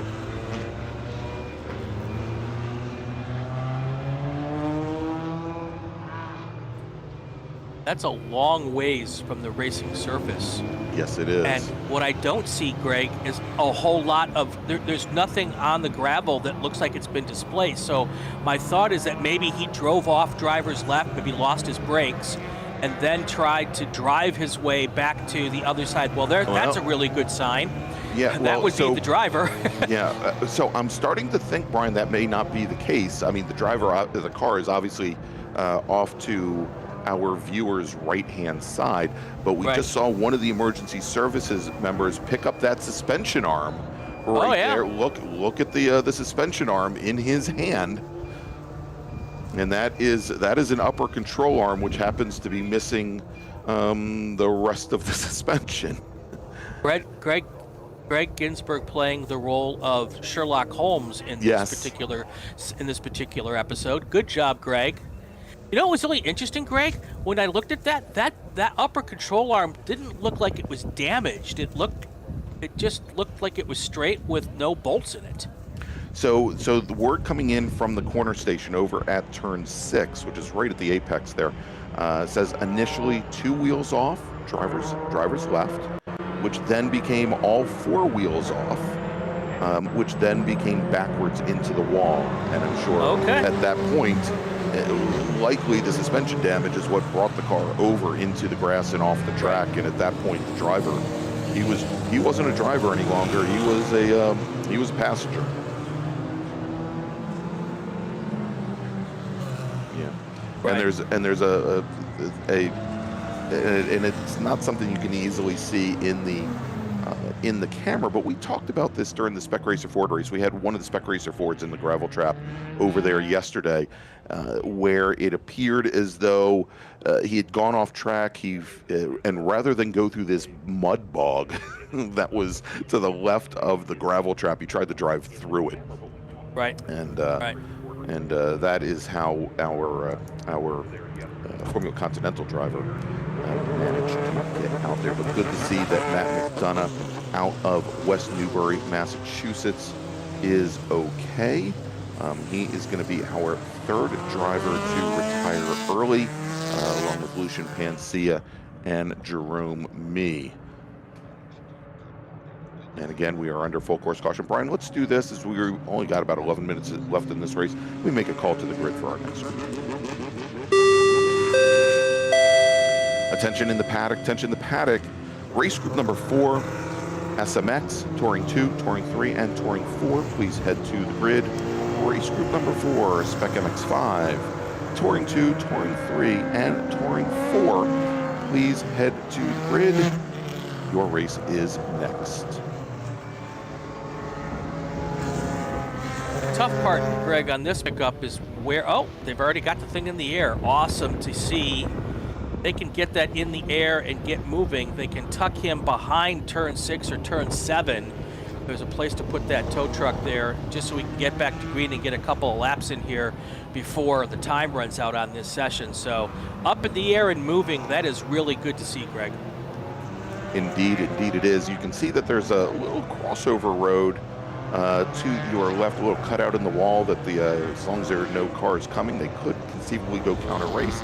If not, they go through turn 7, and then there's the cutout right at the flag station there. And that is very good. We don't know whether or not there are any other pieces and parts that need to be picked up, but it looks like we've got that car ready to go. And now we know, Brian, well, there's still a wheel, just no upper part of the right rear suspension for that car. But at this point, as the safety car is bringing the field down into turn 10, can't imagine that we're going to be going green this time by, and the lights are still on the safety car. So at least one more lap here under full course caution. And I guess this means, Brian, we had thought that perhaps this race, after our opening full course caution, could still end on based on laps. I think we may be finishing this one on time. Should note also that Todd Vanacore, our pole sitter today, yesterday's winner. Of course, he had those issues with the car that we talked about, and I believe he has now brought that car down into the pits and taken the car back to the paddock. So it looks like Vanacore's race, unfortunately, is complete. Not going to be able to take, no longer in contention to win 2 days in a row. Up next for us on the Hoosier Racing Tire SCCA Super Tour Virginia International Raceway. Following that, Hallett, Portland, back-to-back, Portland and Mid-Ohio, and then a couple of weeks off before we go to Watkins Glen, and then we take it all in and be done with it at the Chicago Region June Sprints at Road America, which is going to be huge this year. Of course, it's huge every year, but it'll be huger this year because we've got the runoffs in Road America in October, and a lot of drivers are going to want to get a little practice time in, and what better time to do that than the June Sprints? Yeah, an amazing event every single year. I feel lucky, Brian, this year to be able to go to Road America twice in one season. Of course, both the Chicago Region June Sprints as well as the National Championship runoffs, which to Road America for the first time since 2021. All right, so we have received word from Race Control that we will be going back to racing this next time by. We'll have 6 laps remaining, or by the time they get there, probably around 6.5 minutes on the clock. And as we said, likely here to end based on time. Given that, Brian, let me make another call to the grid for our next group. Attention in the paddock, attention in the paddock. Second call to the grid for race group 4, SMX, Touring 2, Touring 3, and Touring 4. Race group number 4, Spec MX5, Touring 2, Touring 3, and Touring 4. Please head to the grid. Your race is next.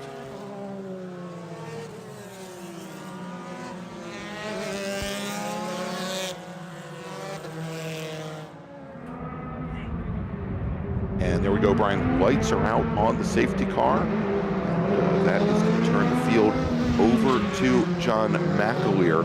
So far, John McAleer running very close to his qualifying times. He's in the high 19s. John McAleer set the track record here in Prototype 1 back in the fall at the American Road Race Champions. He's still about 3 seconds off of that track record. Likely not going to see that fall today, as it's quite a bit colder, or probably quite a bit warmer than it was this fall, as the cars now come down out of turn 12, and we are once again racing. And our second place driver on track, second place overall, Bruce Hamilton, he's your Formula Atlantic leader. Tim Miner very close behind, about 3 car lengths behind. But Brian, as they come up towards turn 3, Paul Riveras, who's running second in Formula Atlantic, tucked up underneath the gearbox of Tim Miner. He's looking to get ahead of that 88 car and take the challenge to Bruce Hamilton for the lead in Formula Atlantic. We got a spinner at the top of the hill, 2 or 3 spinners. So we can go back to that camera that we were just on, waving flags up there. And there's the car off. There's 2 cars off there on the left-hand side. It sometimes happens, Greg, with only 6 to go. Everybody has a sense of urgency. They feel like they got to get the passes done. And it looks like we've had some contact up there, and at least 1 car is sitting there. And we got it's an FE2 and a Formula Continental, Brian, and I'm wary we may end up going. And here we go, back to full course caution here, as we will get the numbers from Race Control momentarily, try to figure out who those drivers are. But I fear, Brian, that this is how this race is going to end here, as again, it is John McAleer, your leader, with Bruce Hamilton running second overall. McAleer starting to come down turn 12 now. He is going to complete lap number 14. Well, and any passes that were made on this opening lap will be eliminated, because it'll get reverted back to the last lap score before the yellow came out, which was still yellow. So all right, we can see some of the emergency services teams heading up the hill. Again, we will try to get the numbers on those machines. Let's take a look. Here as more cars cross the stripe, I should be able to break down. Marshall Stocker is one of the cars involved. Stocker in the number 21 FE2 out of Hanover, Massachusetts. Not a good day, Brian, for Formula Car drivers from Massachusetts. And Brandon Dixon in the number 5 Formula Continental, the citation out of Northport, Alabama, not Northport, Illinois, Northport, Alabama, was the other driver involved. And we've just received word from Race Control, not a huge surprise, that this group will get the checkered flag when they cross the start-finish line to complete their current lap number 15.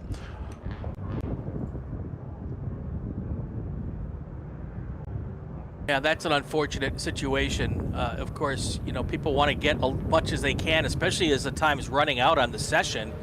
And sometimes that's the stuff that happens. Really unfortunate for these drivers.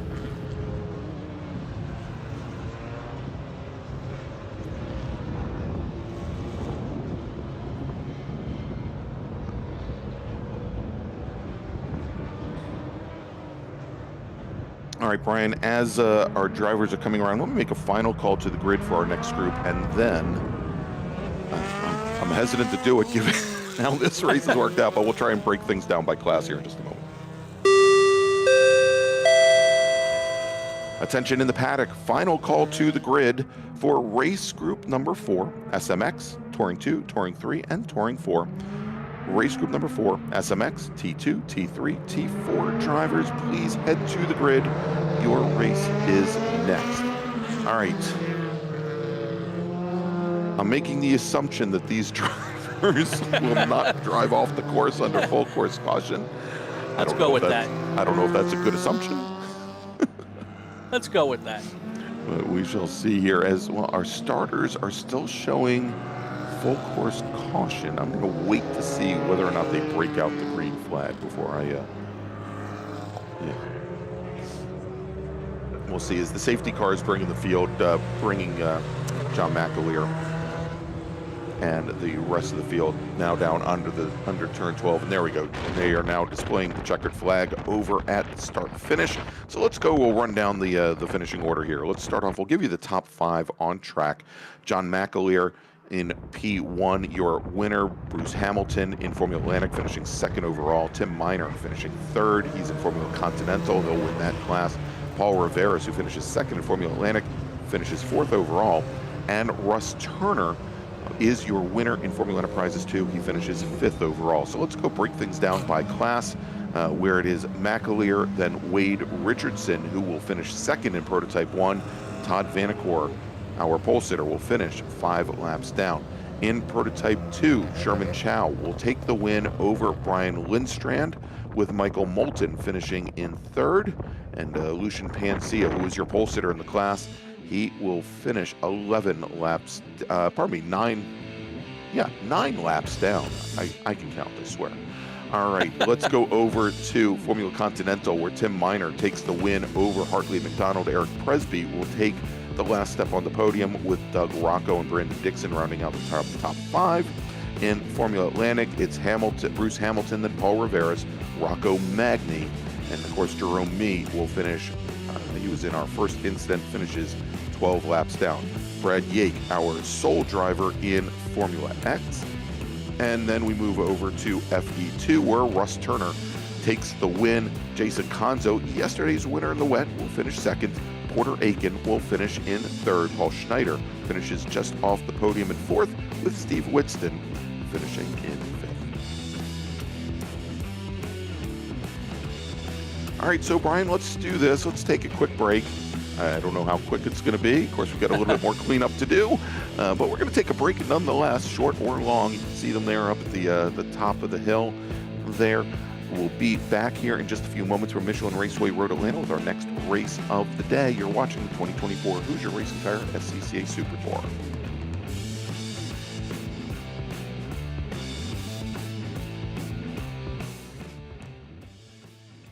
Don't forget to file for your contingency payouts for the Hoosier Super Tour. Partner payouts include offers from companies like Hawk Performance, including product certificates to the top 5 positions in class. And they can be used on any Hawk products. Hawk Performance also offers a benefit discount to SCCA members of $20 off a $200 purchase and is the Novice Group sponsor for the SCCA's Track Night in America. Search Contingency on the SCCA website to view your contingency options.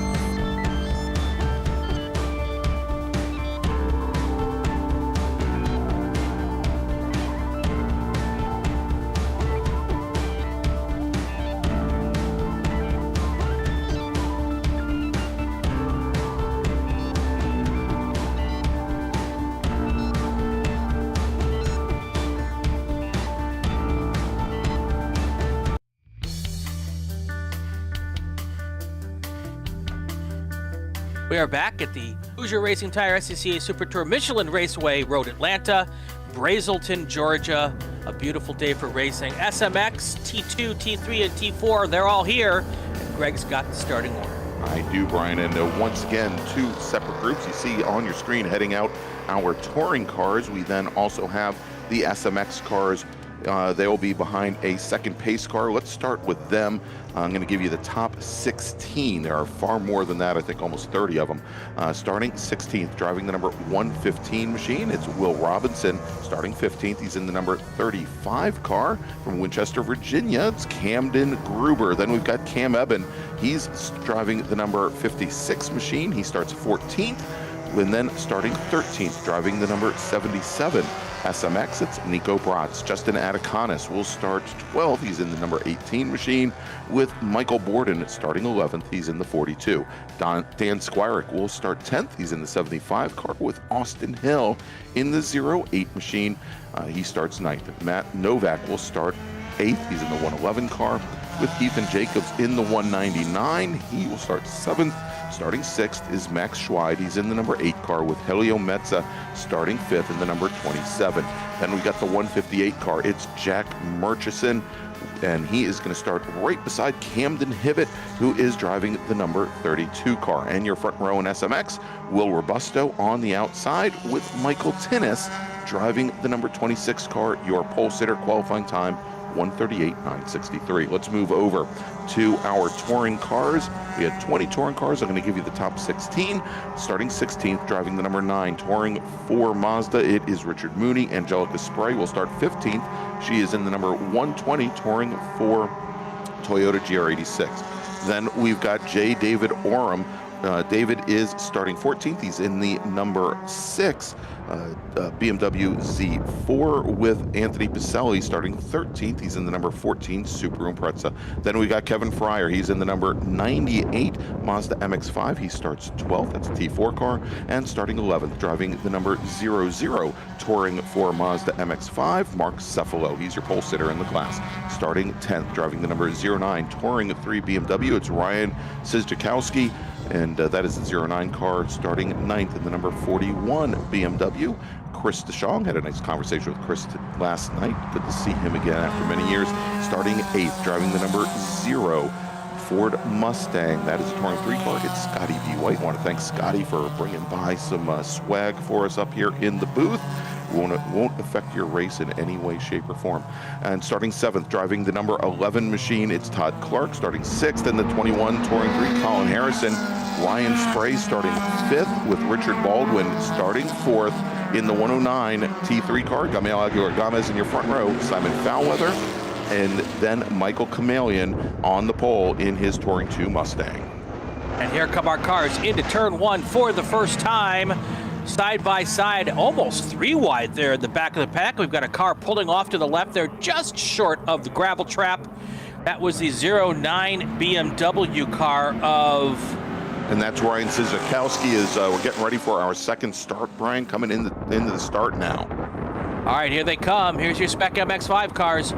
Barreling down 2 by 2. Whoa, 1 car, 2 car, 3 cars with wheels off. Hopefully they can get back on the racetrack without any problems. It does look like they've done that. Now we're 2 wide going into turn 1. And interesting there for the start, Brian, because Sizakowski in that BMW was just past the flag station at turn 1, and they actually held the yellow flag down until all the MX-5s got through there. You could have had a lot of passes for yellow there, just in that little section there, but all the MX-5s get through cleanly as our pole sitter there. That is Michael Tinnis in the number 26 machine. He gets through, leads the field. Now all starting to finally get in line going into turn 6 for the very first time. And look at those cars as they start to string out, getting through 6, now moving through 7. And they are doing a pretty good job there, staying out of trouble early on in this race. Here's where we sometimes see a wheel go off driver's left there. You can see all of the mud. Here comes our leaders now coming one more time through. The first group actually going through for the second time as they head down here towards turn 1. Side by side. And Brian, we are going to be going to full course caution we had that battle going side by side, but we were going to full course caution because of that BMW there on the apron at the pit out area.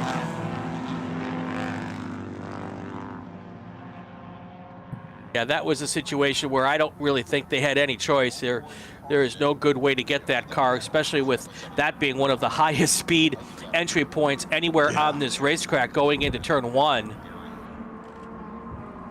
Yeah, and I mean, he's past the area where you turn in, but if there was any kind of contact between any cars there, for example, on that second start, he would have been within an impact zone there, certainly. As we said, we are now going full course caution, and we'll see if we can get that car out of the way. And hopefully now with most of the field on the back half of the course, they should hopefully be able to just pull him backwards onto the pit lane and get this taken care of very quickly. But I was going to note there, Brian, Michael Chameleon, who is our sole Touring 2, I believe our sole Touring 2 racer out here today. He is in a Ford Mustang. This is his very first outing, not only in Touring 2, but this car brand new, first hit the track on Thursday. Michael has been racing in GT Light and in production in Mazda Miatas for a number of years. It feels very odd to me being able to see this black Mustang on track because Michael has been known for his camouflage livery Mazda Miatas that somewhat disappear into the background, I think by design. But directly behind was really starting to shape up an amazing race in Touring 3. I think you were about to call it there with Simon Foulweather and Richard Baldwin side by side coming into that caution area there. Both Foulweather had started ahead of Gamel Aguilar Gomez, but Baldwin having gotten around the 109 Nissan, Aguilar Gomez dropping back into third in Touring 3. But when we go back green, this should really shape up to be a heck of a T3 battle, because Ryan Spray, the green at number 194 Mustang, he had some mechanical issues with the car. If you remember, we saw him, he looped the car over at turn 5, and we thought, oh, maybe the car just got loose. But then he had issues just trying to limp the car home through turns 10A and 10B at a very low speed. So obviously some mechanical issues there. He's got the car fixed. There you go. There's that big green Mustang. And right behind him, we've got Colin Harrison as well. But Brian, since we're under full course caution, why don't we do this? And we've been doing this almost every race. Let's take an early break. We'll come back with the hopes that we'll have nothing but green flags all the way to the end of this race. We are watching the 2024 Hoosier Racing Tire SCCA Super Tour. We'll be right back.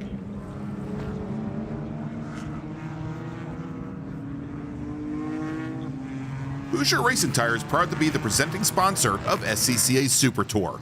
Hoosier's mission is to be the dominant customer-driven provider of tires to race teams domestically and internationally. At Hoosier, we know that our success is dependent on how well we meet our customers' expectations by providing the safest, most reliable, high-quality race tires that put you in the winner's circle. For more information, see our trackside support personnel or the local Hoosier Racing Tire dealer near you, or contact us at HoosierTire.com. Hoosier Racing Tires, truly tires designed for champions. Tire Rack was established over 40 years ago by an SCCA member with a passion to find the right tires, wheels, and now brakes and suspension products for racers and enthusiasts on both street and track. As official tire retailer of SCCA since 1995 and sponsor of the Runoffs Pole Award, along with the National Solo Program, Time Trial Nationals, and National Tour and Track Night in America. Tire Rack is proud to support the SCCA and its members as they go have fun with cars. As the official fuel partner, Sunoco has been helping the SCCA and their drivers perform at their peak since 2001. Mile after mile, race after race, Sunoco has trusted the fuel over 50 racing bodies, including the SCCA, SCCA Pro Racing, Trans Am, NHRA, and NASCAR. As the largest manufacturer of race fuels, they're passionate about helping drivers and teams take the lead.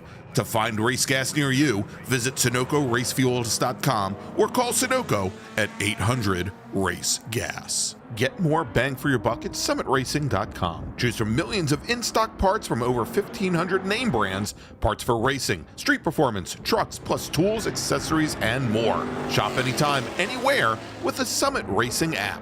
Hagerty is the official and exclusive insurance partner for SCCA and provides affordable off-track insurance protection for motorsports vehicles while in the paddock, in transit, in storage, and at the shop.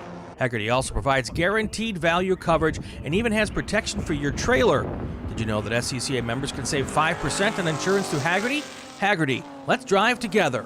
Learn more at Hagerty.com. Did you know that SCCA members save $20 on every Track Night in America they sign up for? That's right. Track Night in America, driven by Tire Rack, now hosting 150 events at more than 30 tracks across the country, is the easiest and most affordable way to get you and your friends on track in your street cars all season long. Visit TrackNightInAmerica.com to learn more and get yourself on track. Well, we're back here at Michelin Raceway Road Atlanta, and just as quickly as we get started, we are slowing down one more time. We had gotten through our first couple of corners, and now we've got another full course yellow here, Greg. Sounds like maybe turn one with an issue, someone coming through there having some problems.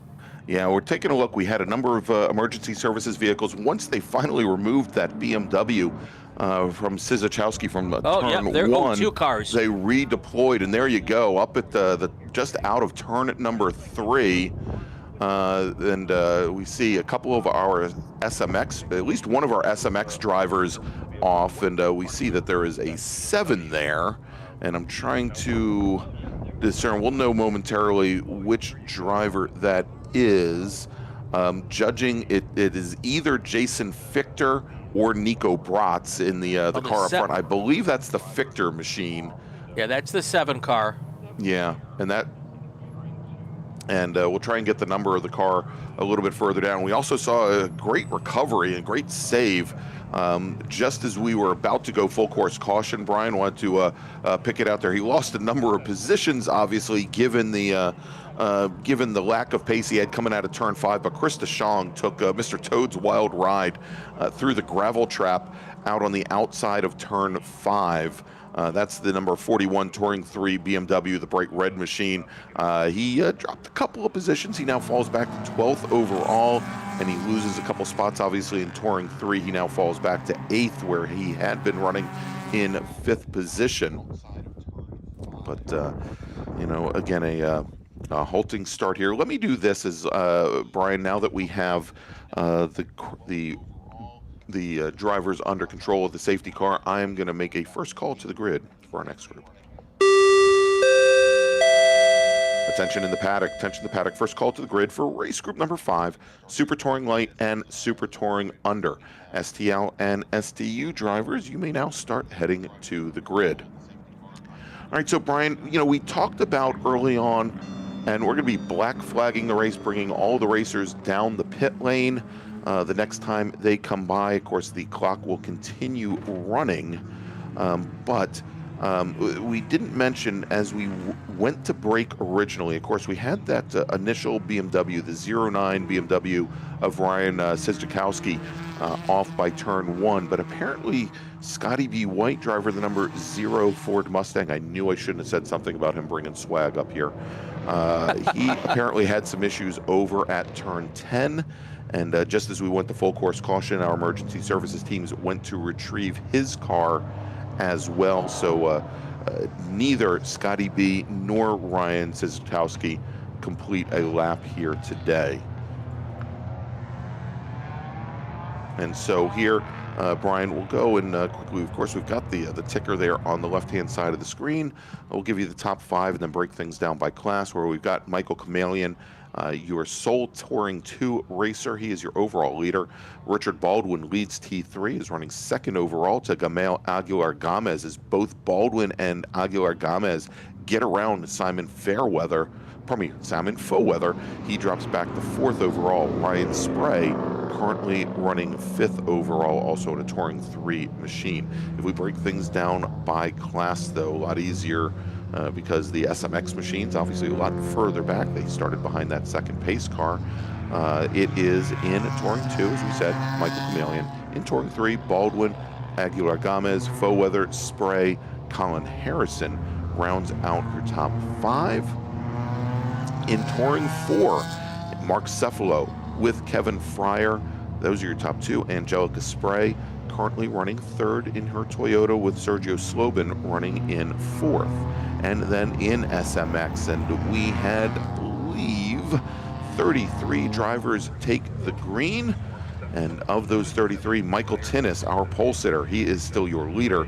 Helio Metza running 2nd, Jack Murchison running in 3rd, with Max Schweid and Justin Anaconis running 4th and 5th. And that's a big jump for Anaconis, Brian. Anaconis started the race in 12th position in SMX, and he is now up into 5th. And as we said, Max Schweid running in 4th position. He started 6th position, so he makes up 2 as well. Another driver making up a number of positions, Michael Borden, who started 11th. Borden is now up to 6th position. I want to mention Nancy Brookshire in the chat. Sadly, it's only going to go from one yellow to the next. Of course, we like to say sometimes yellows breed yellows. Say hi to Berg Racing Berg.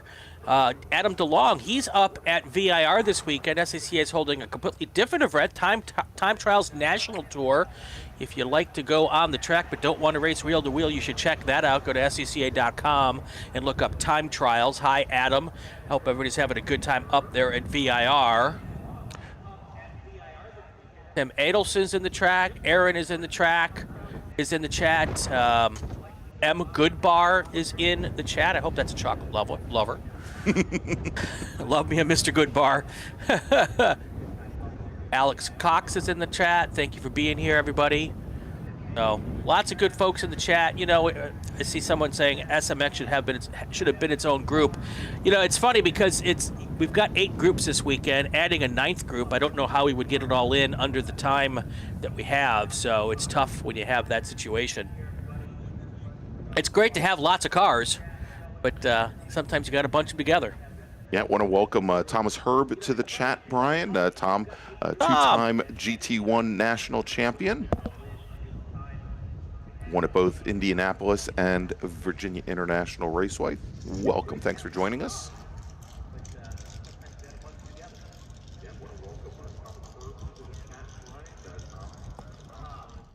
Robert Hill Jr. just joined in.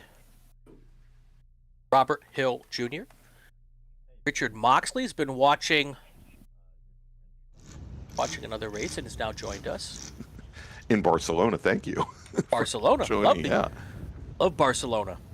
Some of the best paella in the world. I'm thinking about food again, It's the one food that they don't have at Road America, Brian. So yes, I will concur. Yeah. Now, if you could find a way to drop some Johnsonville brats into a paella. Oh, I could find a way. Yeah. Don't tempt me. Don't dare me. Yeah. Don't double dog dare me. Overpower the seafood. That's all. All right. So again, we are under full course caution here at Michelin Raceway Road Atlanta. We are currently working lap number 6 of these races are 19 laps or 35 minutes, whichever comes first. And I think, Brian, we know which one's going to come first. Yeah, I think we're going to end up this one on time without any questions. Exactly. Here. And again, although our ticker is showing yellow flag conditions, we are actually under black flag conditions here at Michelin Raceway Road Atlanta. We have all of our drivers on the pit lane. Look at that. We've got some in-car video from Austin Hill. Austin, driver of the number 08 Mazda SMX machine. Austin currently running 9th in the class. I'm trying to see what this what the barcode's going to send me to. Oh, Austin Hill's website. Well done. Karting legend, Austin Hill. Oh, marketing legend. That's awesome. Yeah. That's pretty smart. I don't know that I would have thought to do that. That's why I'm an old guy and he's not. And Brian Straczynski tells us that if you're interested in watching the IndyCar race from St. Pete this weekend, they're under caution also, so you might as well just stay with us. That's right. Yeah, say hi. Well, that's IndyCar Net. That's the next series, I think, that the DJ's running. Just had our you know, and speaking of IndyCar at St. Petersburg, there's a whole lot of our SCCA flaggers who are at St. Pete this weekend working that IndyCar race. So if you're watching in our chat, watching at home, and want to get involved, not only can you come out here and work for our races, but the skills that you gain from working our races qualify you to go work pro races like IndyCar and IMSA and Formula One. And it's a great opportunity to get out there. You still got to get your travel back and forth to those races, but at least you get in free and you get the best seat in the house, Greg. Be trackside at that course. I love that layout there. It is so challenging. I'm old school. I never really paid much attention to IndyCar there, but for years watched the World Challenge Series race there, and absolutely love it. And of course have to mention my good friend Tristan Herbert, who when he was a rookie in World Challenge, that was always the opener for World Challenge. And he took wins both on the Saturday and Sunday races as a rookie. Nobody knew where that Volkswagen Golf he drove came from. But it looks as though we've got some oil dry down on the track there. But it looks as though have we had both cars removed? It looks as though we have. Mr. M. Goodbar has confirmed that a love of chocolate goes with the name, so very nice to know. Loving that.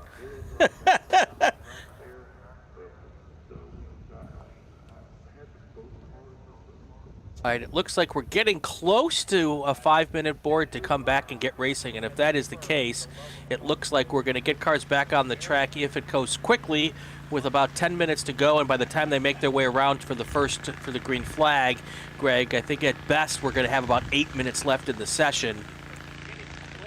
And there is a possibility the stewards have the discretion to add time to the clock. So we will see if that's something that they choose to do, and we will keep an eye on that. And as soon as we know what's going on, we will absolutely share it with all of you as well.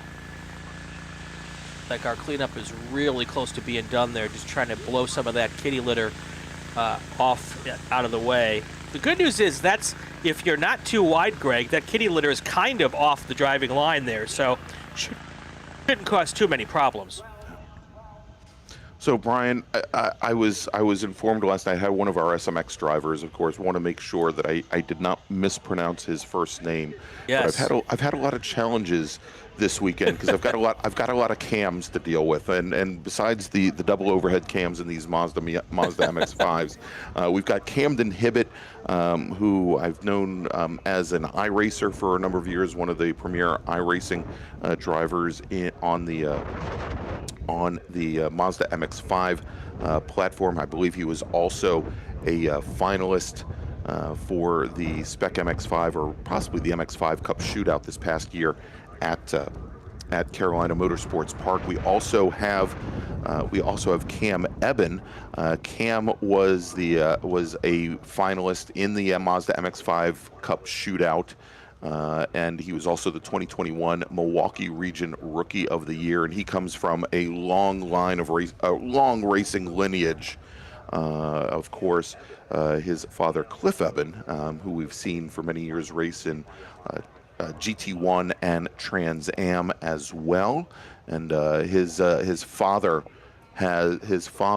is a former multi-time GT1 national champion. And then there's one other Cam, and that is Camden Gruber out of Winchester, Virginia, who I've known for a number of years, who's raced in the Mid-Atlantic Road Racing Series in Spec Miata, moving this year to SMX and running with Planet Miata.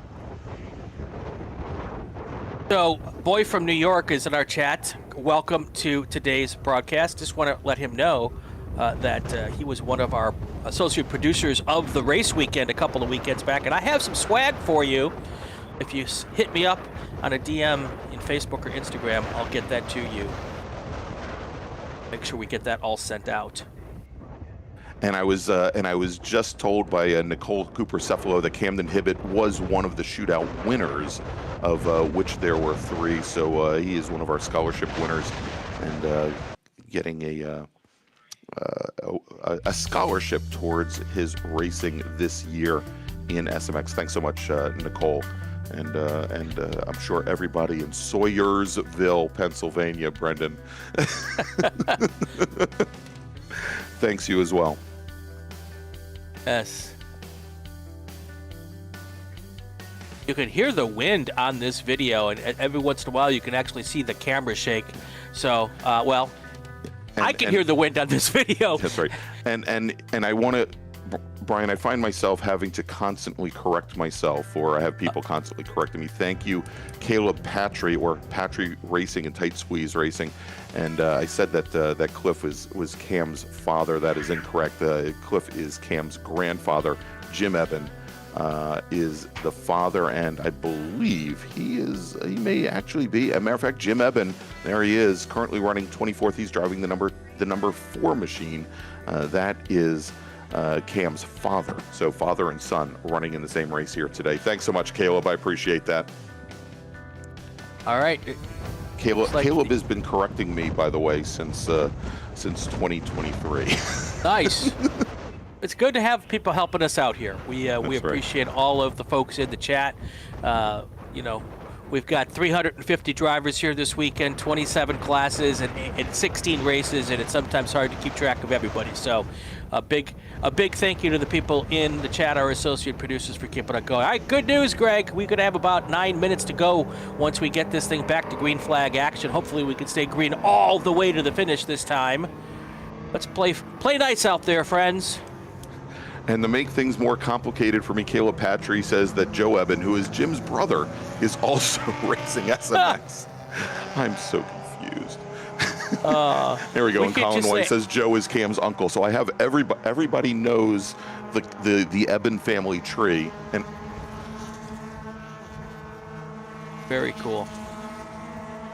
We talk about it often, how SCCA, and it's all of racing, it's not just the SCCA, family affairs up and down the paddock on pretty much every racetrack out in North America every weekend.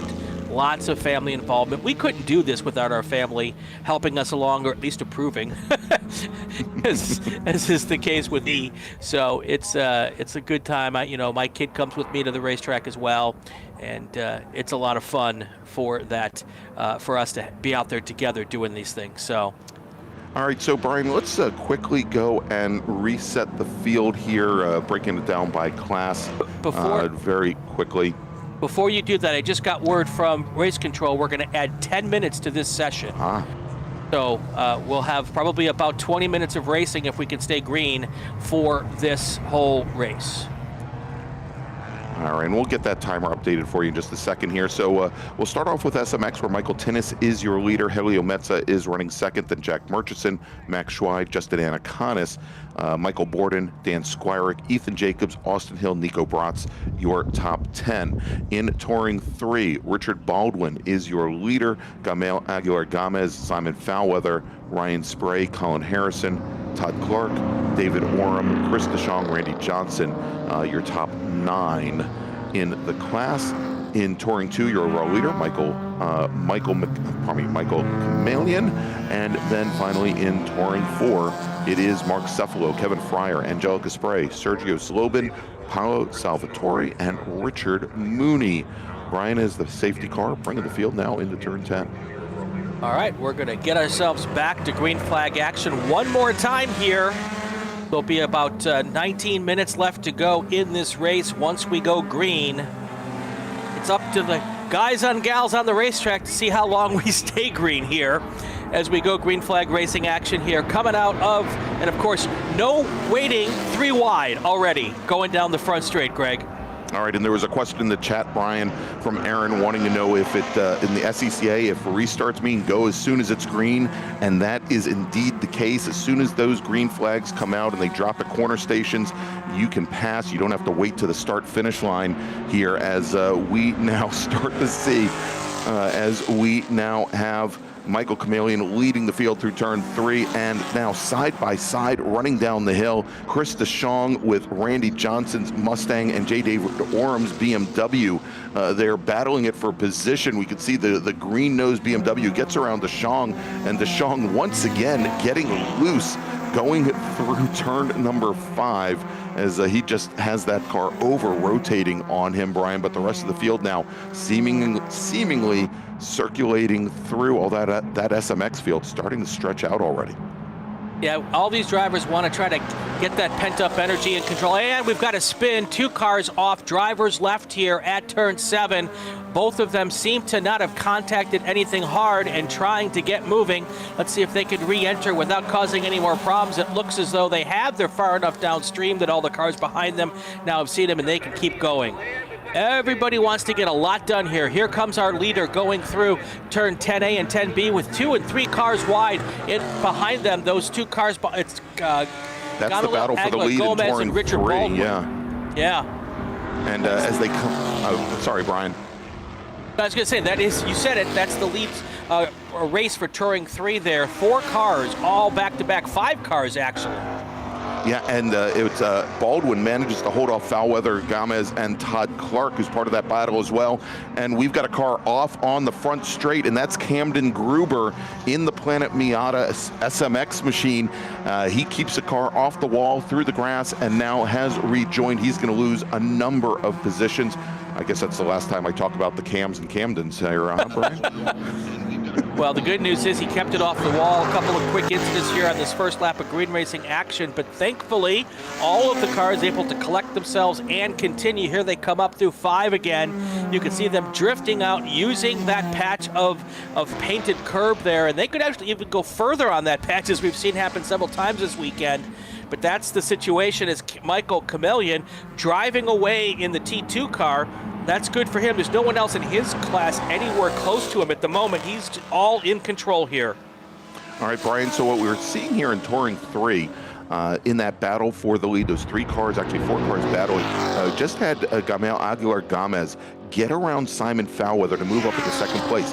So the Nissan 370Z, both it and the 350Z, driven by Baldwin, 2 of the heaviest cars in the Touring 3 class. However, they've got incredibly good brakes on them, but the BMW quite a bit more nimble. And what we saw is Aguilar Gomez go incredibly deep into turn number 6, come underneath the BMW before he had a chance to turn in, and see there as the BMW tries to carry a little bit more speed, though, down out of turn 12 onto the front straight.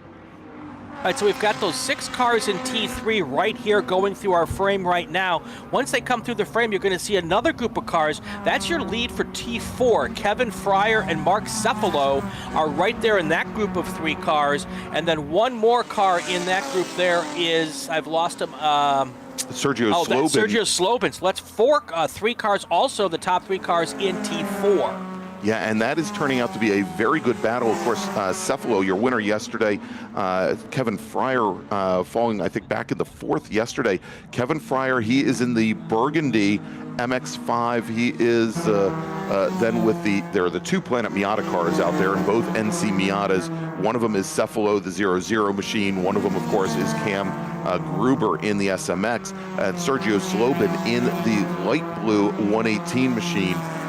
Here, and Kevin Fryer, I think this is the first time that he has led this weekend, has a lot of experience here at Michelin Raceway Road Atlanta, but in an ITB BMW 2002, not so much here in the NC Miata. He started running this car back in 2016. He had already moved out to the Chicago area from the Washington, D.C. area, and we're seeing here as we're going back, Brian, to full course caution. We are back in full course caution. Not sure what the situation is causing this at the moment. We didn't see anything on our cameras at the moment, but there's certainly something causing that.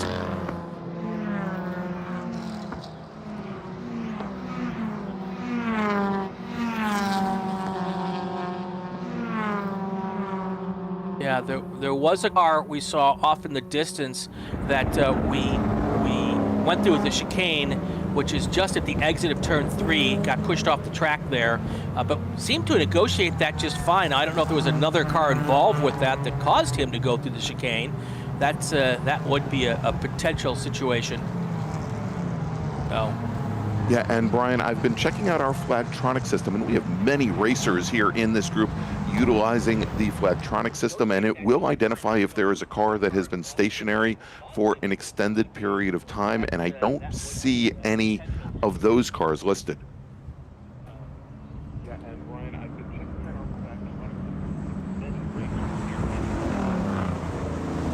Well, as we get through these cars here, and we're in our third full course caution of this race, we can remind everybody that STL and STU is up next, and that will be another 19 lap race, or 35 minutes. All right, Brian, I'm getting a little word from race control. Still do not have a car number, but we did have a car that went off at turn 1 and went wide through the gravel trap, started to head up the hill towards turns through the left-hand bend at turn 2, and at the top before you get to turn at number 3. Unfortunately, it's not in our camera view. Again, we are trying to get a bead on the car number up there, and as soon as we get that, we'll let you know. But as you mentioned, we've got our Super Touring group coming up next. Let me make a quick call to the grid for that. Attention in the paddock, attention in the paddock. Race group number 5, Super Touring Light and Super Touring Under, please head to the grid. Super Touring Light and Super Touring Under, please head to the grid. And want to make one other call, and this is for the number 43 machine from race group, I believe is race group number 7, car number 43 from race group number 7, please come to timing and scoring on the 2nd floor of the media center.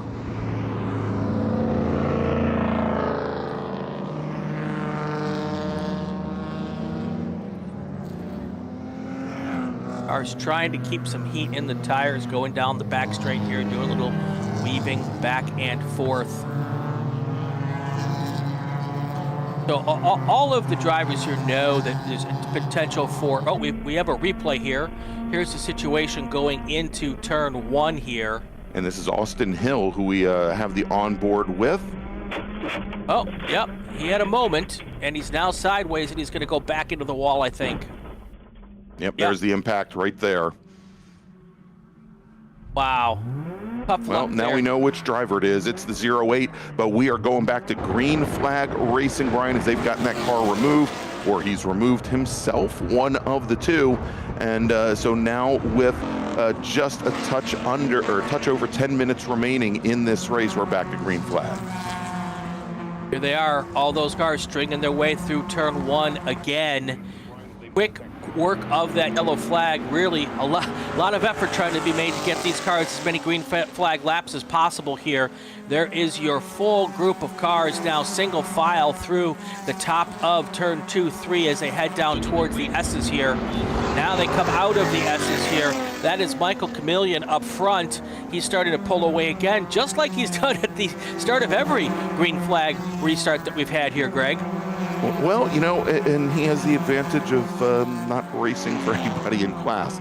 So, you know, kind of let him go. But, you know, every time we have one of these restarts directly behind him, you know, the gauntlet gets thrown down between the two Nissans of Richard Baldwin and Gamel Aguilar Gomez, Simon Foulweather, Todd Clark, both in BMW 330 CIs to E46 BMWs here, and now Colin Harrison is there as well. And a matter of fact, we've got here in this line coming now down the back straight, Brian, I think we've got actually every car up to David Oram in that bright green BMW. We've got our top 7 cars in T3 all in a row now coming out of turn 10 and going up the hill. Yeah, fantastic racing in T3, and then of course you've got your top 3 cars in T4 back to back to back as well, right up in that group. Kevin Fryer, Mark Cefalo, and Sergio Zlobin. So, and a car that just went off there at the exit of 10B, or right between 10A and 10B, that one has been able to continue. We also had a car go 2 off, or even 4 off possibly, between 12 and turn 1. That car was able to continue. So they're all trying to get as close to the front as they can here with 8 minutes and 30 seconds left in this race. All right, and we're trying to get a handle on we're trying to pick up the T4 battle, and here it comes right now, actually going through turn 5. It is the burgundy number 98 Mazda MX-5, and then the yellow and green machine of Mark Cefalo. Here they come into turn 6, Brian. This is the battle for the lead in Touring 4, just ahead of that, just ahead of the T4 BMW, the T3 car of Orem. Those two racers, they haven't really, I don't want to say they've left Sergio Slobin, but right in the middle of that group, directly behind our T4 leaders, there is Sergio Slobin trying to use some of the faster cars to pull him down the front straight. He's got to get ahead of, I think, 4 cars to get up to our T4 leaders. There was a car hanging it out there at the exit of 7, just able to collect it. That was pointing almost in the wrong direction there, but good on him for getting, 2 cars off now. Big cars off, going into the gravel traps. Not quite sure which 2 cars those are. I think, Brian, I think that may have been Fryer and Cefalo, possibly. I believe so. That went off, and we'll verify that in a moment, of course. And indeed, yes, it was Kevin Fryer and Mark Cefalo, both going into the gravel trap, trying to outbrake one another into turn number 10 and reaching the limits of what those T4 machines, Touring 4 machines, will do. Even with ABS, that is now going to move Sergio Slobin up into the lead in T4. I have not seen either one of the cars come around. Let's take a look at a replay here coming into the corner. So this was the first car going into, we had this a little earlier. There they are. Ooh, very close to that. How that car didn't hit the wall there, I have no idea. So, and I'm hoping we'll be able to get a replay of the second incident in just a second here. And as we watch this replay, Brian, we are going to full course caution once again here at Michelin Raceway Road Atlanta.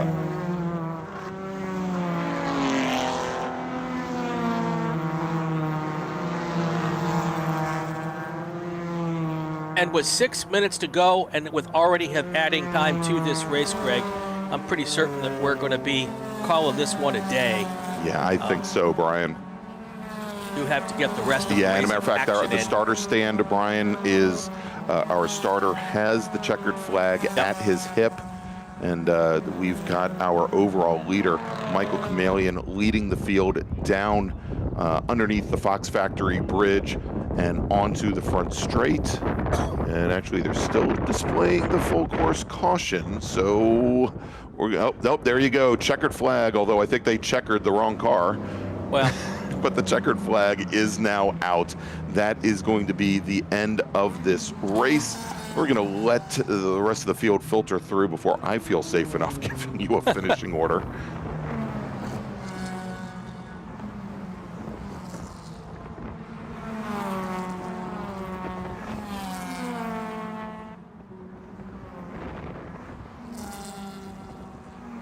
All right, so and Brian, in the chat we had Michael Berger, I think, responding because there were some questions about our timing and scoring pylon that we have on the left-hand side of the screen, and indeed he's correct. If you see a name in blue, a driver has reset fast lap personal best, and if there is a purple name, that means they have just set the fastest lap of any class in the race. All right, so let's go. We'll run down the finishing order here. But actually, before we do, Brian, let me make a final call to the grid for our next race. Attention in the paddock, final call to the grid for race group number 5, Super Touring Light and Super Touring Under. This is your final call to the grid. Race group number 5, Super Touring Light and Super Touring Under. Please head to the grid.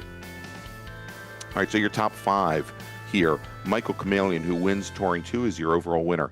Then we've got the next 4 cars all in Touring 3. Richard Baldwin, Simon Foulweather, Gamel Aguirre-Gomez. That'll be your top 3 in Touring 3. Todd Clark will round out your top 5. He finishes just off the podium. So let's now move over to Touring 4, where Sergio Slobin will take the win. Richard Mooney will finish in 2nd, and then Angelica Spray will finish in 3rd, with Paolo Salvatore just off the podium. And then finally in SMX, taking the win, going flag to flag, Michael Tinnis. Michael Borden, who started back in 11th position, he will finish 2nd. Justin Anaconis, who started 12th, will finish in 3rd. Great runs for both of them. Don Squirick, who started off the race in 10th position, he'll finish just off the podium in 4th. Will Robinson will finish in 5th. So we're going to have a bit of an extra long break here because there's a lot of cars. We call them double dippers. They race in this race, and then they also race in the STL-STU race, which is next.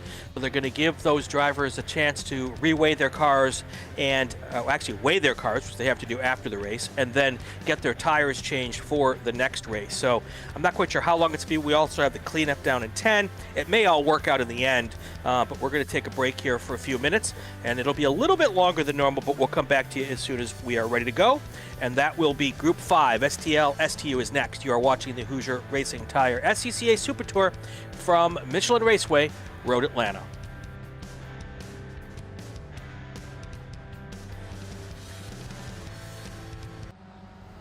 Mazda's been very supportive of racers within the SCCA and all the other grassroots organizations for many, many years.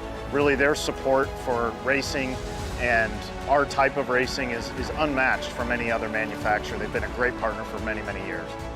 Mazda, hands down, is the best company to work with for sports car racing. Factory support is second to none. It just feels right. You feel connected.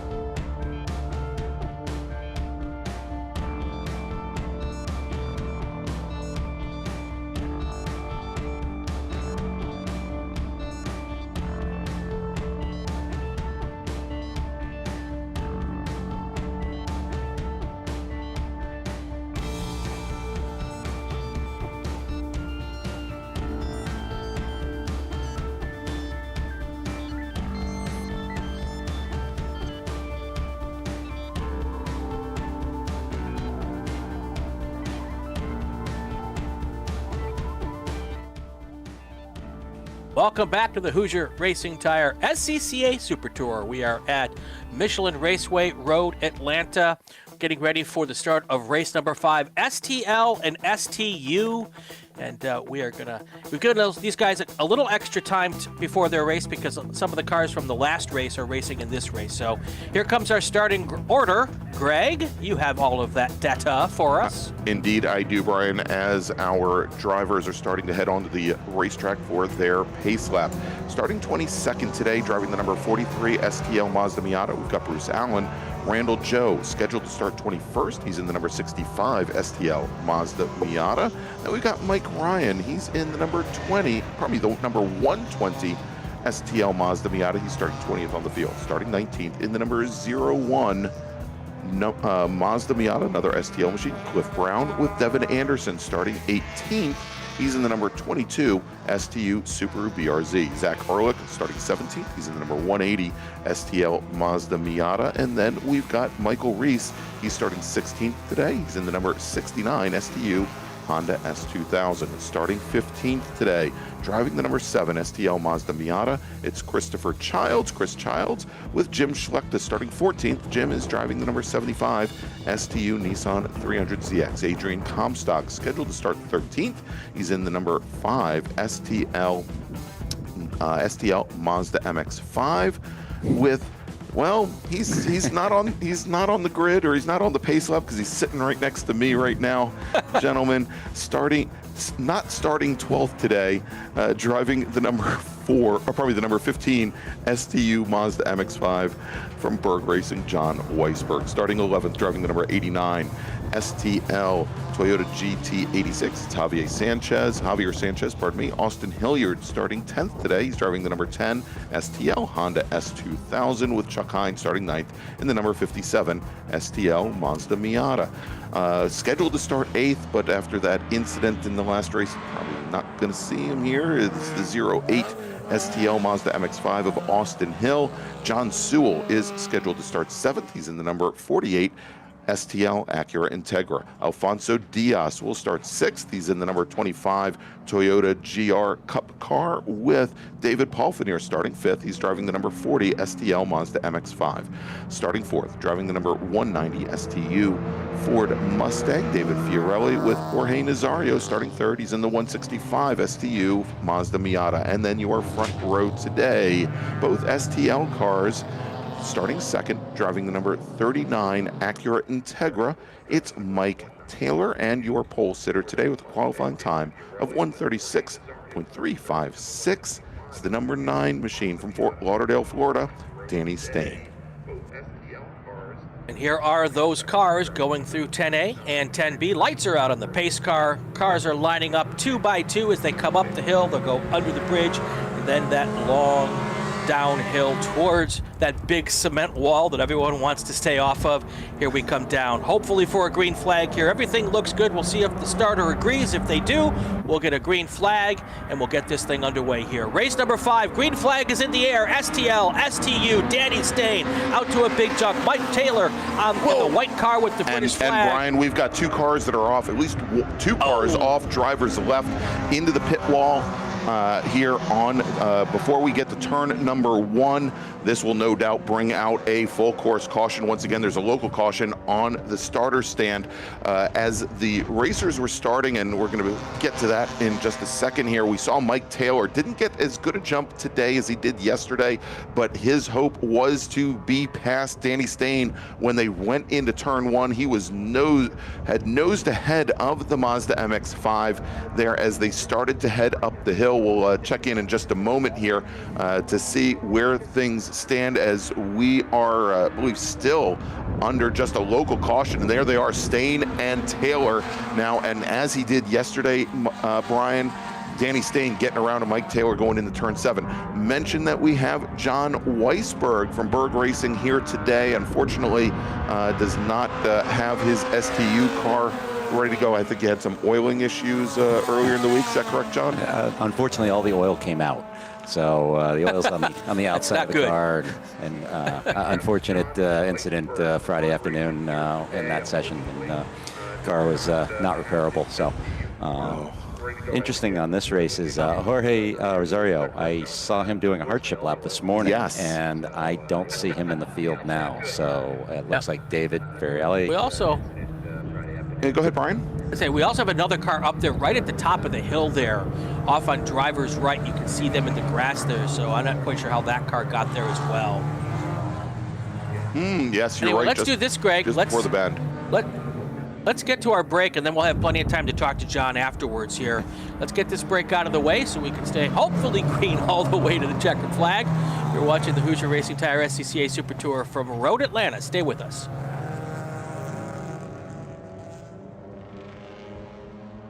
Hoosier Racing Tire is proud to be the presenting sponsor of SCCA Super Tour. Hoosier's mission is to be the dominant customer-driven provider of tires to race teams domestically and internationally. At Hoosier, we know that our success is dependent on how well we meet our customers' expectations by providing the safest, most reliable, high-quality race tires that put you in the winner's circle. For more information, see our trackside support personnel or the local Hoosier Racing Tire dealer near you, or contact us at HoosierTire.com. Hoosier Racing Tires, truly tires designed for champions. Mazza Vineyards is the exclusive sparkling wine for podium celebrations at the Hoosier Racing Tire SCCA Super Tour, SCCA Runoffs, and Tire Rack SCCA Pro Solo. Celebrate your racing weekend with Mazza Vineyards and learn more at enjoymazza.com. Tire Rack was established over 40 years ago by an SCCA member with a passion to find the right tires, wheels, and now brakes and suspension products for racers and enthusiasts on both street and track. As official tire retailer of SCCA since 1995 and sponsor of the Runoffs Polo Award, along with the National Solo Program, Time Trial Nationals, and National Tour and Track Night in America, Tire Rack is proud to support the SCCA and its members as they go have fun with cars. As the official fuel partner, Sunoco has been helping the SCCA and their drivers perform at their peak since 2001. Mile after mile, race after race, Sunoco has trusted the fuel over 50 racing bodies, including the SCCA, SCCA Pro Racing, Trans Am, NHRA, and NASCAR. As the largest manufacturer of race fuels, they're passionate about helping drivers and teams take the lead. To find race gas near you, visit SunocoRacefuels.com or call Sunoco at 800-RACE-GAS. Bravo Trailers is the exclusive trailer partner of the SCCA. Owned by longtime SCCA racers, Bravo Trailers work better, load easier, and tow better because we build them with racers in mind. Visit BravoTrailers.com to see your new trailer in aluminum or steel. If you like what you see today, become part of the action by joining the Sports Car Club of America. Whether you want to drive, flag, organize, officiate, have fun with cars, or meet 65,000 enthusiast friends, SCCA offers plenty to feed your motorsports obsession. Ask someone trackside about how to get involved or visit SCCA.com for more information. And we're back at Road Atlanta. This is the Hoosier Racing Tire SCCA Super Tour. We are under a full course caution here for two situations. One on the front straight right after the green flag. We had two cars go into the wall just down by the end of pit lane. We also have a third car that is up at the top of turn 10 that they're going to want to get out of there before we get going. So we're going to have a little bit of time, Greg, to talk with our guest. John Weisberg. John Weisberg. I'm glad I'm not just out there driving around under yellow right now. So That's true. That's right, true. But I bet you'd rather be out there driving around under yellow. Yeah, you know what? I admit it. I'd rather be out there. So. And so right as we were going to break, or it may have been right after we went to break, I was talking to John, and he mentioned, Jorge Nazario, running an STU, had taken his car out for what's known as a hardship lap after he had some mechanical issues during yesterday's race, and I think almost everybody had mechanical issues in STU yesterday. Yeah, including David Fiorelli, exactly. I always mispronounce that. But and I saw David's car going pretty slow towards the end of yesterday's race. Yes, yeah, they were all starting to come off pace, but and we thought that maybe Jorge Nazario did not make the grid today. That is not the case, Brian. I'm fairly certain that the 165 car is actually the one that is up at the bend over at turn 9 on the back straight. That we are showing on our Flagtronic system that that car is currently stopped. And then, of course, we had the issue with the two cars on the front straight here. and trying to determine, I believe. I think it's Tyler Brown and Randall Joe. Although yes, Tyler Brown, actually, no, I believe it's Randall Joe and Michael Reese are the two cars. Tyler Brown has just made his second lap, so yeah, that would make sense. Those were the two so that would be involved. Michael Reese's car still on track there because it. I know he has the S2000. I've known Michael. Michael and I have been friends since I think '93. Wow. We met at Lime Rock racing Volkswagens in ITB or ITC. I can't remember. Yeah, so that makes sense now. So the Reese machine, the black Honda S2000. Getting removed, and it looks like they've got it on the flatbed now.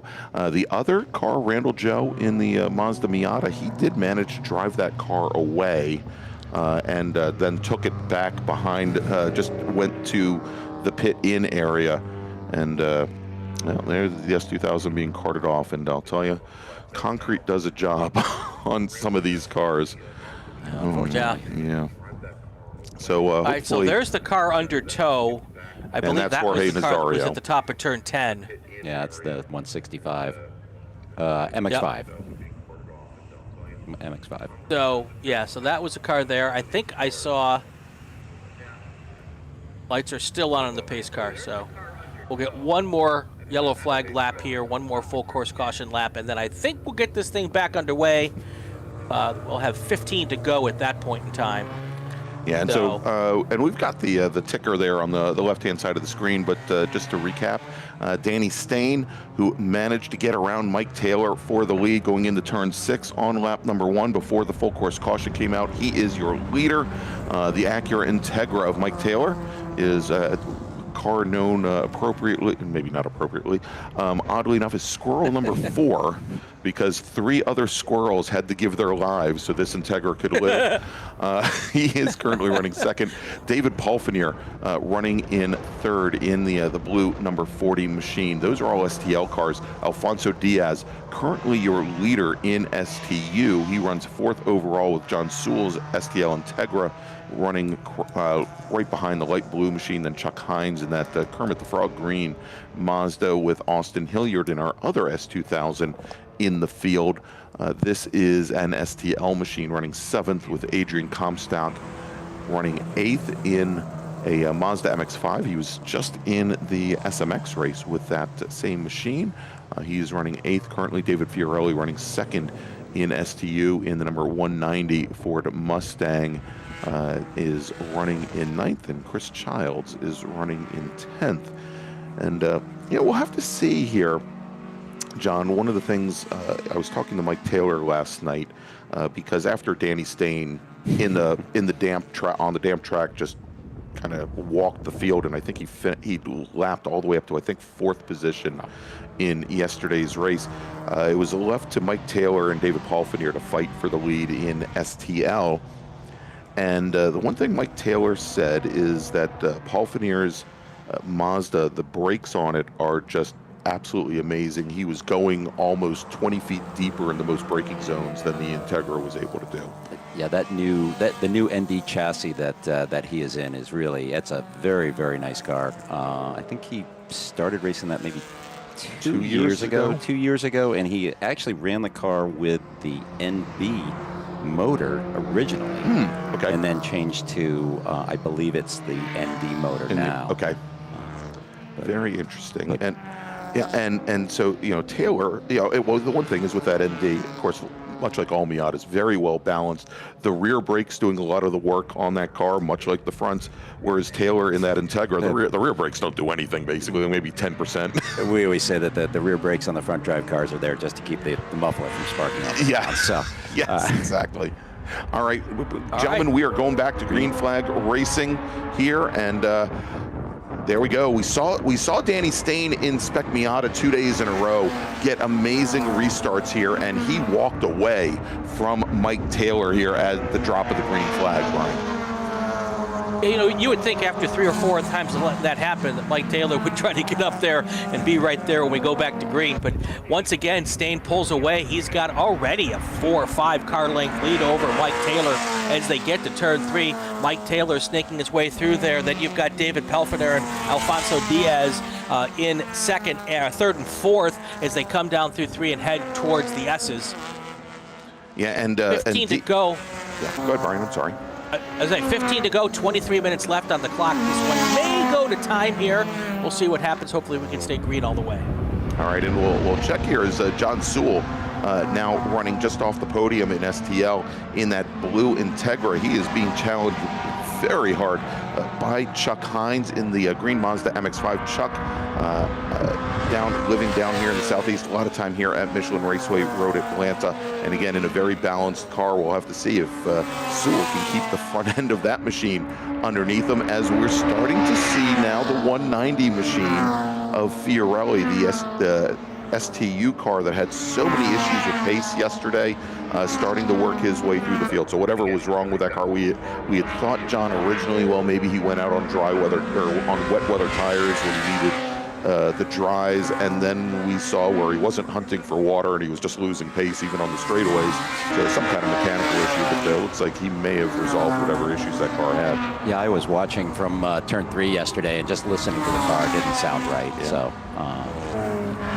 So I would assume that that's either a V6 or one of the turbocharged. It is one of the 4-cylinder EcoBoost turbocharged motors, and I actually raced a car with that motor in it, and it's difficult to get right.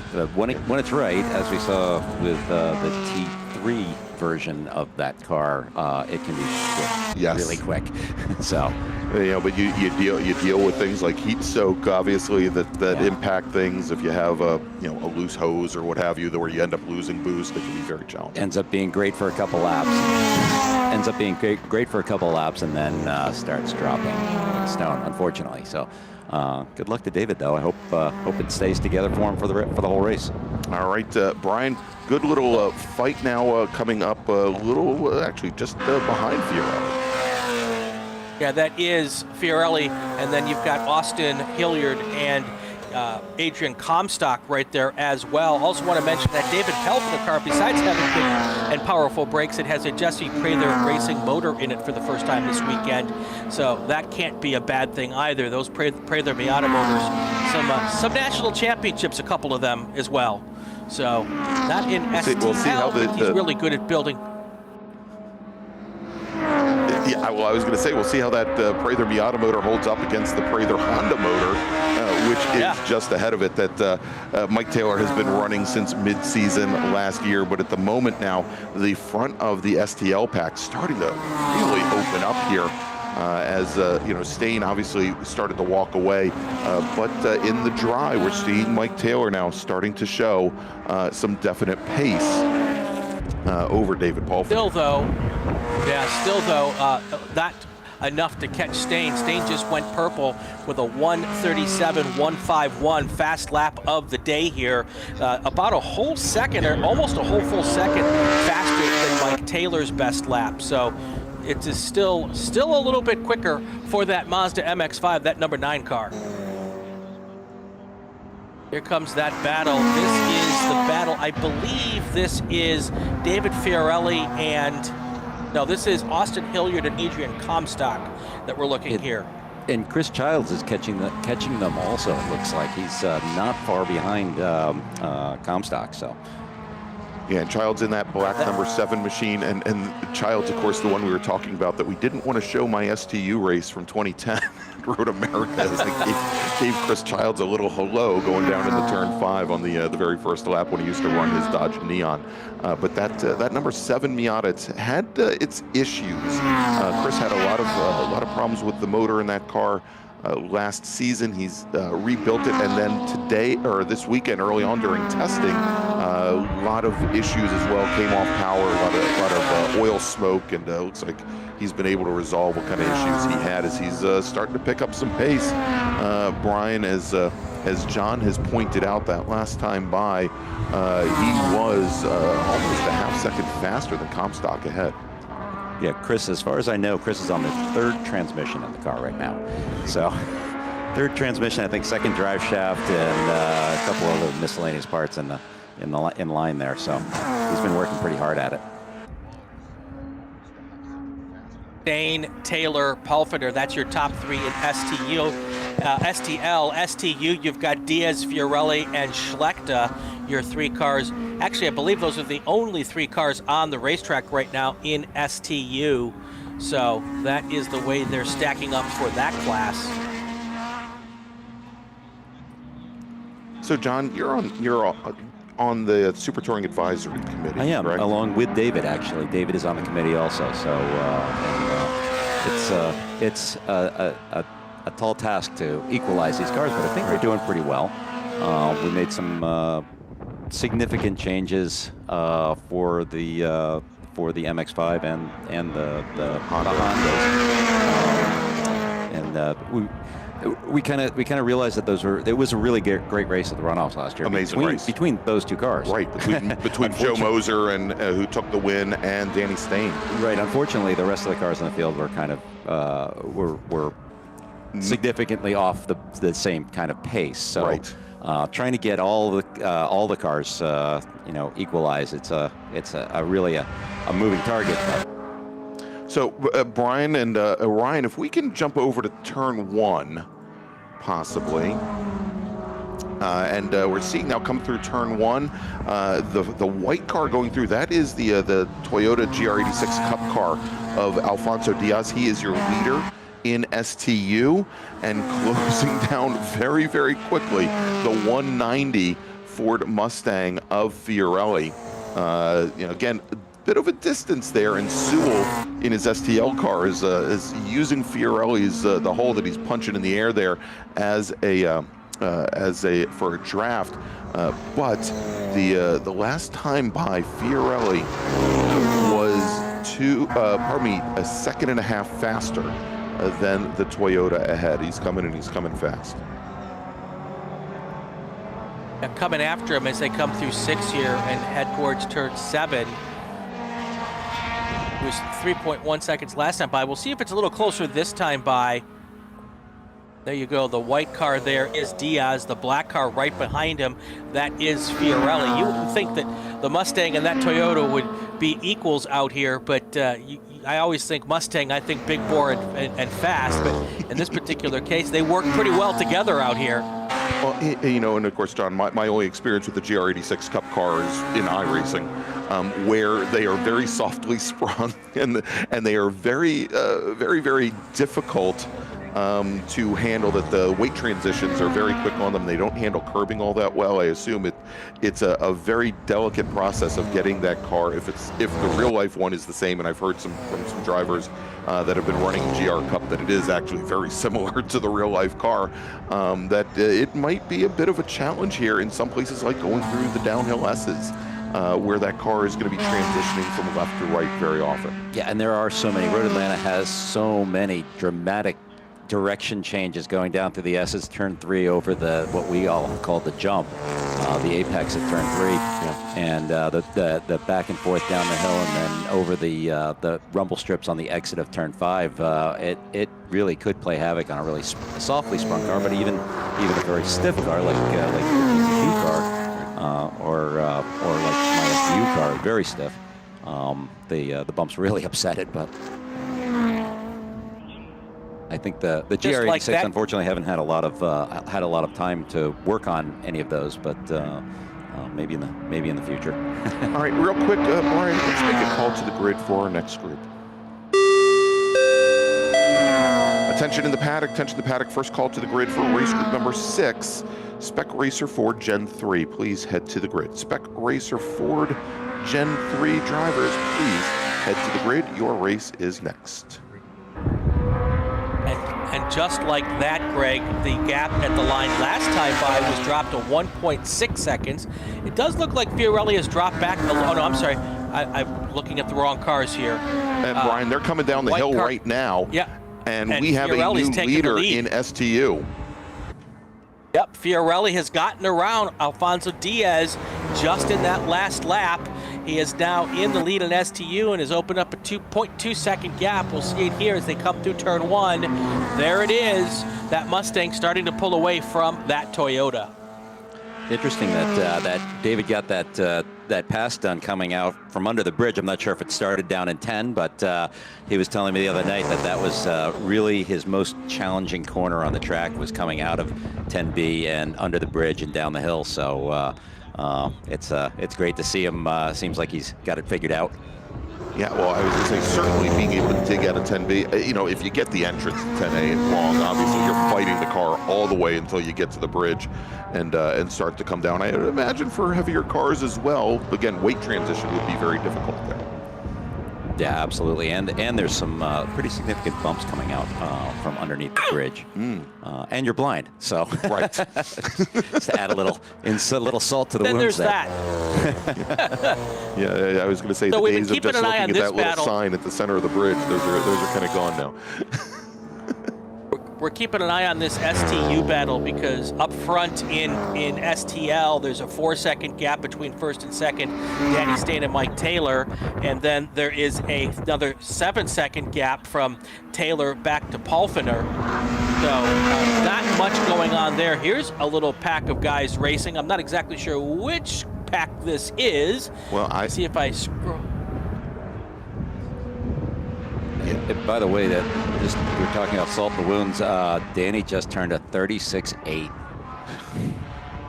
Just unbelievable how quick he is around here. So the battle that we were watching there, Brian, is I believe that is Javier Sanchez in his GT86 car. We've got also the and that is an STL machine. Devoto, Center Smith, and Tom Brown as well. And I'm sorry, it actually starts with Andrew Devoto, so it's Center Smith and Tom Brown and Tyler Brown, I believe, in that group as well.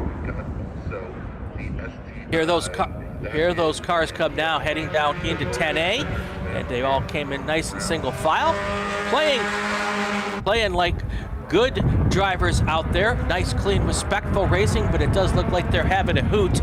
It's always fun. Well, I was going to say, Brian, they better be respectful because they're all teammates. Well, that don't mean nothing. I know they're all they're that, and they've got a long way to tow back if they don't. They've got a long way to tow back if they aren't respectful. There is Sneaky Moose Motorsports coming to us from Wisconsin, just outside of Road America. Uncomfortable moments of the trail. Yes, for about 14 hours. And they really are nose to tail. After this one, right?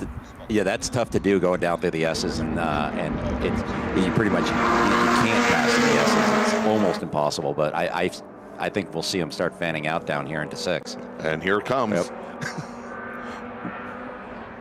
The great Swami has called it here as they start to get a little bit racy here with 10 minutes to go on the clock, 7 to go lap-wise. We might get this one in on laps, Greg, even with our early full-course caution here.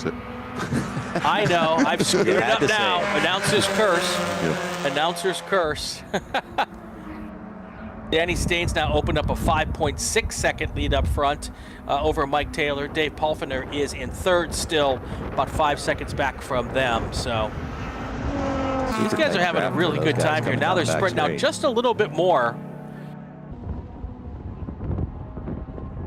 You know, it takes a lot of trust, John, to go through the S's nose to tail like they were a couple of laps left.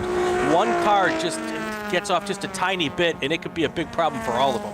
Yeah, it really can. I mean, and you never know what happened on the lap before in the S's. And unfortunate for one of our drivers during Friday is what happened after he got there and found my oil. Unfortunately, all over the track. So. Right. And it is such a high commitment corner. You're right on the edge of adhesion, left side of the track to the right side, back and forth. And with the rain that we've had here, the rain collects at the bottom of the curb, and if you get a tire on it, it is treacherous. And so I think. So John, go ahead, Mark. I was going to say, John, where do you rest on this track? Just a little bit between 7 and 10, around 8 for about 10 seconds? Depending on the car, you can take a good breath between 5 and 6.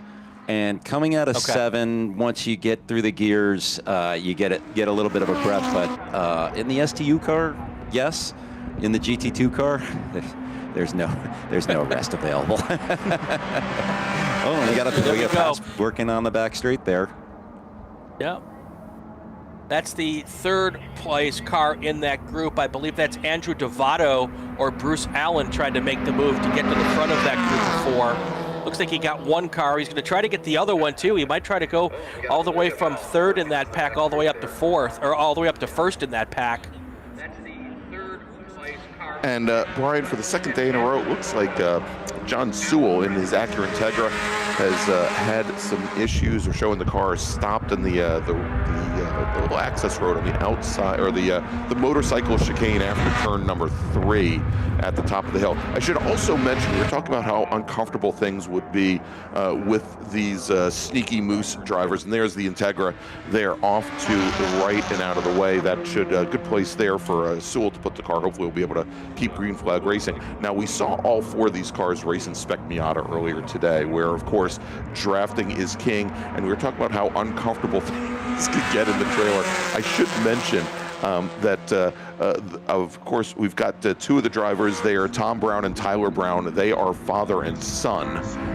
Tom Brown being the father, Tyler the 2-time June Sprints winner, and having obviously a little challenge here today in STL, but these Spec Miatas grossly underpowered compared to most of the other STL machines that they are racing against currently.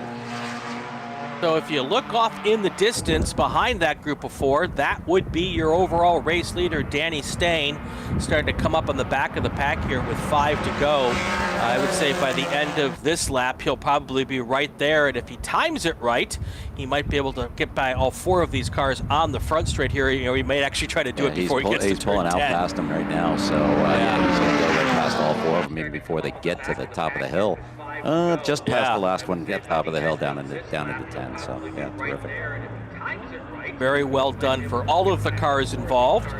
They certainly don't want to get in the way of the leader as he comes through, and that is about as textbook as you can make it for Danny Stain here as he comes down. This time by is going to be 4 laps to go in this race, Greg. Probably should make another call to grid. Let's do that, Brian. Attention in the paddock, second call to the grid for race group number 6, Spec Racer Ford Gen 3.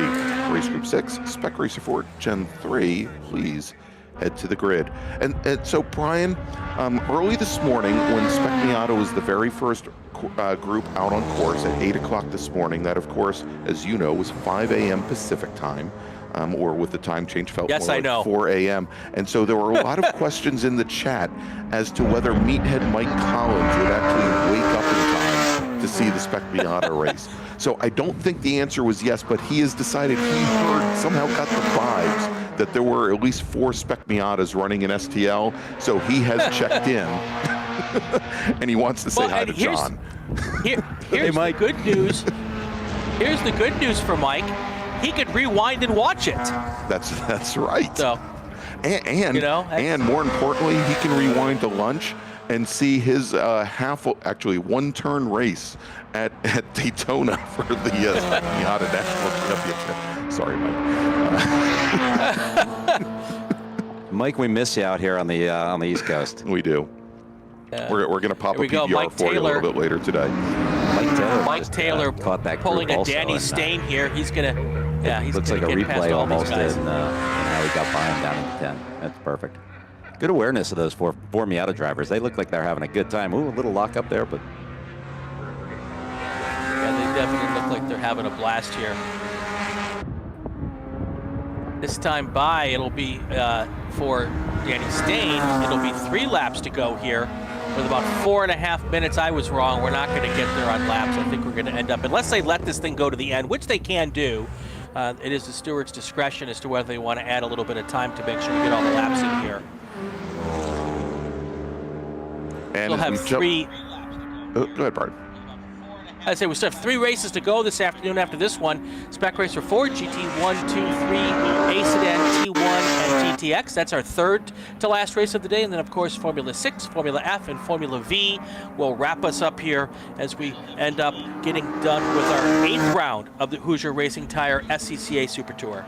And we will, John, see you in that big one. Yeah, today. Absolutely.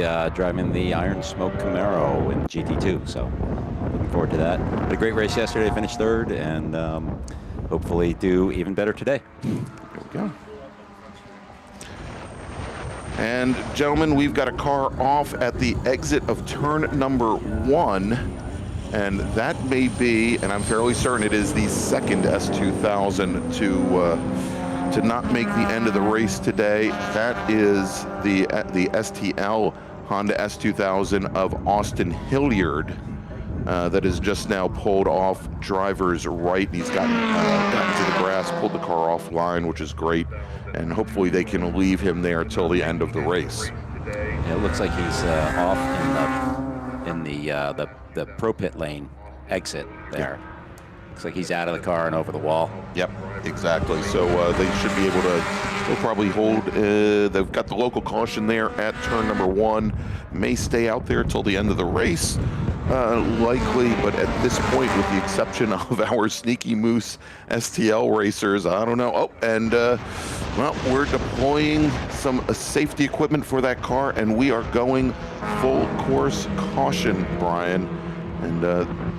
And the word we're getting from race control is the S2000 put down a good amount of oil on the front straight. As a matter of fact, we see now the starter stand also holding up the debris flag. And yeah, we can see from here a good streak of black down the left-hand side of the track. So yeah, that's unfortunate. That means he's on the right-hand side of the track at where he stopped. So probably some a decent amount of oil going across the racing line there.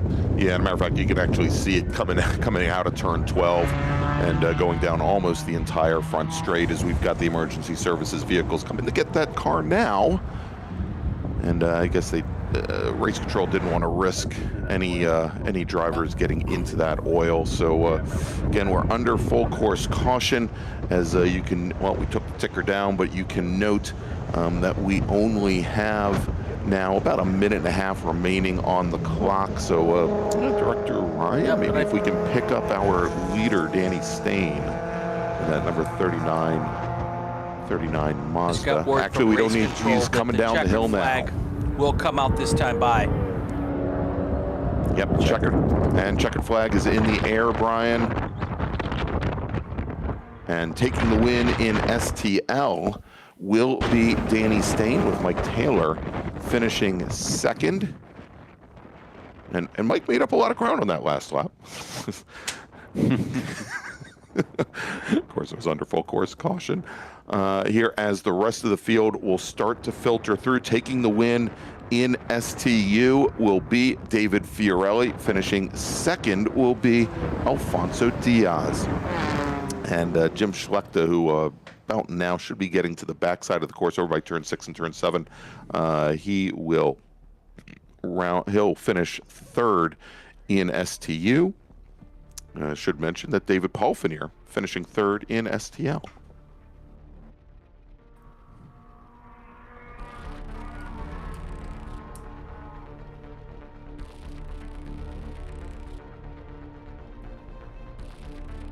Well, the good news is we got most of this race in under green, at least after that first full course yellow. A lot more green flag racing in this one. And also helps that there were a few less cars in this race as well. Without a doubt. All right, Brian, real quick, let me make a final call to the grid for our next group, and then we'll run down a little bit more of the finishing order here as Jim Schlechter is bringing a number of cars with him across the finish line. Tension in the paddock, final call to the grid for race group number 6, Spec Racer Ford Gen 3. Please head to the grid. This is your final call. Race group 6, Spec Racer Ford Gen 3. Please head to the grid. All right, so let's take a look at the finishing order here. Pretty easy in STU. We talked about David Fiorelli and Alfonso Diaz. Jim Schlechter will finish third. And unfortunately, the fourth driver racing in STU, Michael Reese, did not complete the first lap. If we go over to STL, our overall winner, Danny Stain, in his Mazda MX-5 out of Fort Lauderdale, Florida. Mike Taylor will finish second. David Palfinier will finish third. Chuck Hines finishes just off the podium in fourth, with Javier Sanchez finishing in fifth. Chris Childs will finish sixth. Adrian Comstock will finish seventh. And then we've got Andrew Devoto, Center Smith, Tom Brown, Tyler Brown finishing 11th, 12th, 13th, and 14th, and finishing in 15th, Bruce Allen. All right, before we let John go, John, without giving it all away, what's the plan for race 7? What's the plan for that big bore race? Well, the car is still a little bit new to me, so and one of the reasons I'm doing this race in that car is we're getting ready for the Trans Am race here in 2 weeks. So it's track knowledge right now. We're working really hard with Chad Bacon Racing and trying to get set up right for it. But my plan is have some fun, keep it clean, and bring it home in one piece. So how hard is it to get your brain to switch gears between the MX-5 car and that big GT car? Well, the biggest thing probably is gear selection, because the GT car being a 4-speed and the MX-5 being a 6-speed, where we actually use 6th gear. It's every time going down the back straight, I have to tell myself it's not a 5-speed. It's not a 5-speed, and I a couple of times I've actually popped it out of 4th gear and going for 5th, and I have to say, oh no, and put it back and forth and keep going. So that I find is the hardest thing, and just the physical size of the car. I'm used to quite a bit smaller car, and my brain thinks it's a much bigger car than it actually is. It's actually very nimble and just an absolutely super fun car to drive. It's cool. Very raw. All right, you got work to do, so go get after it. Have fun, and hopefully we will be around to watch. We'll be tuning in for the Trans Am race to root you on as well. So, well, thank you very much, and thanks for having me. This was a lot of fun. I hope maybe we can do it again sometime. Not sure what my next SCCA race is, but I think it might be Mid-Ohio. Unfortunately, not available for VIR at this moment, although it's possible. Well, hopefully, come up and say hi to me at Mid-Ohio. So yeah, definitely Watkins Glen, and the June sprints are on the schedule. Planning on taking the GT2 car to the runoffs this year too. So excellent. So that's the plan, and hopefully racing in STU at the runoffs, but not necessarily in a Mazda. So. That's a surprise, and most people know about it already. But but he won't. But I'm not going to say it here. Yeah, hopefully that car is kind of in development right now. Going to be doing a lot of testing up at Watkins Glen with it. Don't want to really race it just yet, just because we don't get enough track time at one of these events to really do some quality testing. So we'll be testing that at track days at Watkins Glen, and hopefully everything works out. Car's about 90% done right now, but I'm looking forward to getting it out there. It'll be one of a kind, so it's going to be exciting. Cool. That's Very, Webster, very cool. New York's John Weisberg. Thanks a lot for joining us. We're going to take a break. When we come back, Spec Racer Ford 3 is next. Might be a little bit of time because we've got a lot of oil to clean up here, so hang with us, folks. We will be back in just a few minutes. You're watching the Hoosier Racing Tire SCCA Super Tour live from Michelin Raceway Road Atlanta.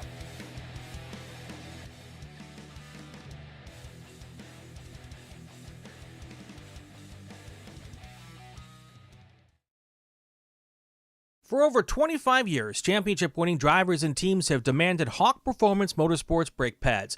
Now you can have their advanced technology on your daily car, truck, or SUV with Hawk Performance Street products. With the improved HP Plus pad for the hybrid street and track feel, or Super Duty pads for tow vehicles, their all-new ER brake pad designed to take on even the longest race, and their all-new high-performance brake fluid.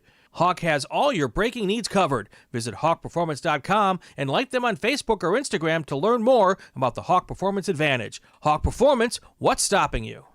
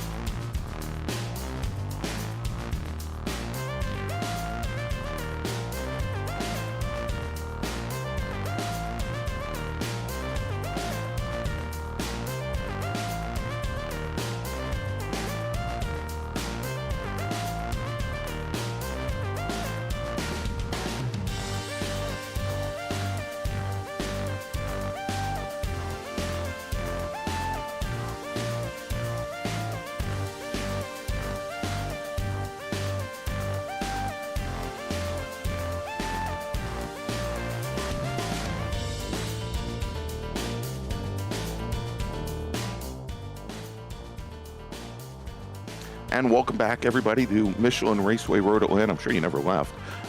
We are here for the 2024 Hoosier Racing Tire SCCA Super Tour, and after an extended cleanup period here on the front straight to hopefully mitigate the issues we have with some oil down, and you can see that oil dry that's been placed down on the front straight. We are ready to go racing once again, Brian, and this time it is Spec Racer Ford.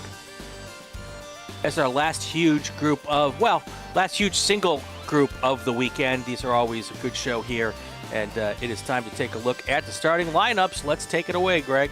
All right, sounds good. We had 43 drivers set times this weekend. We're going to give you the top 30. Starting 30th in the number 188 Spec Racer Ford Gen 3, Judson Holt. Steve Clifton is driving the number 04 car. He starts 29th, with Scott Monroe driving the 00 machine. He starts 28th.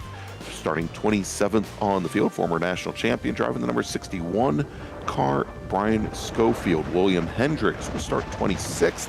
He's in the 101 car with Matt Gray, starting 25th, driving the 64. Joseph Maley will start 24th. He's in the 199 with Thomas Weir, starting 10th. Thomas is starting 23rd on the field. Starting 22nd today, John-Luc Liverato, who drives the number 8 car, driving the number 7 car. It's going to be Trey Ayers. He starts 21st. Starting 20th in the number 21 car, Charlie Rogers, with Trey Ayers' teammate Arvid Albanese, starting 19th. He's in the 77 machine. Mark Greb will start 18th on the field. He's in the number 71 car with Connor Roberts, starting 17th in the 46 car. Starting in the 16th position, driving the number 97 Spec Racer Ford, it's Michael Perotti with Cooper Travis, starting 15th. He's in the number 32 car. Then on row number 7, starting 14th, we've got Todd Vanacore in the number 119 Spec Racer Ford with Joshua Hansen, starting 13th. He's in the 44 car. Starting 12th in the 02, it's Jace Petty with Rob Clifton starting next to him on row 6 in the number 33 car. Then we've got John Green. John starts 10th. He's in the 29 with James Coffrey, former race winner here and national champion. James is starting 9th. He's in the 68. The number 187 car is driven today by Evan Slater. He starts 8th with Russ Turner starting 7th today. He's in the number 23. Richard Baldwin will start 6th today. He's in the number 25 car, coming off of his very strong Touring 3 race a little while ago. Denny Stripling will start 5th. He's in the 141 car. And then your second row on the outside, starting in 4th, yesterday's race winner, driving the number 19 machine, 2-time national champion, Bobby Sack, with Morgan Burkhardt starting next to him on the inside of row number 2. He's driving the number 2 machine. And your front row, 2-time national champion, Clay Russell. He's got the gray number 31 machine. He starts on the outside of row number 1. And your pole sitter today with a qualifying time of 1:33.956, driving the number 4 car, it's Grant Vogel. And we are coming up the hill, which is now called Turn 8, kind of Kink 8 here at Road Atlanta. Now down the hill and starting to line up 2 by 2, and they will come down for the green flag here. It's the third to last race of the day, and this is always a good one here, folks. These are all single spec cars, identical inside, except for the drivers. Most of them have the SADIV transmissions now. I'm sure there might be a handful of the H patterns, but most drivers now are making that switch over. And so basically identical race cars. This is the driver's class. It is fun to watch. All right, Brian, as the pace cars bringing the field now into turn 10, one of the things that we're going to have to look for is that outside lane. Drivers left. Our driver starting 2nd, Clay Russell. Our driver starting 4th, Bobby Sack.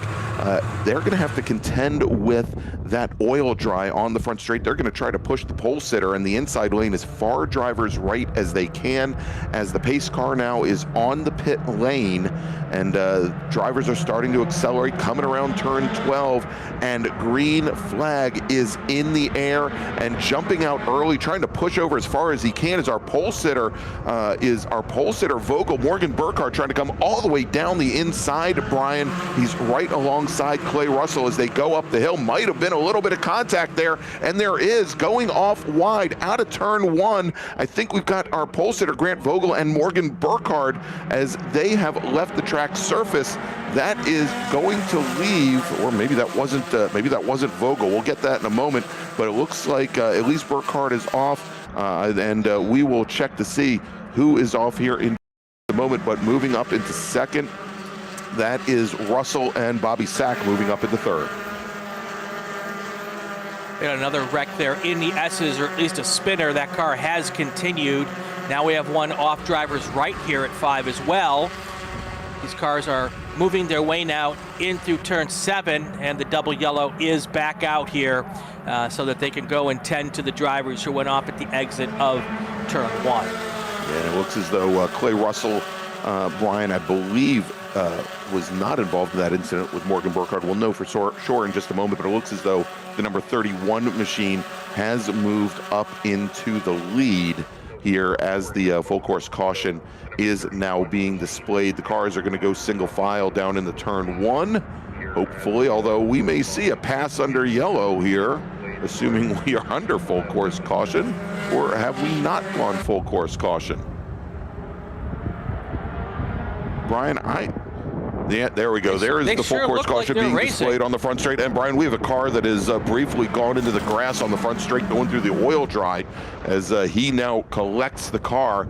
I think a lot of these drivers, Brian, did not see the full course caution being displayed. Certainly going down into turn 10, and as they come onto the front straight, still drivers 3 and 4 wide.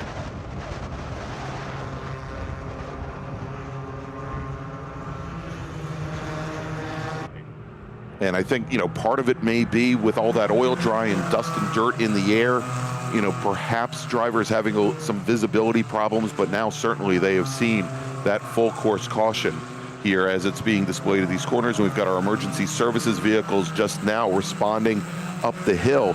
And Brian, here, let's get the handle on it. It is Evan Slater. He is your leader. Slater, who started off in 8th position, the 187 car. He takes advantage on that start. He moves up to the lead. Grant Vogel in second, then Denny Stripling. Stripling, who started in 5th position, he moves up to 3rd. Bobby Sack is 4th. Russ Turner is 5th. And the drivers that are off course, I am showing Morgan Burkhardt is off, and he may be the only car that was not able to recover from that contact on the hill going up into turn 2. Also showing Brian Schofield. He may be the driver that you mentioned over coming down through the S's. The number 61 machine did take the green flag, has not completed lap number 1. Yeah, definitely it was Clay Russell. He's now 39th overall. Morgan Burkhardt is the one car here who has not come around, so that car is the one. And if you look at the Flagtronics units, it also shows that the 2 car is sitting there at the exit of turn 1. So that's pretty obvious what the situation is with that there. So, all right, let's take an opportunity here while we have this full course caution. Let's take our break. We'll get that in, and then we'll come back and get everybody updated with what's going on at this moment. Hoosier Racing Tire SCCA Super Tour. We're at Road Atlanta. We'll be right back. For over 25 years, championship-winning drivers and teams have demanded Hawk Performance Motorsports brake pads. Now you can have their advanced technology on your daily car, truck, or SUV with Hawk Performance Street products. With the improved HP Plus pad for the hybrid street and track feel, or Super Duty pads for tow vehicles, their all-new ER brake pad designed to take on even the longest race, and their all-new high-performance brake fluid. Hawk has all your braking needs covered. Visit hawkperformance.com and like them on Facebook or Instagram to learn more about the Hawk Performance Advantage. Hawk Performance, what's stopping you? Tire Rack was established over 40 years ago by an SCCA member with a passion to find the right tires, wheels, and now brakes and suspension products for racers and enthusiasts on both street and track. As official tire retailer of SCCA since 1995 and sponsor the Runoffs Pole Award, along with the National Solo Program, Time Trials Nationals and National Tour, and Track Night in America, Tire Rack is proud to support the SCCA and its members as they go have fun with cars. Mazza Vineyards is the exclusive sparkling wine for podium celebrations at the Hoosier Racing Tire SCCA Super Tour, SCCA Runoffs, and Tire Rack SCCA Pro Solo. Celebrate your racing weekend with Mazza Vineyards and learn more at enjoymazza.com. Get more bang for your buck at summitracing.com. Choose from millions of in-stock parts from over 1,500 name brands. Parts for racing, street performance, trucks, plus tools, accessories, and more. Shop anytime, anywhere with the Summit Racing app. Hoosier Racing Tire is proud to be the presenting sponsor of SCCA Super Tour. Hoosier's mission is to be the dominant customer-driven provider of tires to race teams domestically and internationally. At Hoosier, we know that our success is dependent on how well we meet our customers' expectations by providing the safest, most reliable, high-quality race tires that put you in the winner's circle. For more information, see our trackside support personnel or the local Hoosier Racing Tire dealer near you, or contact us at HoosierTire.com. Hoosier Racing Tires, truly tires designed for champions.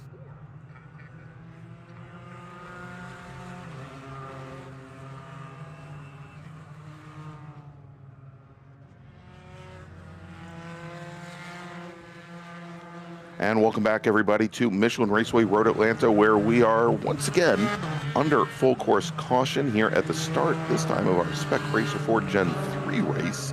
And as we found before we went to break there, cars involved with an incident at turn 1. Morgan Burkhardt, who started 3rd, Clay Russell, who started 2nd today. Russell continues, but he falls all the way back to 39th position. Morgan Burkhardt was not able to continue, and I believe they are still working to retrieve his car at the top of turn 1. You'll also notice that we have some emergency services teams down in the turn 10, 10A and 10B complex. We believe that that is Brian Schofield out of Lakeland, Florida, driver of the number 61 machine, and they now have that car on the hook up in the air. They're going to be bringing it back down the pit lane. So it looks like that section will be cleared, but as we mentioned, still seeing some emergency services vehicles up at the top of turn 1 heading towards turn 2. Well, that car has been cleaned up, and that'll go down. We'll get that thing out of the way. We don't have a good angle of the cleanup at turn 1, but they will get that up and out as quickly as they can. Clock is still rolling here with under the yellow flag that we're doing right now. Yeah, Brian, actually we do see it there. Yeah, not so bad. I thought the hut was in the way, but I'm glad that it's not. So it looks like they've got the Burkhardt car, the number 2 machine, up in the air on the back of a wrecker there. So hopefully they will be bringing that car out of the way soon enough. You know, I'd like to. I don't envy race control because Brian, when we went full course caution, there was probably more. Besides the mayhem that we've seen all day today with some of these incidents, you know, we were at one point, I think, 4 wide on the front straight under a full course caution. It was, you know, a bit of a challenge. So much so that we did not see the safety car deploy. I know I wouldn't have wanted to bring the safety car out in front of that. So you know, we'll see how things play out. Obviously, but we'll keep things now confined to the race surface as we now have, as you see, about 26 minutes remaining, or 16 laps, whichever comes first. This is again a race that will go either 19 laps total or 35 minutes. And there you go. There's the Burkhardt car on the back of the wrecker. The Brian Schofield car was retrieved out of turn 10A and 10B. It is now going back to the paddock. So hopefully we'll be able to go back the green flag racing in the next lap or two as the safety car is bringing the field onto the front straight.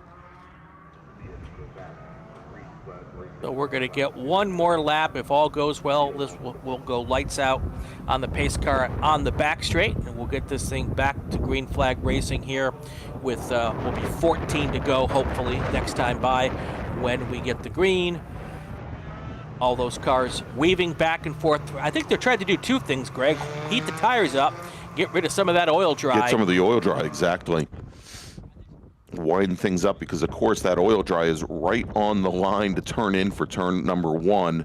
You know, want to be able to get the grip there. Also want to be able to get your braking done if possible and not move to the inside and constrict your line and go and make things more difficult going up that very fast hill.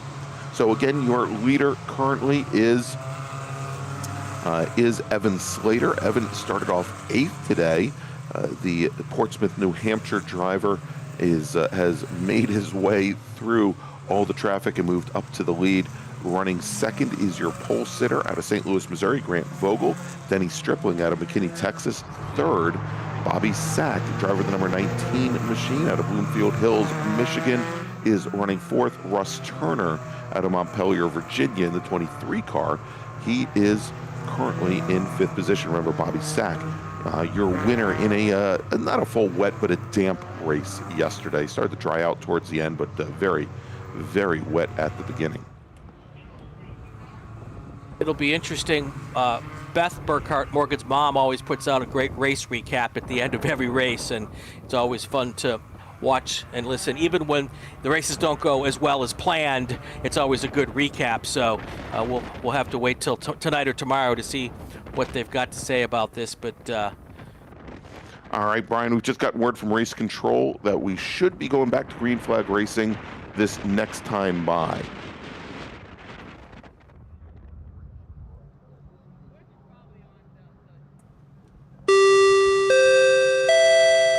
Attention in the paddock, attention the paddock. First call to the grid for race group number 7, GT1, GT2, GT3, GTX, American Sedan, and T1. Race group number 7, GT1, 2, and 3, GTX, American Sedan, and T1. This is your first call to the grid.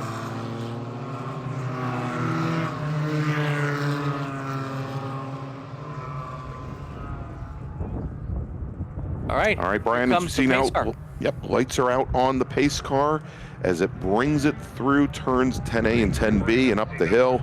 And Evan Slater, for the first time in many a moon here, I believe since back in 2021, first time he's been leading a Spec Racer Ford race here at Road Atlanta. He brings the field down. He is still trying to get some heat in the tires, Brian, coming down the hill for a much slower start than we've seen in some of our other groups. He is back underway, and Grant Vogel very close behind as they already fan out 3 and almost 4 wide going down into turn 1. Now they straighten things out as they realize they probably shouldn't go too wide through turn 1 as it worked so well before, but we've got a couple of cars now that have gone around and have now spun and have continued, but it is Evan Slater, Grant Vogel, Denny Stripling, Bobby Sack.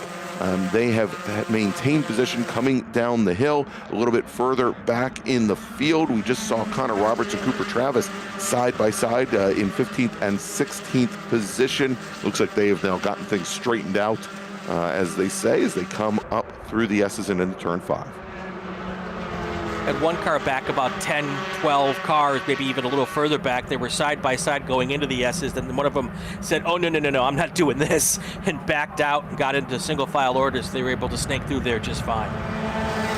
All right, so Brian, of course, these racers, they ran yesterday very much a wet race in this shorter race. How is it different, or how do they approach having all this oil dry on the front straight? It appears as though even under safety car conditions, some of them were having some issues with it and maybe trying to grind it down a little bit so that it becomes less of an issue towards the end of the race.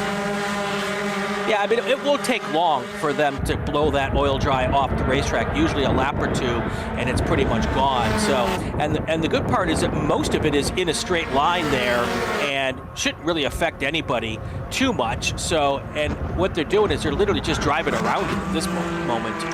And yeah, we see for now they're driving around it and how it compromises their entry, as we just saw Sack, Stripling, and Vogel go side by side as they were setting up for turn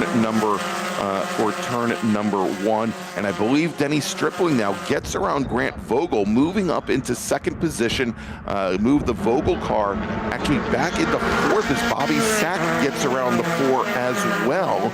And joining that line, we've got Russ Turner and John Green. So 6 cars at the front of the field. Russ Turner taking a look to the inside of the number 4 of Vogel, and he gets the pass done going through turn 6.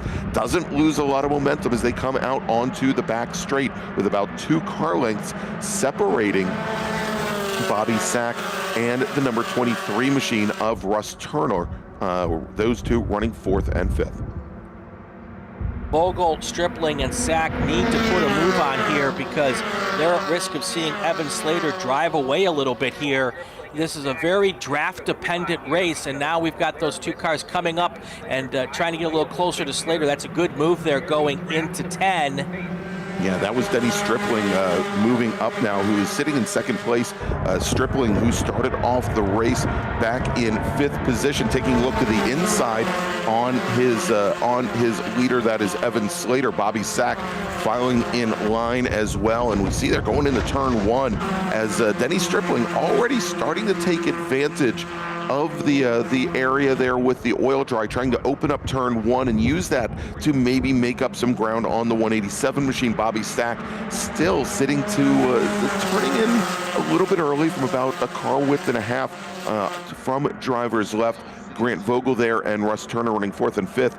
Jace Petty now joins the conversation along with James Goffrey running 7th and 8th. So that lead pack starting to get a little bit longer. You see there's still about maybe 2 car lengths between some of them, but we are looking at the top 8 cars all within a second of one another, Brian.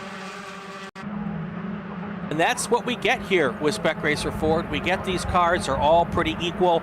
A lot of these drivers up front have a ton of experience, and now that whole gaggle of cars has come closer together, and that is typically more of how we see this class work out. It just ends up being a drafting train. Trade a little bit here, trade a little bit there, and now going into turn 10, I suspect we're going to see some more changes of position as well. And now for a moment there, almost 3 wide going down in the turn 1 as Stripling stepped to the inside. Bobby Sack had the same idea, and in doing so, he now has to contend with Grant Vogel. They are side by side coming out of 10B, heading up the hill, and as they come underneath the Fox Factory Bridge, it is still Sack and Vogel side by side. Vogel takes over the position, but now getting a great run is the 23 machine of Russ Turner, who slots in ahead of Bobby Sack. Could not quite get up to the number 4 machine, but Brian, what that has done is that has given Evan Slater, our leader, and also Denny Stripling now about a 4 car length advantage as they head down the hill. I think they're probably still going to be able to pick that up in the draft, but you can see they're going side by side for 2 corners is enough to really open a big gap here in Spec Racer Ford. Yeah, and Russ Turner is looking really, really racy. He is trying to get to the front of this field as quickly as possible so he can get into a podium position, but B, also take a shot at getting to the leaders here. And he has made some pretty decisive moves at several portions of the racetrack, and he's just really kind of looks like he's a man on a mission right now. Yeah, and so Brian, now in the chat, we had Tony Kart Racer ask what engine these cars are running, and we had, I believe, a couple folks, Brian Straczynski, Max King, who's a Spec Racer Ford Gen 3 racer in his own right. Hey, Max, say that the Gen 3 cars, they are running the 1.6-liter aluminum motors from the Ford Fiesta. The older Gen 2 cars, which were retired back from runoffs competition after the 2017 runoffs, were running the older iron block 1.9-liter Ford Escort motors from the early 80s. And so big changes. These are much lighter cars. They have much more power, and alongside they have bigger brakes than the old Gen 2 cars had. As we watch our leaders come into turn number 1, and moving back into 2nd position, Grant Vogel in the number 4 machine with Russ Turner, who just ran the fastest lap of the race, sitting 3rd in that blue number 23. Denny Stripling now dropping back into 4th position with Bobby Sack behind, but Evan Slater continues to manage the gap. He's got now 3 car lengths as they come up through turn number 5. Slater using all of the curbing there to open up that corner as much as possible. And Brian, you notice the big difference here today in the dry? These cars are using all of that curbing and not getting all that upset on exit. No, that curving is really powerful to use when you choose to use it in the dry. Not always the case when it's wet. We should also keep an eye moving up to 24th position right now after dropping all the way to the back at the start. That is Clay Russell. He has your pole sitter. He got into that incident on lap 1, went all the way to the back. He is now up to 24th place. All right, so good recovery there from the two-time national champion as he is trying to work his way back. But look at this, Brian, behind our leader Slater, 2 by 2, and now moving to the point position, moving in the second place. That is the 23 machine, Russ Turner, out of Montpelier, Virginia, as he gets around Grant Vogel. Bobby Sack dropping back in the third. Denny Stripling now in 5th position with Jace Petty sitting in 6th. And just as those drivers were going side by side, Evan Slater turns in his fastest lap of the race here on lap 10, as we now have 9 laps to go, or 14 minutes, whichever comes first. Yeah, don't look now. Russ Turner started 7th, now in 2nd. He has his eyes squarely set on Evan Slater, and Evan Slater better not rest on his laurels because Russ Turner is coming, and coming fast.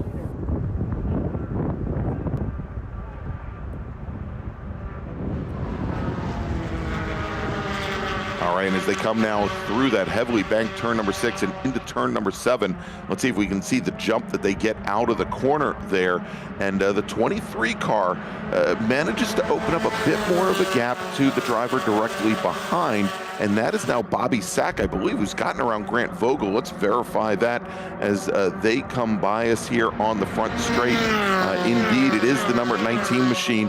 Now moving up in the 2nd position, Grant Vogel in that black with red number 4. He drops back in the 4th, and then just back behind him, we've got James Goffrey and John Green trying to make the move on young Jace Petty. Petty finishing in the top 10 at the runoffs this past year. And I think this is what got to Morgan Burkhardt. Jace is running the 0-2 number that Burkhardt ran at the runoffs, forcing Burkhardt to run the number 2. We'll see if that makes any difference. But Jace, up-and-coming racer here this season in Spec Racer Ford. I think the runoffs last year were his debut. Let's see as they flash out wide. You'll notice that is coming down the inside.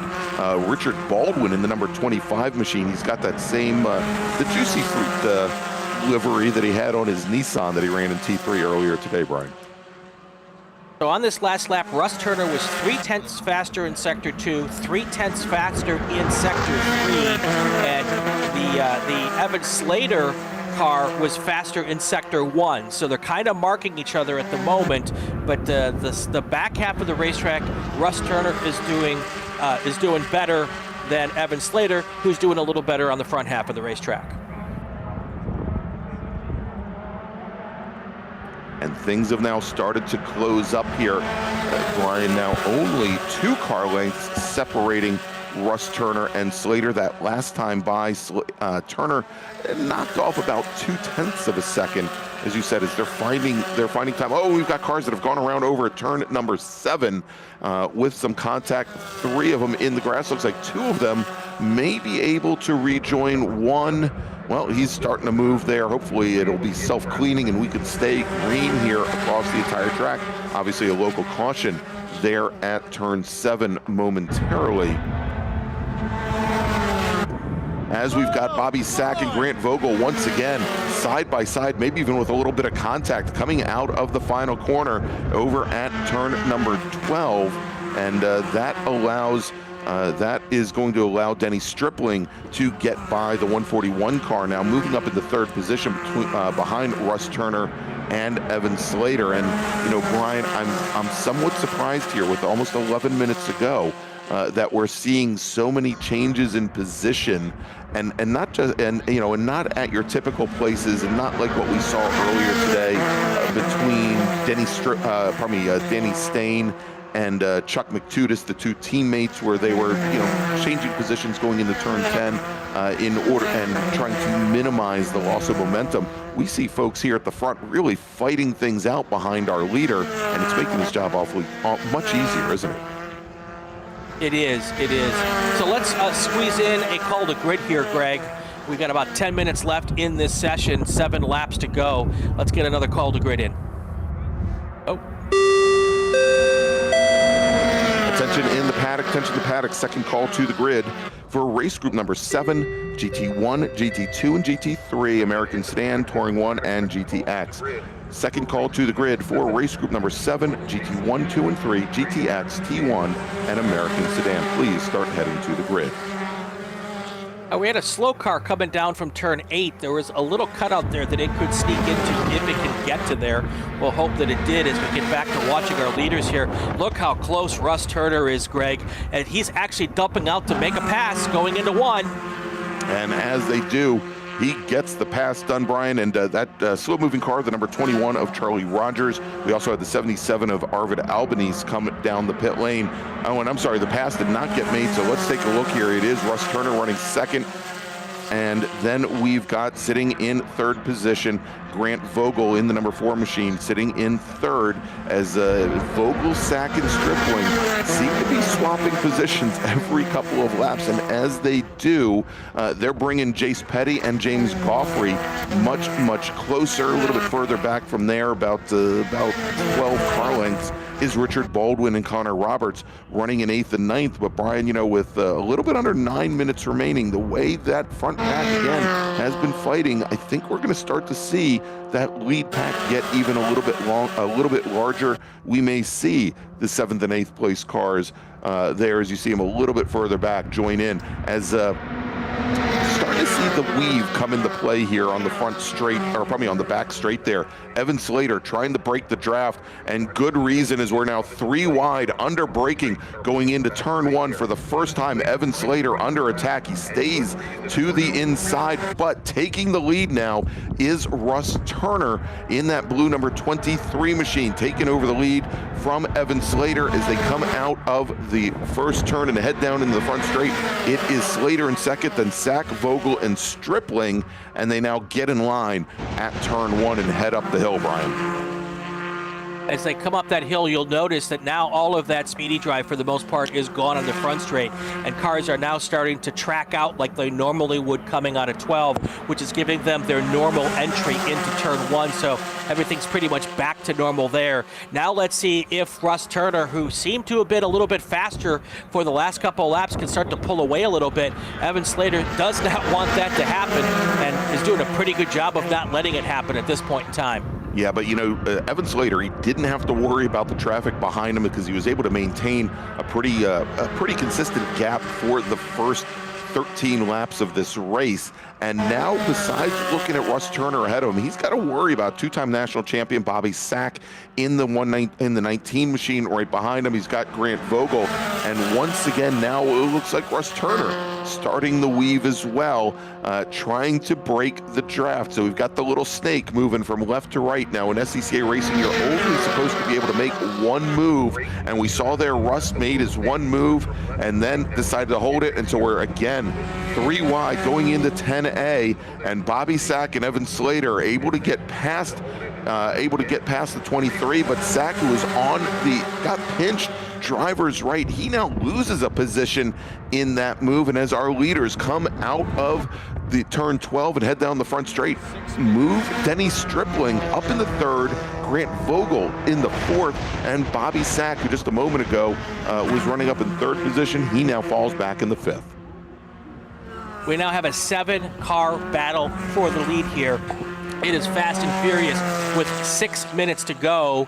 We're just hearing from race control that the rest of the races today are going to be shortened to a maximum of 30 minutes or 19 laps because of all of the full course yellow and cleanups we've had to do today. So that is the case for the next 2 race groups, 30 minutes or 19 laps.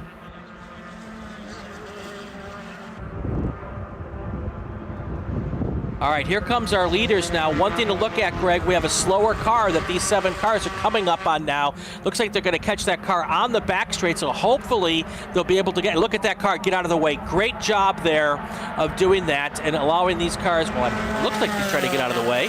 These cars should be able to get them, most of them, as they go into turn 10.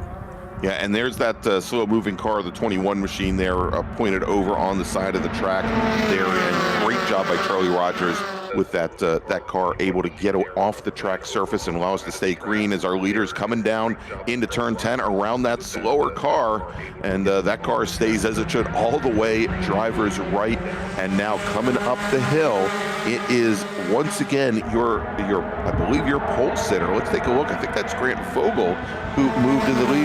No, actually, take that back. Evan Slater moves back to the lead with Russ Turner second, Stripling third, Vogel fourth, and then Bobby Sack. And we said it earlier, Jace Petty and James Goffrey, a winner in Spec Racer 40 and a former national champion in his own right. He now moves up into that lead pack as well. Petty and Goffrey, they're only about 2 car lengths back from our leaders, Brian, as once again Slater now opening up about a 3 car length advantage over Russ Turner. All right, it looks like this race is going to probably end on time with maybe 2 laps to go here. I don't know if we're going to get the whole thing in, but we'll see what happens here. Those 7 cars know it is go time. They're making their strategery as to how they're going to get around the cars in front of them. Right now, Clay Russell just has to put his head down and get back to the rear tailpipe with Evan Slater. If he doesn't get that done, it doesn't matter what happens at this point in time. It'll be just a race for second.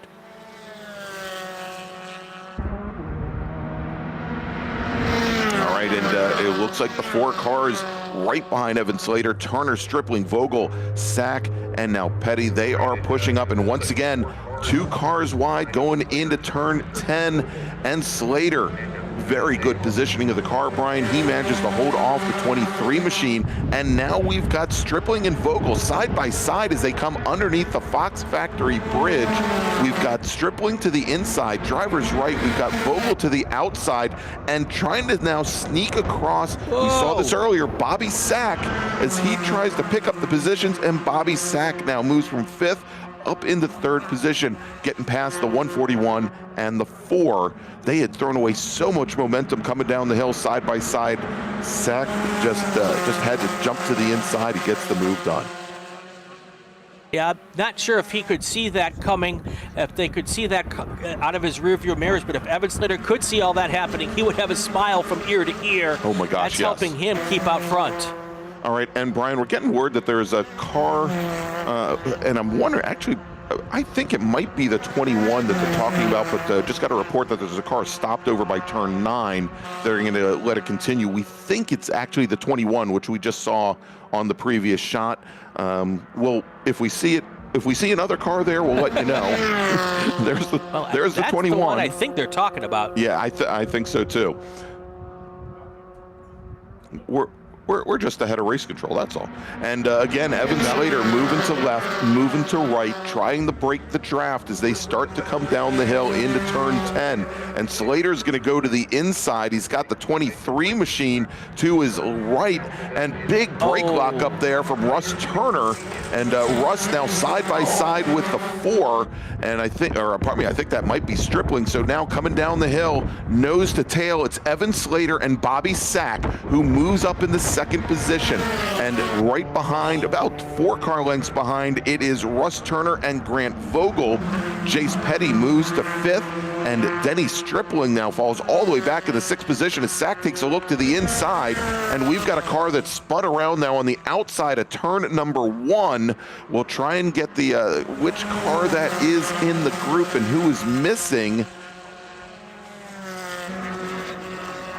And I see Goffrey there, and I'm wondering if that was Jace Petty who yeah, I think that might have been Jace Petty. We'll try and get that in just a moment here as our leaders coming into turn 6, Brian. Yep, here comes our leaders, turn 6. One last time, it's Slater and Bobby Slack right now. They're the ones who probably have the best positioning with that gap to 3rd place, so it looks like it'll be really hard for those 4 cars to catch them going into 10. All depends on what happens here. half a lap to go to see who wins this race. All right, and getting word from Chris Piccola that he's got better eyes than me. He said Jace Petty, he is still there. Bobby Sack and Evan Slater side by side, halfway down the back straight, and that's how they're going to be coming down the hill, under braking. Bobby Sack to the inside, drivers left, Slater to the right, and Slater comes down around Bobby Sack, but he gets all over the curbing on the exit. The leaders are side by side as they come down the hill going into turn number 12. Sack to the inside, and for the second day in a row, Bobby Sack is going to take the win in Spec Racer Ford. Evan Slater will finish second. Grant Vogel, our pole sitter, he'll finish third. Russ Turner finishes fourth. Jace Petty fifth. Denny Stripling sixth. Richard Baldwin, fastest lap of the race for him, he finishes seventh. James Goffrey finishes eighth. Rob Clifton and Connor Roberts round out your top 10, Brian. Wow, wow, wow. I will tell you, that was a photo finish, not a photo, well, it was a photo finish, but it was also a photocopy of the lap ahead. Bobby Sack saw Evan Slater put two wheels off coming out of 10B the last lap, and he was able to catch up. And I know in his head, he's saying to himself, if he puts those wheels off again, I'm going to take advantage, stick it in there, and try to get it done. And that's exactly what Sack did to take the win. Yeah, that was it. He was fast in the 10A. He came around Sack and had to, by necessity, push wide through 10B, and Sack took advantage. Great finish there for two-time national champion Bobby Sack. Yesterday, he took the win in the wet over Morgan Burkhardt. Today, he takes down Evan Slater. Wonderful run for the number 19. All right, Brian, let me make a final call to the grid for our next group, and then we'll take a quick break.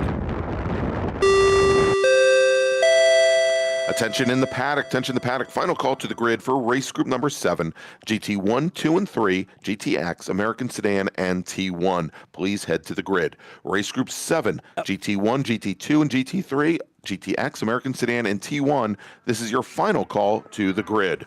All right, let's take a quick break, and we'll be back. Sorry, Brian? I'm sorry, before we do that, we should also let everyone know in the paddock that the last two race groups here, their races have been shortened to 30 minutes or 19 laps maximum. All the cars today have to be off the racetrack by 5:10 p.m. Eastern time. So that's what's happened here for these last two groups, just so everybody knows, 30 minutes maximum or 19 laps, so we can get all the cars off at the end of the day by 5:10 Eastern time.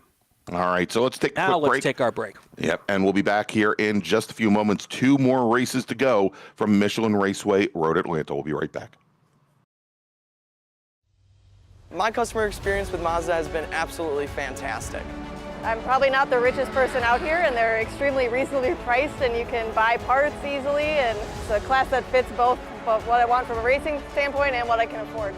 We got into Mazdas largely just because it's a fantastic platform, and Mazda Motorsports has some of the best support for the grassroots racer in parts and technical advice and everything else, so they make it easy for us to run these cars.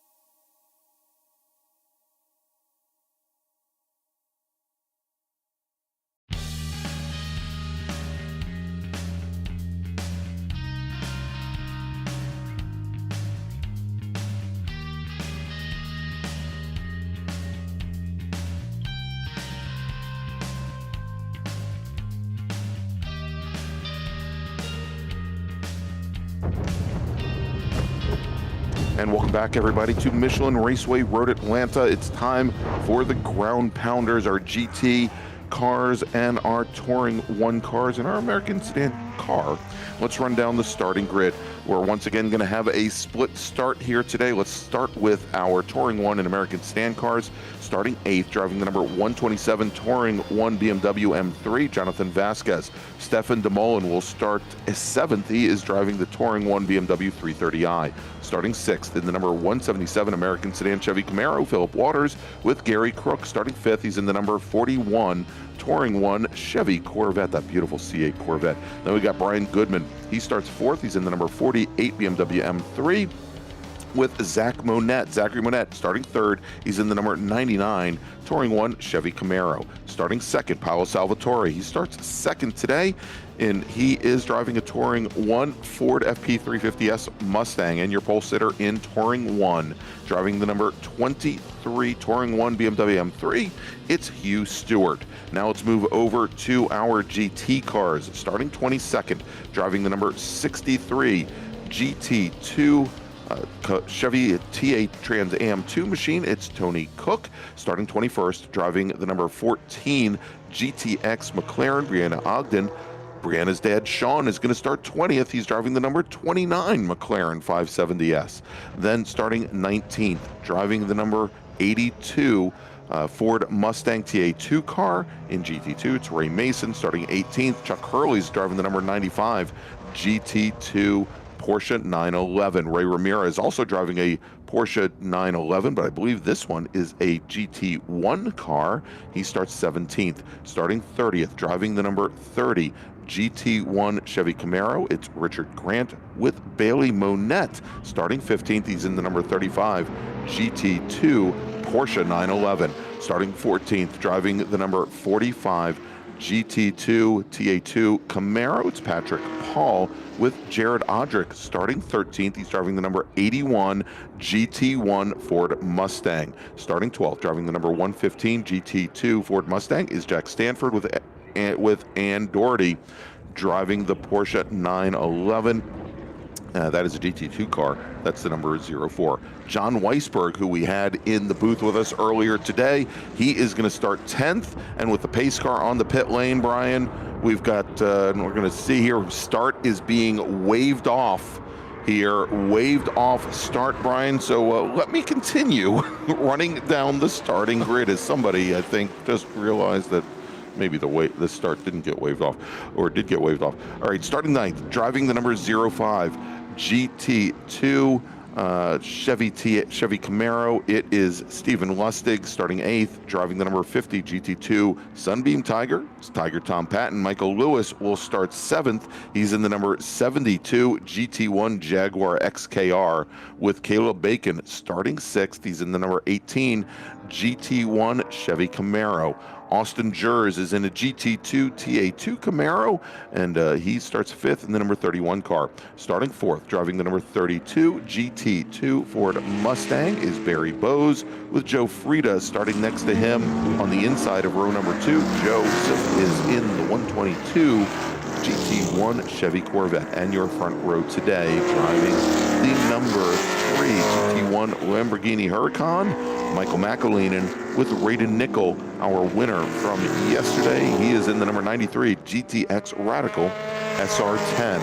As our second pack, our touring cars now coming out of turn 12, and they are, of course, getting their start waved off as well. All right, so with the waved off start, though, that does mean the clock has started, and that will be the way this thing works here. They'll get back into order here. As you can see, they're already coming together in their lines of 2x2 as they come out of turn 7 and head down the back straight. So that waved off start does start the clock, so the race is officially started. This is considered the first race lap here.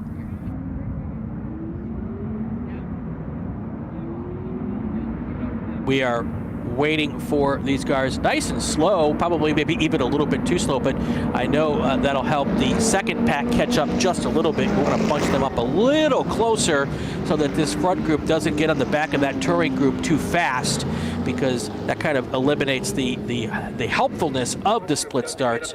You want to get them pretty close together at the start so that there's plenty of time for those first cars to race before they come upon the back of those 4 or 5 touring cars here. Our pack here going through turn 10 now for the second time they are together. Once they come down the hill, they'll be heading down towards the start-finish line, and we will see whether or not we get a start this time.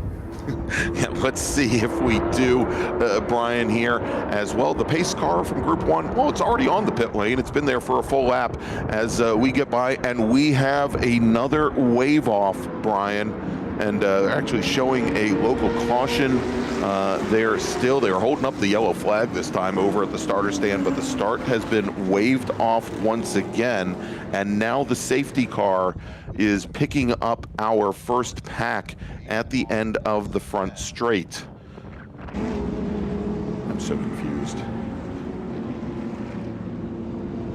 Yeah, we're still unclear to us what is the situation here.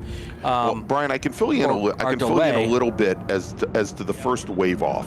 Apparently, the first wave off, the first coming down the back straight, there were reports from the corners that the first group was still very strung out, but also that the second pack was perhaps too far back, and there was too big of a split between the two. The request for the first safety car to keep, or first pace car to keep the lights on and stay out on track, it was requested as they were coming down the hill towards turn 10, and it appears as though perhaps that wasn't received. We saw the pace car pull off and go down onto the pit lane, and the starter stand was asked to wave off the start. If the safety car had been out there, it would have stayed obviously full course caution. I'm not exactly sure why we're getting another lap here and why the safety car was now deployed. As far as I can tell, and looking at our Flagtronic system, I don't believe that there are any stopped vehicles on track, and as we follow them through, can't really see, but we can see now the first pack here trying to get some heat in the tires and try to get together here as they go down the back straight. Still, as we suspected, a pretty big gap back to the second pack. Yeah, the problem if the gap is too big, then this first group comes right up on those touring cars really fast, and you kind of eliminate the whole point of having it. The gap, exactly. Yeah, you're trying to give each group as much time to race just as each other before they start having to tangle with each other. So. All right, so Brian, let's take a look here as the safety car now is bringing the field, our first group, our GT cars, down into turn 10. I believe the lights have been extinguished, and yeah, the lights are out on the pace car, on the safety car, as when they cross the start-finish line, we will be starting lap number 3, again, of a 30-minute or 19-lap race. As Ray Nickel, our pole sitter, has the point. He gets underway there with Michael McElwain, and jumping now up into second place is Barry Bowes in the number 32 machine with Caleb Bacon very close behind. And then behind Caleb Bacon, we've got Joe Frieda's GT1. Actually, it looks like Austin Jers in the number 31 TA2 Camaro gets around Joseph Frieda as they head up the hill, as our touring cars now coming down through turn 12 for their start. And taking the green flag, there you go, Hugh Stewart, our pole sitter for the second group, and a big jump for Hugh. Only 4 cars in the touring group here today. It's Hugh Stewart, Paulo Salvatore, Zach Monette, and Brian Goodman. Those are the 4. Our American sedan driver, Philip Waters, did not take the green. And we have cars that are off on the outside of turn number 1 with a local caution there, Brian, and that appears to be from our second group, and that's gonna make that 4-car touring field awfully small. Yeah. So I just want to let everyone know that it says 12 to go on our pylon, and I think we've got a little data hiccup going to our system there because this should be a 19-lap race, and one of our other systems is showing we're working lap number 3 of 19. So sometimes the data we get doesn't always match up with reality as the first set of cars starts coming through here down towards turn 1. It'll be interesting to see if those cars have cleared out. Yeah, Brian, and the local caution over at turn 1 has been withdrawn, and you can see there as we see the shot going up the hill, the 2 cars, and we're getting reports from turn 1 that there was metal-to-metal contact between them. They have continued on their way, and in a race all by himself, much as he was yesterday, rated nickel in that number 93 Radical SR10. He leads the GTX class. The next GTX car on track, Brian, is currently sitting, I think, 22nd in line. So he's got a little bit of a margin that he can build up. Michael McEleenan and Caleb Bacon, though, the Lamborghini Huracan, the Chevy Camaro, they were nose to tail as they were coming into turn 5. And we will catch them. And let's take a look at see exactly what happened with the touring cars here on the start, Brian. Yeah, looked like a couple of the folks there got dumped. That was the Ford Mustang of Paolo Salvatore, and I believe that Zach Monette in the Chevy Camaro getting together over there. And just, well, go ahead, Brian. I was going to say, I'm not quite sure if that's turf that has been pulled up there at the exit of turn 1 or if they left some body parts there, but there's a bunch of stuff there just off the track. I'm not sure if that's, like I said, I think that was a failure to replace their divots, Brian. And, that's a two-stroke penalty. Two-stroke penalty. All right, let's take a quick look. We had John Weisberg up in the booth with us earlier today. He wasn't able to make his STU race, but John is currently running 8th overall. Brian, now he's got his Chevy Camaro, and he's sitting right in there with the Ford Mustang of. He's got the Ford Mustang of Jack Stanford near him. He's also got Austin Jers right near him as well. He is currently running 3rd in GT2, as we see, and he is in. He is running in, if we take a look, this blue, and I believe it's the blue and green machine here. Let's take a look. Actually, I believe it's just ahead of that blue and green machine. That's Jack Stanford in the 115. So yeah, coming down, the black with the white logo, that is John Weisberg. And you've heard he's looking to bring that car out. He's essentially doing some testing here for the Trans Am race in a couple weeks here down at Road Atlanta, but he plans on running that car, getting qualified and running at the runoffs with it. No changes at the front. Ray Nichols still your leader at GTX. He's already out to a 17-second lead over the first place car at GT1. That is Michael McEleenan and Caleb Brown. They're right there too, right there with each other. All right, your third place car in GT1 is Michael Lewis. Yeah, and here's Brian, Joe Frieda in the red number 122 GT1 Chevy Corvette has the black hood louvers on it, just now coming out of turn number 3. Looked as though he was running a bit off pace there. May have gotten things back underway. Yeah, it looked like he was probably letting the fight that was right behind him, Barry Bowes and Austin Jers, get by him. And we'll see what happens, because that's actually going to put him much closer to the Ford Mustang that we just see coming through turn 6 of Dave Pinterick, who we had in the booth with us on Friday. Dave Pinterick, our 2017 national champion, just had a new engine put in the car. He is in that white Mustang just going out of our shot. And he is starting to close things down on Joe Frieda, who again has let a number of the GT2 machines get past him. Yeah, that Mustang of Pinterick has that beautiful American flag livery on it. You can find that thing from about 6 miles away. Or if you went to was a PRI this year, you could see it hanging over your head. Yeah, last year at PRI. Or last year at PRI, absolutely. His tire sponsor had it hanging down from the ceiling there in Indianapolis. Michael Lewis in the number 72 Jaguar XKR, of course, many-time national champion. He's starting to find.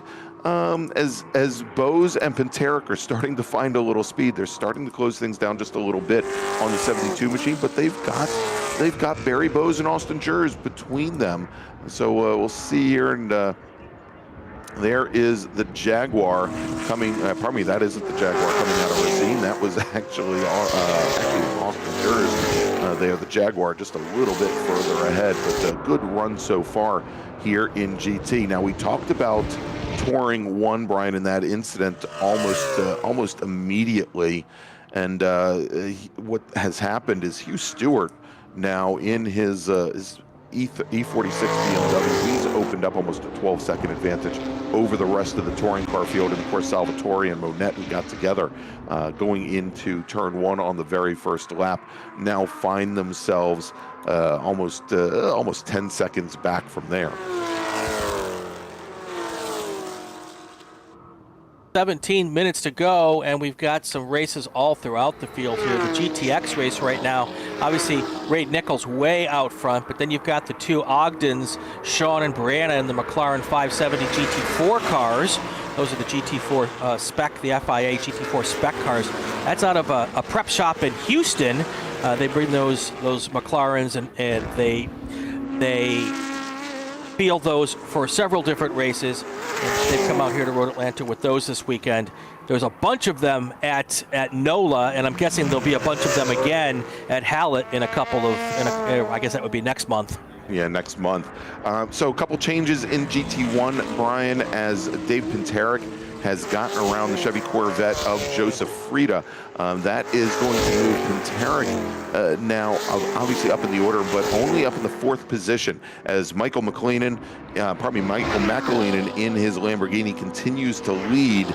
We're starting to see Caleb Bacon in the 18 machine, though, starting to close things down on that on that Lamborghini.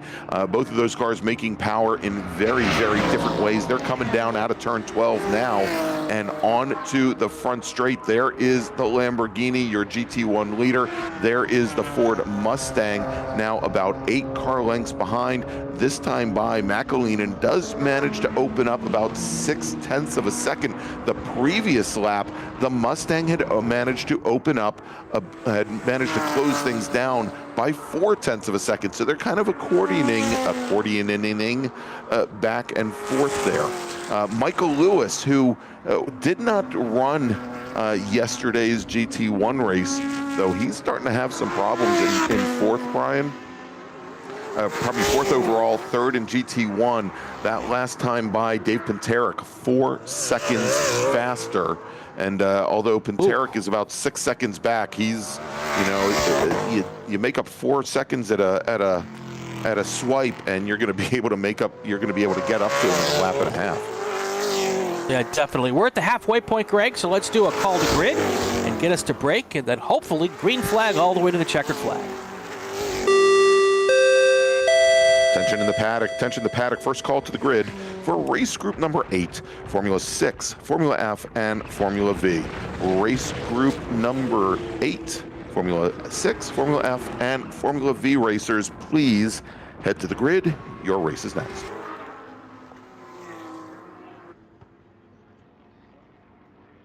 Hoosier Racing Tire is proud to be the presenting sponsor of SCCA Super Tour. Hoosier's mission is to be the dominant customer-driven provider of tires to race teams domestically and internationally. At Hoosier, we know that our success is dependent on how well we meet our customers' expectations by providing the safest, most reliable, high-quality race tires that put you in the winner's circle. For more information, see our trackside support personnel or the local Hoosier Racing Tire dealer near you, or contact us at HoosierTire.com. Hoosier Racing Tires, truly tires designed for champions. Hagerty is the official and exclusive insurance partner for SCCA and provides affordable off-track insurance protection for motorsports vehicles while in the paddock, in transit, in storage, and at the shop.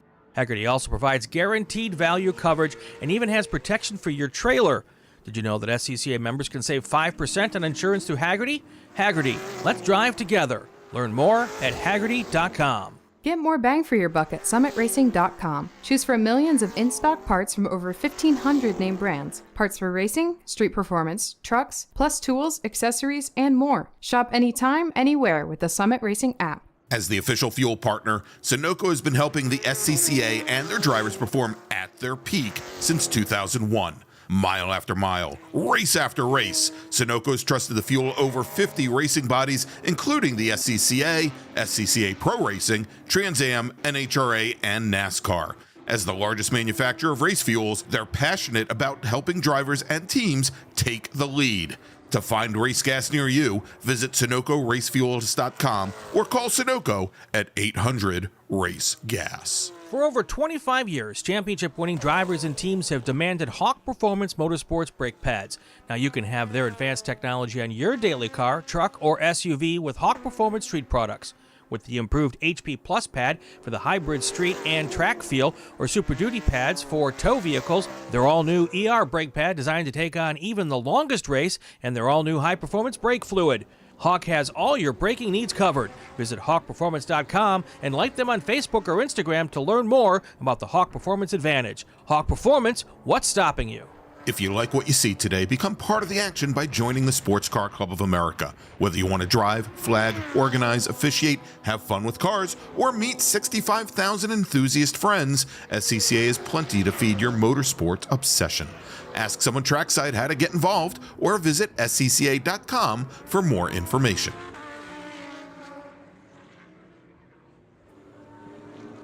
We're back here at Road Atlanta, Hoosier Racing Tire SCCA Super Tour. We're keeping an eye on Dave Pinterick. Dave Pinterick is really flying right now. He's up to second place, third place overall, Greg. Yeah, Brian, he just got around Michael Lewis, who we saw come onto the front straight, and Dave Pinterick in that number 57 Ford Mustang. Last time by was 2.5 seconds faster than Michael McAleenan, our GT1 leader, running second overall, and another 3 seconds faster than Caleb Bacon. And Pinterick now coming right up on the Bacon machine, and looks like he has now, let's take a look, as they're coming through traffic, he has gotten around Caleb Bacon, I'm fairly certain here, as they're now working into turn 6. Behind, that's Sean and Brianna Ogden in the two McLarens. And so we'll see here, but I believe that should put Caleb Bacon in the 18 car back into third position. Actually, it's not, don't put him in third, put him in fourth, as Michael Lewis now, I think, has gotten around that car as well. Dave Pinterick appears to be a man on a mission here. He has got 10 seconds to go to catch up to Michael McAleenan, and he's doing 2 seconds a lap faster, so it might be enough to catch the leader here. We'll have to keep a close eye on that. All right, as McAleenan and Pinterick cross the line. Actually, Michael Lewis hasn't gotten past the 18 machine yet. Here they're coming down into turn 1 in just a few moments. There is Caleb Bacon in that green and blue machine with Michael Lewis running right behind. Those two drivers will be fighting it out for third, but Pinterick is closing things down so quickly on McAleenan's McAleenan's Lamborghini, and we've talked about it before. The Lamborghini has a lot of aero to help it through these corners, does not have the power, the sheer power of that number 57 traditional GT1 machine.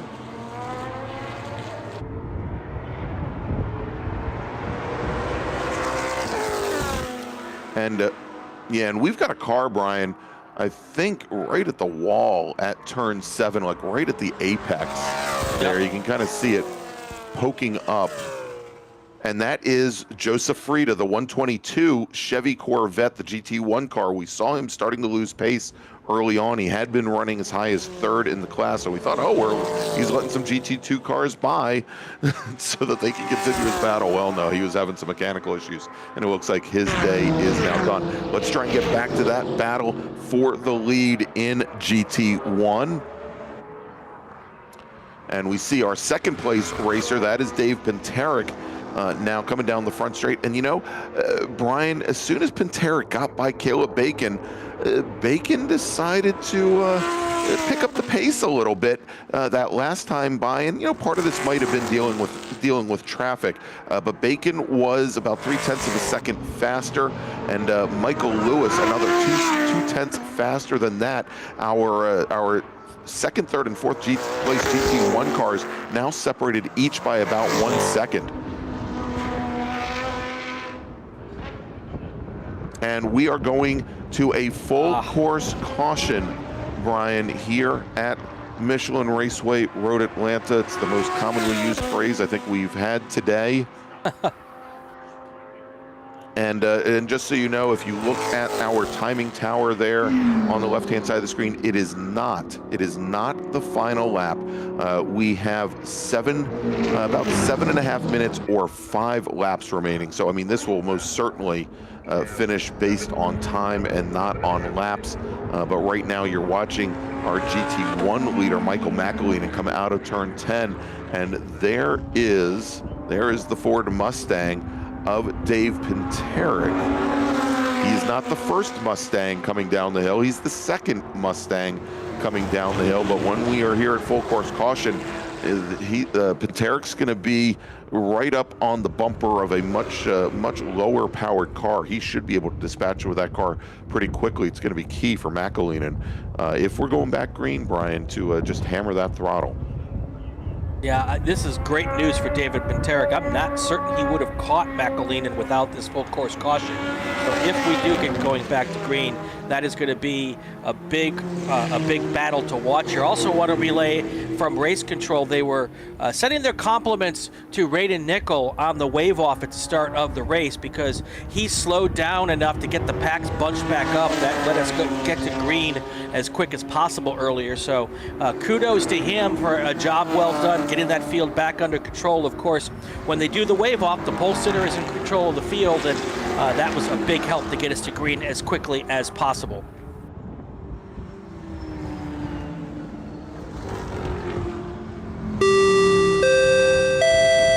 Attention in the paddock with the driver of the number 77 Spec Racer Ford Gen 3, that's Arvid Albanese. Please report to the tech shed. Arvid Albanese, driver of the number 77 Spec Racer Ford Gen 3, please report to the tech shed and bring video. All right, Brian, real quick, let's, while we played the nasty tones, let's make another call to the grid for our next group.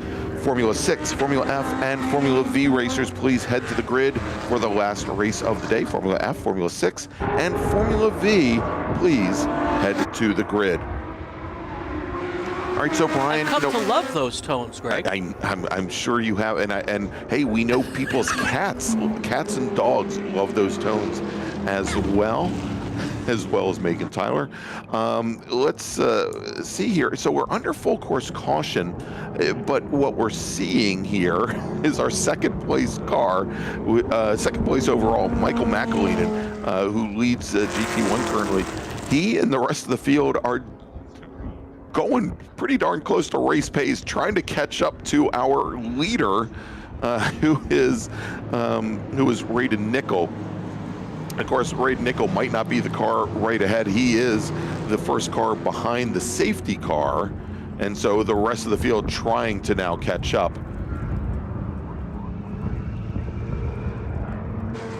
All right, and what we're getting word on is we still see the lights on the safety car. Well, now we see the lights have been extinguished. And I was just gonna say the lights were on, but now they're off, and we are gonna be going back to green flag racing this next time by. Brian's not gonna leave us a lot of laps. Right now, 4 minutes or so, about 4 minutes, 15 seconds left on the clock. And with these drivers at best running in the 142 range for our GT, well, Radon Nickel has been down to 1:19. And actually the GT1 car is at 1:22. Yeah, we're probably going to get 2 laps in, possibly a third.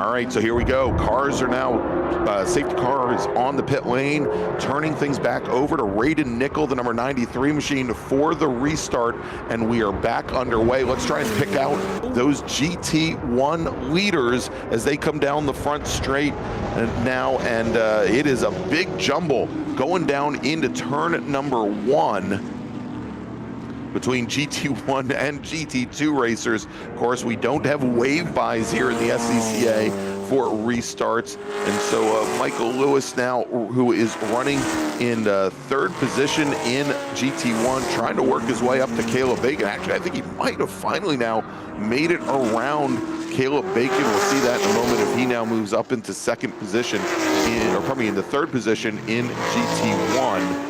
There's the Lamborghini, and now side by side we've got Caleb Bacon and Dave Pinteric as they make the run down into turn number 3, Brian. And as Pinteric trying to come underneath some of the GT2 cars, Caleb Bacon's going to try and follow him through at turn 7. And look at that traffic jam right there at turn 7. A whole bunch of cars having to slow down to make the corner. Other cars behind scrambling to not rear-end the cars in front of them. And Brian, Dave Pinteric did not get a good run out of turn 7. He planted the car center of track. There is Caleb Bacon was right next to him, driver's left. And Pinteric has been able to pull ahead, but Michael Lewis now right there with them. It's second, third, and fourth. Pinteric, Bacon, and then Lewis there in class. And Lewis not getting a good run out of 10A as we now have 2 laps remaining. All right, so now it's right up behind him. It's going to be Pinteric and McElheen, and so now Pinteric needs to see if he can get the job done.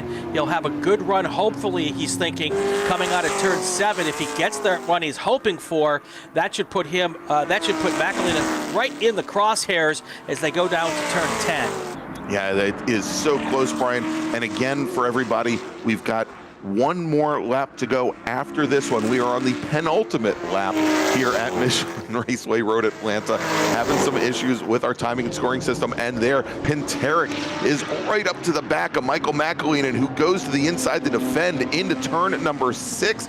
Is Pinteric going to try to come underneath him in 7? No, he's going to try and follow through, and because we've got a local caution at turn 7, he's going to have to wait. That car rejoins, and that has helped McElheen open up a gap to Dave Pinteric, and Caleb Bacon has gotten around Dave Pinteric as they come down the front straight. Pinteric, though, motors past as they get by and start to head down the hill. When they get to turn, or when they come onto the front straight, they're going to see the white flag, 1 to go. Raiden Nickel, our overall leader, in his Radical, already working last lap. And here's that battle for the lead in GT1 coming down the front straight. It is the I keep saying McLaren, it's the Lamborghini of McElheen and Pinteric right beside him, Brian, as they come into the front, into turn number 1. Pinteric still right there coming out of 1. He'll have 2 opportunities here on this final lap, going into 6, and if he doesn't get it done going into 6, he should have 1 more opportunity going into 10, all dependent on how the slower cars around them play into this. Slower cars were a big deal coming into 6 the last time. We'll see what happens this time, Greg. Yeah, and so for the last 2 laps, Dave Pinteric has not been able to get a good run out of turn number 7. Caleb Bacon, great move out of turn number 5. He is side by side with the Mustang, but once again, the Mustang able to muscle through and holds off the number 18 machine as the Lamborghini of McElheen tries to put some GT2 traffic between them as they come now onto the front straight. Again, Dave Pinteric not able to put the power down. Michael Lewis and Caleb Bacon side by side as they are now drivers right of the Mustang, and Michael Lewis in his Jaguar manages to get by as we now have the checkered flag in the air.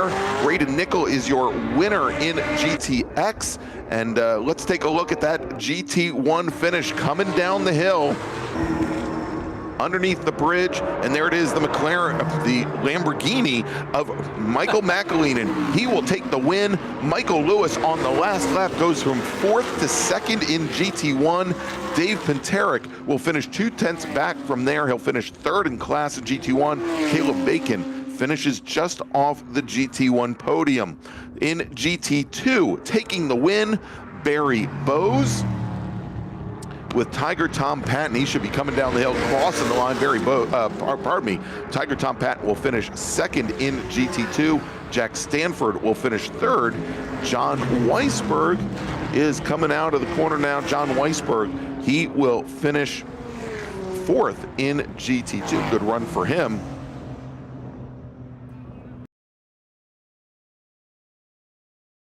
Racer in the class, driving his Pontiac Sunbird. He was the second driver to pass the start-finish line. He will, of course, he'll take the win in class, and he finishes 26th overall. That's Andrew out of Lake Worth, Texas.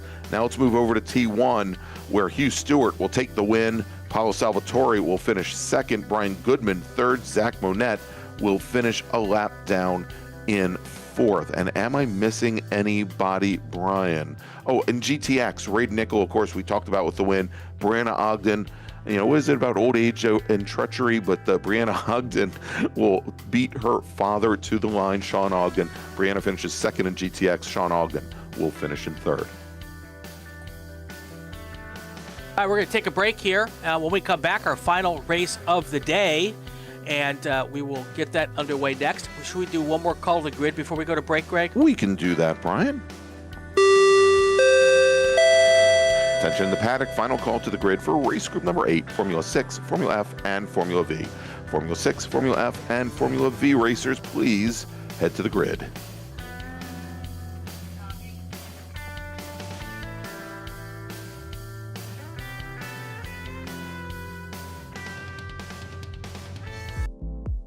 My name is Joshua Smith, Business Development Manager for Mazda Motorsports. We're happy to be supporting the SCCA and Mazda racers here. So our team support program offers a couple of tiers of support, parts support, technical support.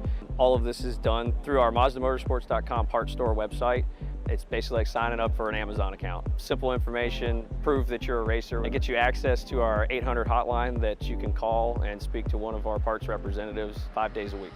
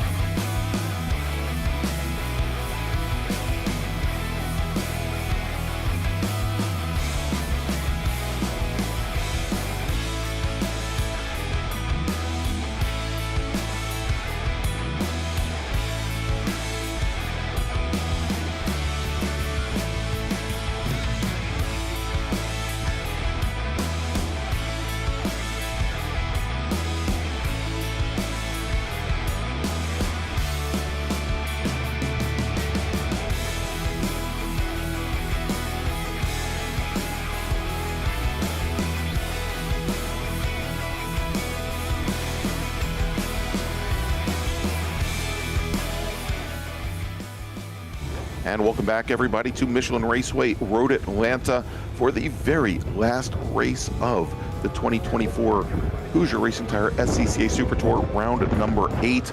It is our small open wheel cars, Formula 6, Formula F, and Formula V. We had 27 drivers take set qualifying times. Let's run down the starting order. We're going to have all of our Formula Vs starting together, and then we'll move on to Formula 6 and Formula F. Starting 12th in Formula V, driving the number 03 machine, it's William Dukes Ragsdale. We've got Mark Richardson starting 11th. He's driving the number 20 Mysterion. Then we've got Rich Richardson. He's starting 10th. He's in the number 64 Protoform, with Ron Whitston starting 9th. He's in the number 5 Protoform. Next up is Smith Jackson Ragsdale. That's William Dukes' twin brother. He is starting 8th today. He is driving the number 2 Vorscha with Michael Nitz starting 7th. He's driving the number 94 Mysterian. Then we've got Donnie Isley. Donnie is starting 6th. He's in the number 30 Agitator. And then the Vortec of Stephen Davis, the number 80 machine, starting 5th. Starting 4th, driving the number 18 Protoform is Steve Whitston with Mike Lawrence. Also driving a Protoform, starting 3rd. He's in the 36 car. Mitchell Ferguson, he'll start 2nd. He is driving the number 52.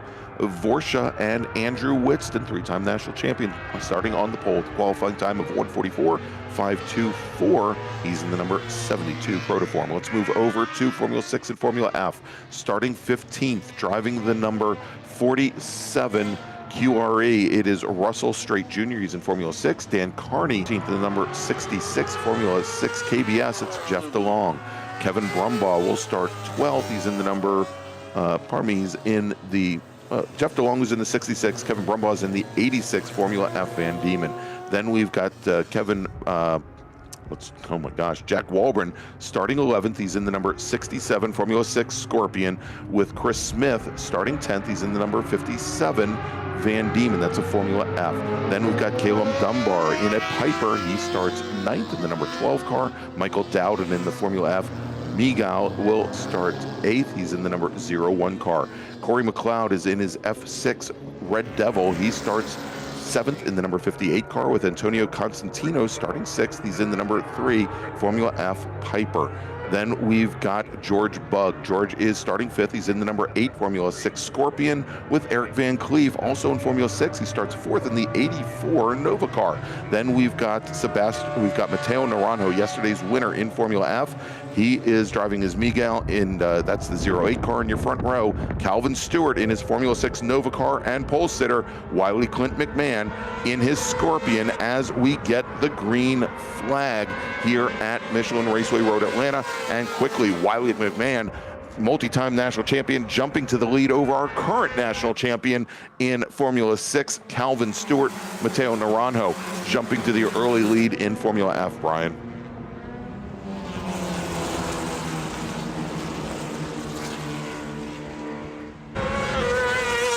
All right, as our leaders now coming down the hill, here coming down through the S's, and it is directly behind Matteo Naranjo. It is Eric Van Cleese and Antonio Constantino. We'll check in on the Formula V's in just a little bit here as a good little fight going on. We saw Antonio Constantino in that orange and black Piper, the number 3 machine, trying to get around Eric Van Cleeve's Formula 6. Wants to get up to the 08 car. Yesterday in the wet, Matteo Naranjo just walked the Formula F field. Constantino, I'm sure, does not want to see that happen again. And Constantino, he's got Michael Dowden and his Miguel running right behind him there. So very close here in the battle for 2nd in Formula F, Brian. Yeah, it is a good battle early, although we are trying to keep these cars strung together a little bit better so that they can stay. And look at the Formula V battle. Well, they're doing a good job at that, together Brian. here. Yeah, the Formula V battle's doing a great job of keeping themselves strung together here. And I'm going to wait till the Formula V's come across the line to complete the first lap, because we can already see they're 3 wide going down the back straight in multiple spots here. And our first group just completing lap number 1. It's McMahon and Stewart, and then again Naranjo, our leader in Formula F, then Van Cleef, then Constantino, McLeod, George Bugg. McLeod and Bugg running 4th and 5th in Formula 6 as we start to see the Formula V's come down out of turn 12 to start their 2nd flying lap.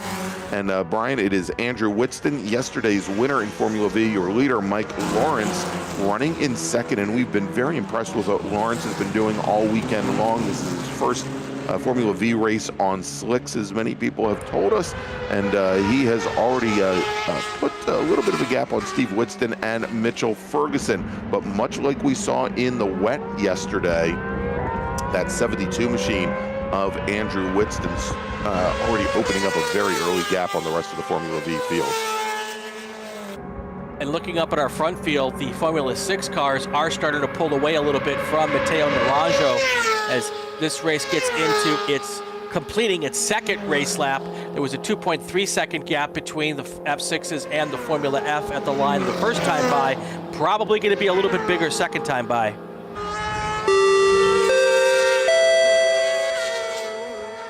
Attention in the paddock, attention in the paddock. J. David Orem, driver of the Touring 3 number 6 car. Please see the SOM on the second floor of the tower of the media center. Please bring your video.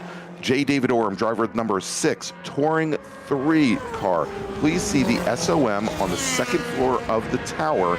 Please bring your video.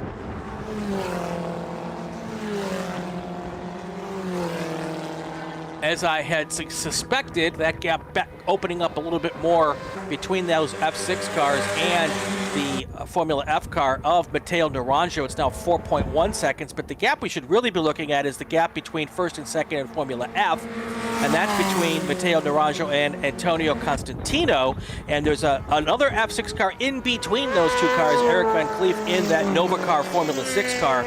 So that could be something that could cause a little bit of opportunity for Matteo Naranjo to pull ahead of Constantino as they get a little deeper into this race.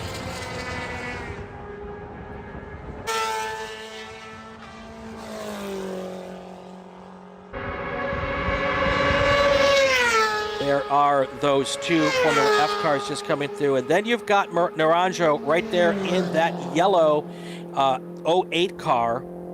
And then here comes the that's the Formula 6 car of Van Cleef right there in front of Constantino, and that is the situation there. And that gap is growing between first and second place. Brian, I think we've got a local caution at turn 7. We'll try and get information on that. It sounds as though we do have a car off, and it has not continued. We'll try and track that down and see if that is the case.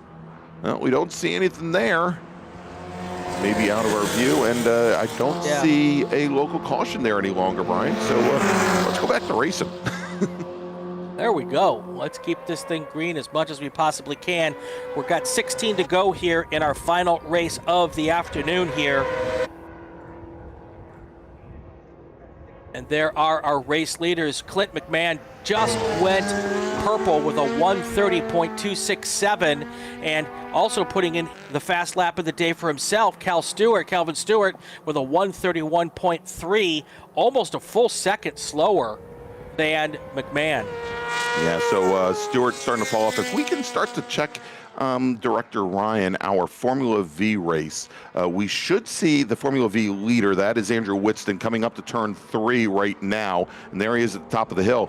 Not so much for Andrew Whitston, but for this battle for second in class at the moment. And this is Steve Whitston in the 18, Mitchell Ferguson in the 52, Donnie Isley in the blue agitator, currently running third in this group. But again, you can see for the second day in a row, Andrew Whitston has started to really move away from the rest of the field.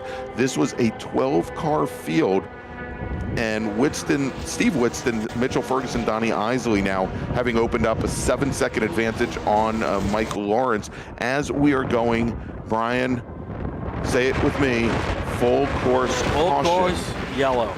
Yeah. Here at Michelin Raceway Road Atlanta. If there's still someone down at turn 7, there's that portion of turn 7 way off there to the right there behind the trees that we can't see. It does go pretty deep back there, Greg. Yeah. You can't get so far back there, and once you get back there, sometimes it's hard to get out. Yeah, and indeed, and so looking at our Flagtronic system, corner 7 is not showing as full course caution. It is still showing as a local caution. I just, from this view, had not been able to see whether they had the single yellow flag out. Of course, as you mentioned, you can get behind those trees over driver's right and be out of our view. As soon as we get a little bit more information on exactly what caused the local caution, we'll let you know. We know that there was at least one Formula F which appeared to be off the pace considerably that the Formula Vs had come up on. We don't know if perhaps that car was having mechanical issues. As I check through the order, and maybe this will help us here. Chris Smith is showing, I think I have let's see here. No, that was a change in Formula V. Chris Smith in the number 57 Formula F is showing as having completed only a single lap. So he may be the keeper there, and that single lap took 7.5 minutes to complete. That's not the fast way around Road No, Atlanta, certainly so. not the fast way around, and so we'll track that. But he is the only racer that I see that is not currently on the lead lap. I'll know in another moment here as a number of other racers are completing the existing lap. If that is the case, as we've had all the way up to 10th position, start lap number 6. So, Greg, let's take a break here, and That then sounds like a it'll be good our idea. final break of the day. And then we will have whatever action is to come all the way to the checkered flag. That'll be next. You're watching the Hoosier Racing Tire SCCA Super Tour. We are at Road Atlanta. We'll be right back.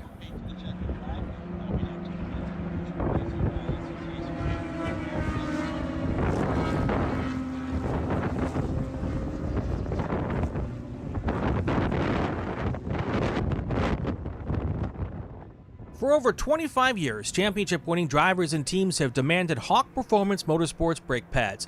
Now you can have their advanced technology on your daily car, truck, or SUV with Hawk Performance Street products.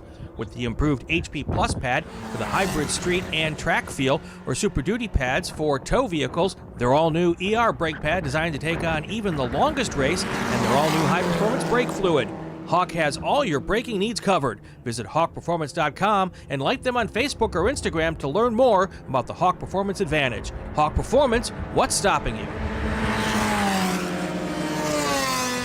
And welcome back, everybody, to Michelin Raceway Road Atlanta, where we are still under full course caution. We know, and we don't know if this car was the reason for the caution or not, but we have gotten word that the next time by, safety car will be extinguishing its lights and will be going back to green flag racing. Jeff DeLong, driver of the number 66 Formula 6 KBS, came down the back straight severely off pace. He did manage to bring the car onto the pit lane and has not been able to get the car back to the paddock. He's parked right now in the middle of the pit lane. And we are getting ready to go back green regardless, as another Formula 6, Clint McMahon, takes the green flag, and we are back underway. And right behind Matteo Naranjo was our third place Formula 6 driver, Eric Van Cleef. He tries to make a move around Naranjo to keep in that battle between Clint McMahon and Calvin Stewart, not able to get it done. And Antonio Constantino, he's got 2 Formula 6 cars that he's got to get past in order to get up to Naranjo as they come down the hill. Let's take a look at the Formula Vs now as they restart. And this full course caution had allowed the rest of the field, had allowed Steve Whitston to get up right there with brother Andrew Whitston. We'll see if Andrew can manage for the second day in a row and the second time in this race to walk away from brother Steve. Got another slow car there pulling off the racetrack. That's a good job by him to get out of the way. Hopefully he can get far enough up that hill where they can just call him safe there. And we're trying to get the number, they're awfully small on the back, on the back end, and that looks like Brumbaugh. That is Kevin Brumbaugh in the number 86 machine out of Gilbert, South Carolina, that has pulled off. All right, here comes your leaders again up the hill towards turn 11, and then they'll come down the hill towards 12, Greg.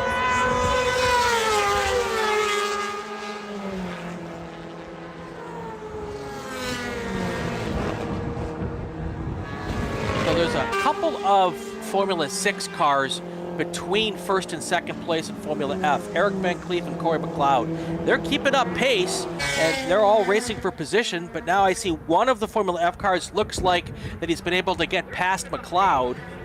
All right, Brian, let's jump back over to the battle for the lead in Formula V between the Whitstons. Wow. Oh. And that was rough. Steve Coming down Whitston. the hill now, side by side.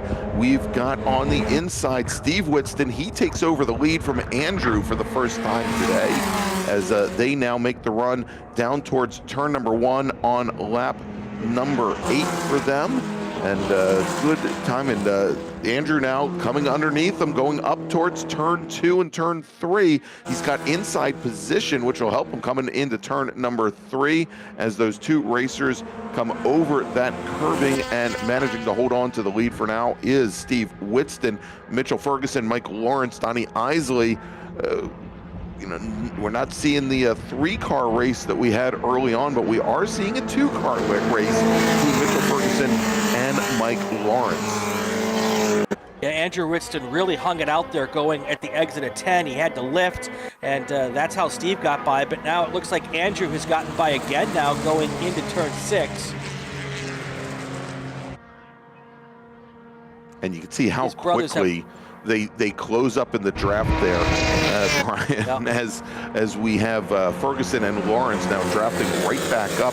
And well, we'll see if Donnie Isley, who just had a Formula F machine, pass him. If Isley could have caught just a little touch of a draft, might have been able to get there as well, as our 4 leaders in Formula V now go 3 and now 4 wide with that Formula F car directly behind, as they now come under, braking into turn 10 and jumping into the lead in Formula V.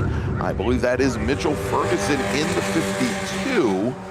Let's take a look as they come towards us. They're coming down the hill, all in line. Indeed, that is Steve Whitston actually coming down the inside, crossed the stripe before Mitchell Ferguson. Ferguson is the one who led the pack up the hill. Mike Lawrence now moving in the 3rd position. Andrew Whitston will go to 4th. And we've got that white Formula F driver that we saw coming on the back of the Formula V race. He not only did decide he didn't want any more of it, he just decided to come down the pit lane and call his race off. That was a big old tank slapper there for that 4th place car in Formula V, but Mitchell Ferguson is able to get back around the Whitstons, and he now leads them up the hill towards turn 5.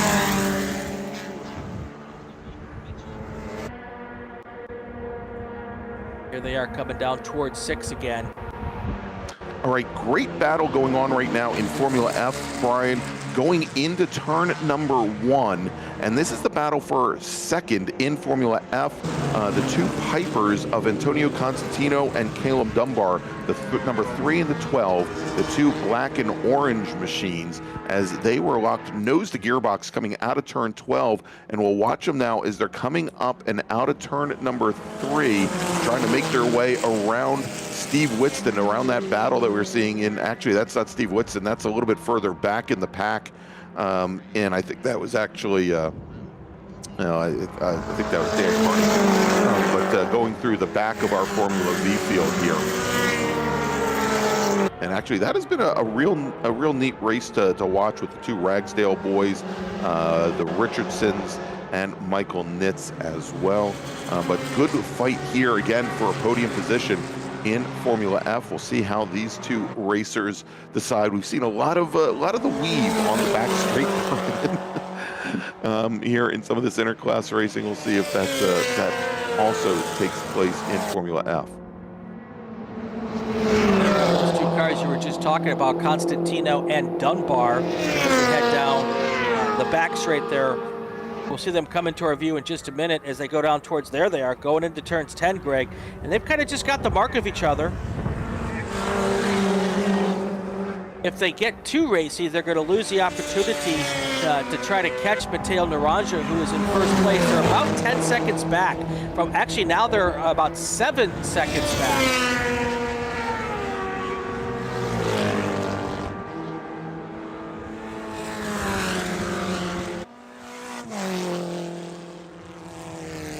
I'm sorry, 16 seconds back.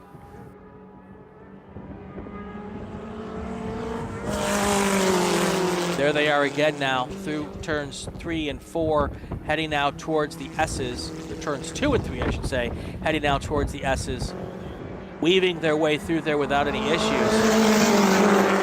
Doesn't appear that one of them is faster than the other, but I will tell you, it does appear that Matteo Naranjo is faster than both of them. Both of them, yes, he's now certainly. opened up a bigger lead, about 6 seconds that lap. You know, that's what happens when these drivers are worried about what's behind them here. But you know, they're maintaining very similar pace here onto the back straight. Brian, let's jump back to the battle for the lead in Formula V, which is now a 3-car fight between two Whitstons and a Ferguson. They are starting to head up the hill towards turn number 3. Sounds like a law firm. Whitston, and Ferguson. Yes, exactly. No, as I said, coming in, actually now they're probably heading down the S's, going down towards turn 5. And here they are. And that is Andrew Whitston, who had fallen back as far as 4th. He is now back into the lead. Steve Whitston in the 18 car. He is running in 2nd. And then we've got Mitchell Ferguson now running in 3rd. As well, we've still got a lot of time left. As you can see on the clock there, either 8 laps or 11 minutes. This is one, again, that will likely finish based on time.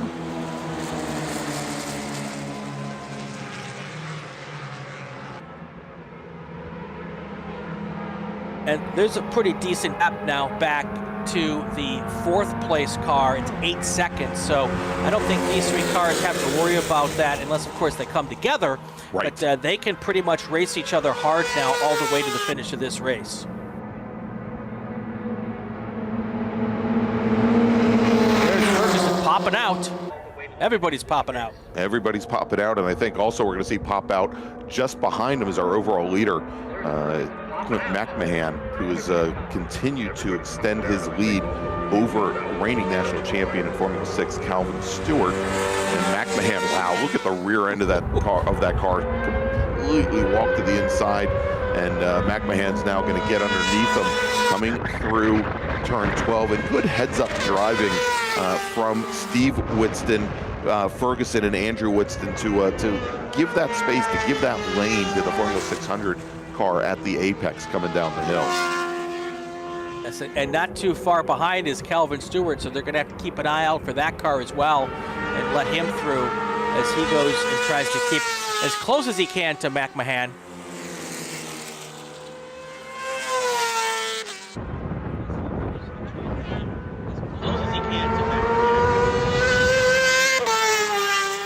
Your race leader, and now our Formula V leaders coming up the hill, and there's Calvin Stewart wiggling all over the place, coming up over towards the track out portion of 5, and now Calvin Stewart's going to get around all 3 of them going into turn 6.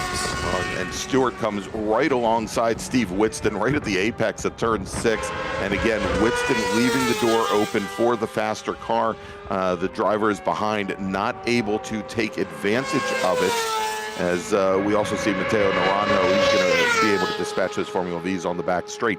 Now, you know, Brian, as we continue to watch, and you've mentioned now with Clint McMahon, the one thing I've seen over the years with the Scorpion driver is that he does like a very loose setup, and you can see there how the rear end will step out, gets a lot of front end grip from those cars off the corner, but you know, he is very good at catching the rear end as it walks around, and I've seen him come to the corner sometimes with about a 30-degree slip angle and manages to catch it.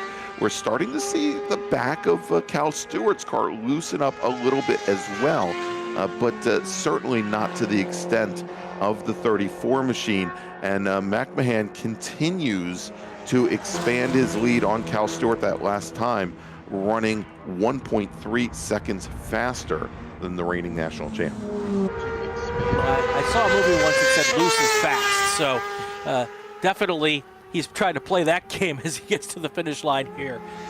Here he comes now. Just a big wiggle. And then if you look at the Ford behind him, is just like planted, Greg. So different the way those 2 cars look dynamically as they come through that corner. Well, I'm sure it helps a lot having a much wider track than the Formula 6s do.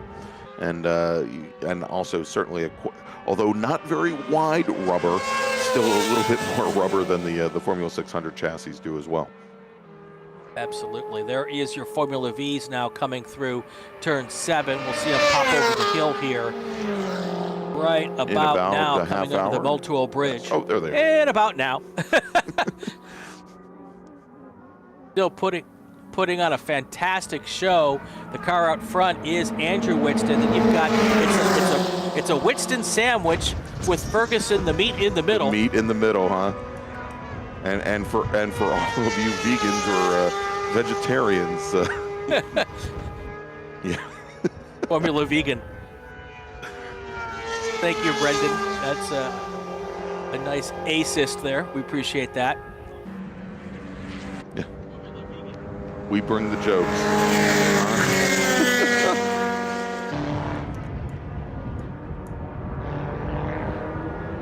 And once again, as our faster Formula 600 racers, Formula 6 racers, continue to work their way past our leaders in Formula V, they've been very conscientious about this, Brian, as we had, I think at that point, I think that was George Bugg getting by in the number 8 machine.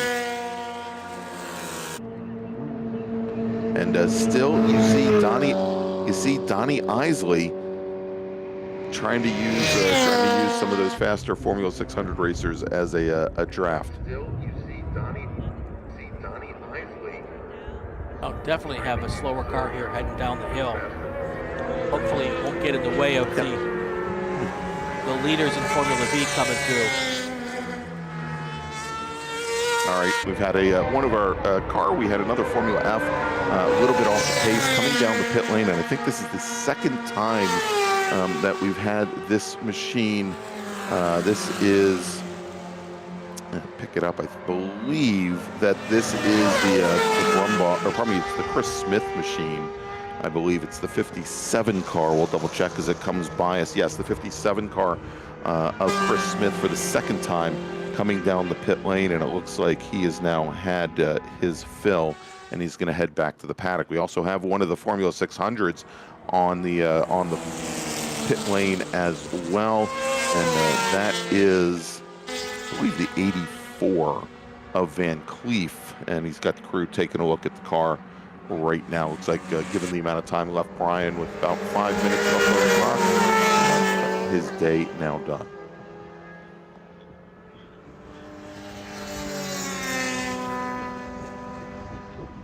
Yeah, Andrew Whitston's now opened up a 1.7 second lead over second place, so he is trying to stretch it out here to get to the finish line first. Brother Steve's in second, Mitchell Ferguson's in third. Mike Lawrence still having a great weekend, he's in fourth. Stephen Davis, the Road Atlanta legend, is in fifth right now in the 80 car, and Smith Jackson Ragsdale is in sixth.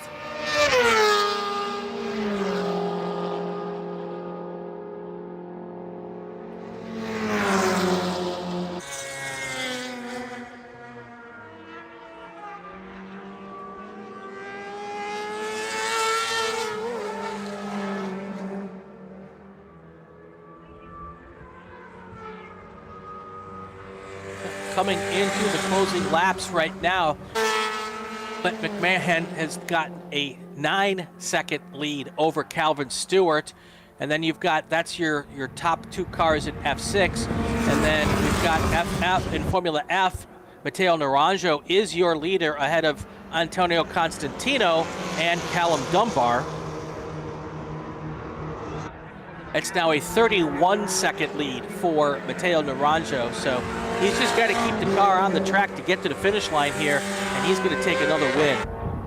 All right, Brian, let's track. As you said, Andrew Whitston has started to expand his lead on our second and third place runners in Formula V, Mitchell Ferguson and Steve Whitston. And there they go, side by side. Steve Whitston and Ferguson. Steve Whitston now taking over second position from the 52 machine as we have only 3 minutes remaining on the clock. And essentially what that means, we'll have to see where our overall leader is, Clint McMahon, but most likely this in one more lap for the Formula Vs.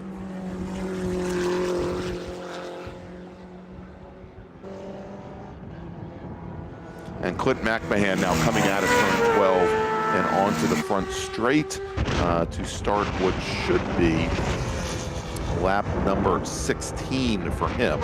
Probably lap number 17 for him. We'll have a good battle for second place in Formula V. So if we can find a way to pick up that battle, I believe that was Steve Whitston we just saw. I'm sorry, Andrew Whitston. But Mitchell Ferguson, Steve Whitston still battling out for second place in Formula V.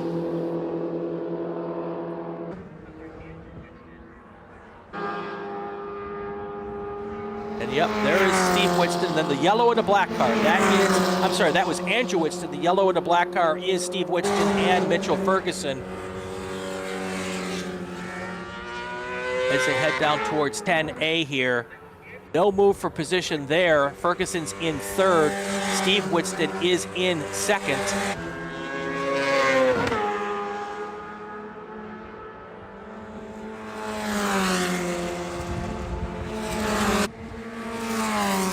All right, and our overall leader now, Clint McMahon, he is coming down into turn 10A.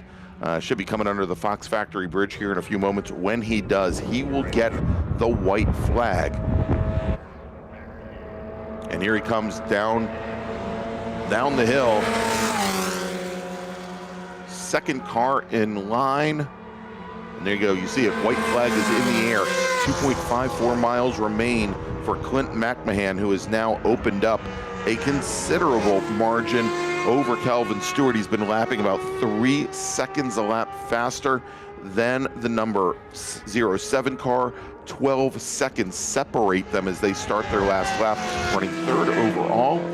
That is Sebastian Mateo Naranjo, who is right back behind Calvin Stewart, where he's been for so much of this race, and just can't find a way around. But more importantly for him, he's got firm control on the lead in Formula F.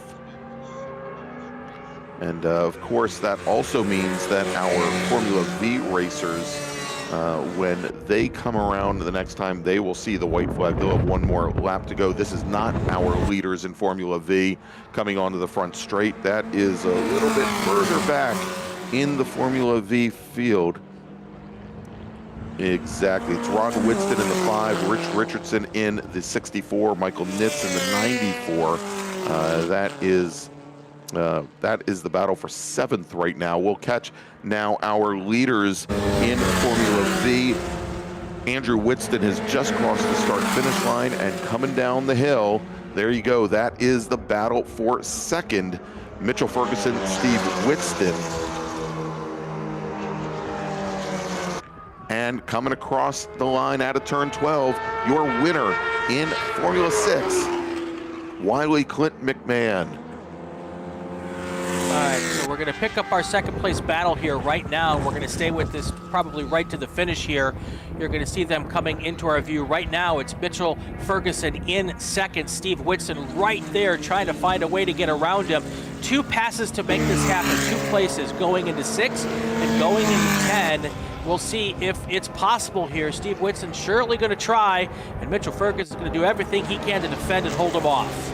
And Steve Whitston about 2 car lengths back there. Of course, no real harm at this point. They're not necessarily fighting for the lead of losing a little momentum into turn 7, but Steve Whitston, he's going to stay in line. He's going to use that draft rather than drag racing all the way down this long back straight here at Road Atlanta. Going to try to draft up right to the back of the number 52 machine, try to step to either the inside or the outside, whatever Ferguson will allow, and try to overtake going in. And there he is, moving to driver's left. Steve Whitston out of Georgetown, Texas. He takes on the Monroe, South Carolina native as they come down the hill.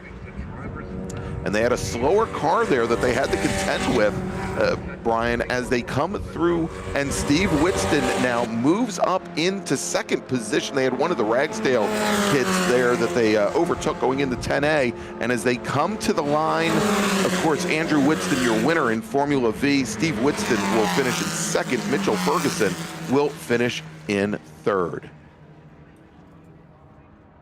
Well, that was another great finish there for a podium here in Formula V, putting on a great show as they always do, Greg. Indeed. So let's take a look at our other classes. Of course, Clint McMahon, our overall leader, or probably our overall winner. He takes the win in Formula 6. Calvin Stewart, finishes 12 seconds in arrears. In second, Corey McLeod, another 16 seconds back from there. In third, George Bugg finishing just off the podium in fourth, with Jack Walburn finishing in fifth. Matteo Naranjo, a 28-second margin back to Antonio Constantino, who finishes in second. Caleb Dunbar will finish in third. Michael Dowden finishes just off the podium in fourth, with Dan Carney fifth. And as we said in Formula V, Winston Ferguson, then Mike Lawrence will finish fourth. Stephen Davis will finish in fifth. Can you give me the tones, Greg? I can. Attention to the paddock, attention to the paddock. Pay 65 STL, the driver of 65 STL and 69 STU to impound to see the race director, please. 65 STL and 69 STU to impound to see the race director. All right, Greg, we got some thank yous to get out of the way here. We do. To get in, not get out of the way. First of all, I want to thank all of the staff at SCCA and Atlanta Region SCCA for all of the great work they did this weekend. The corner workers, all of the volunteer workers, corner workers, tech, grid, registration. I'm going to forget somebody, and I apologize ahead of time. A whole bunch of folks it takes to be able to get this thing on the air and to get the races done. Want to make a big thank you to all the folks at the national staff, the Scotts, Dobler and Schmidt. They're the ones that take and grab our stuff and tow it around to all the different places around the country for us. A big thank you to, of course, Ryan Bauer back in the production hub for making us look good all weekend. And of course, none other than Brendan Kazmarek, our fearless leader, our producer working on this show for us. Lots of good stuff this weekend, Greg, and we're going to do it again in a couple of weeks at VIR. That's indeed correct, Brian. It's going to be just a little bit less than a month from now, 3 weeks. We're going to be back at Virginia International Raceway in Alton, Danville, Virginia, for the next rounds 9 and 10 of the Super Tour. From there, we get a little break, a small break before we move out to Oklahoma, halfway between Oklahoma City and Tulsa, to the beautiful Hallett Motor Racing Circuit, and then we make that West Coast swing. So want to make sure that you join us. If you've liked the broadcast today, please remember to give us a thumbs up. And if you want to join us online for all these future events, go ahead, click on that subscribe button and click on the notification bell so you can find out all the times when we go live. So for Brian Bielanski, I'm Gregg Ginsberg. We'll see you in just a few weeks from VIR. Have a great rest of your weekend, everybody.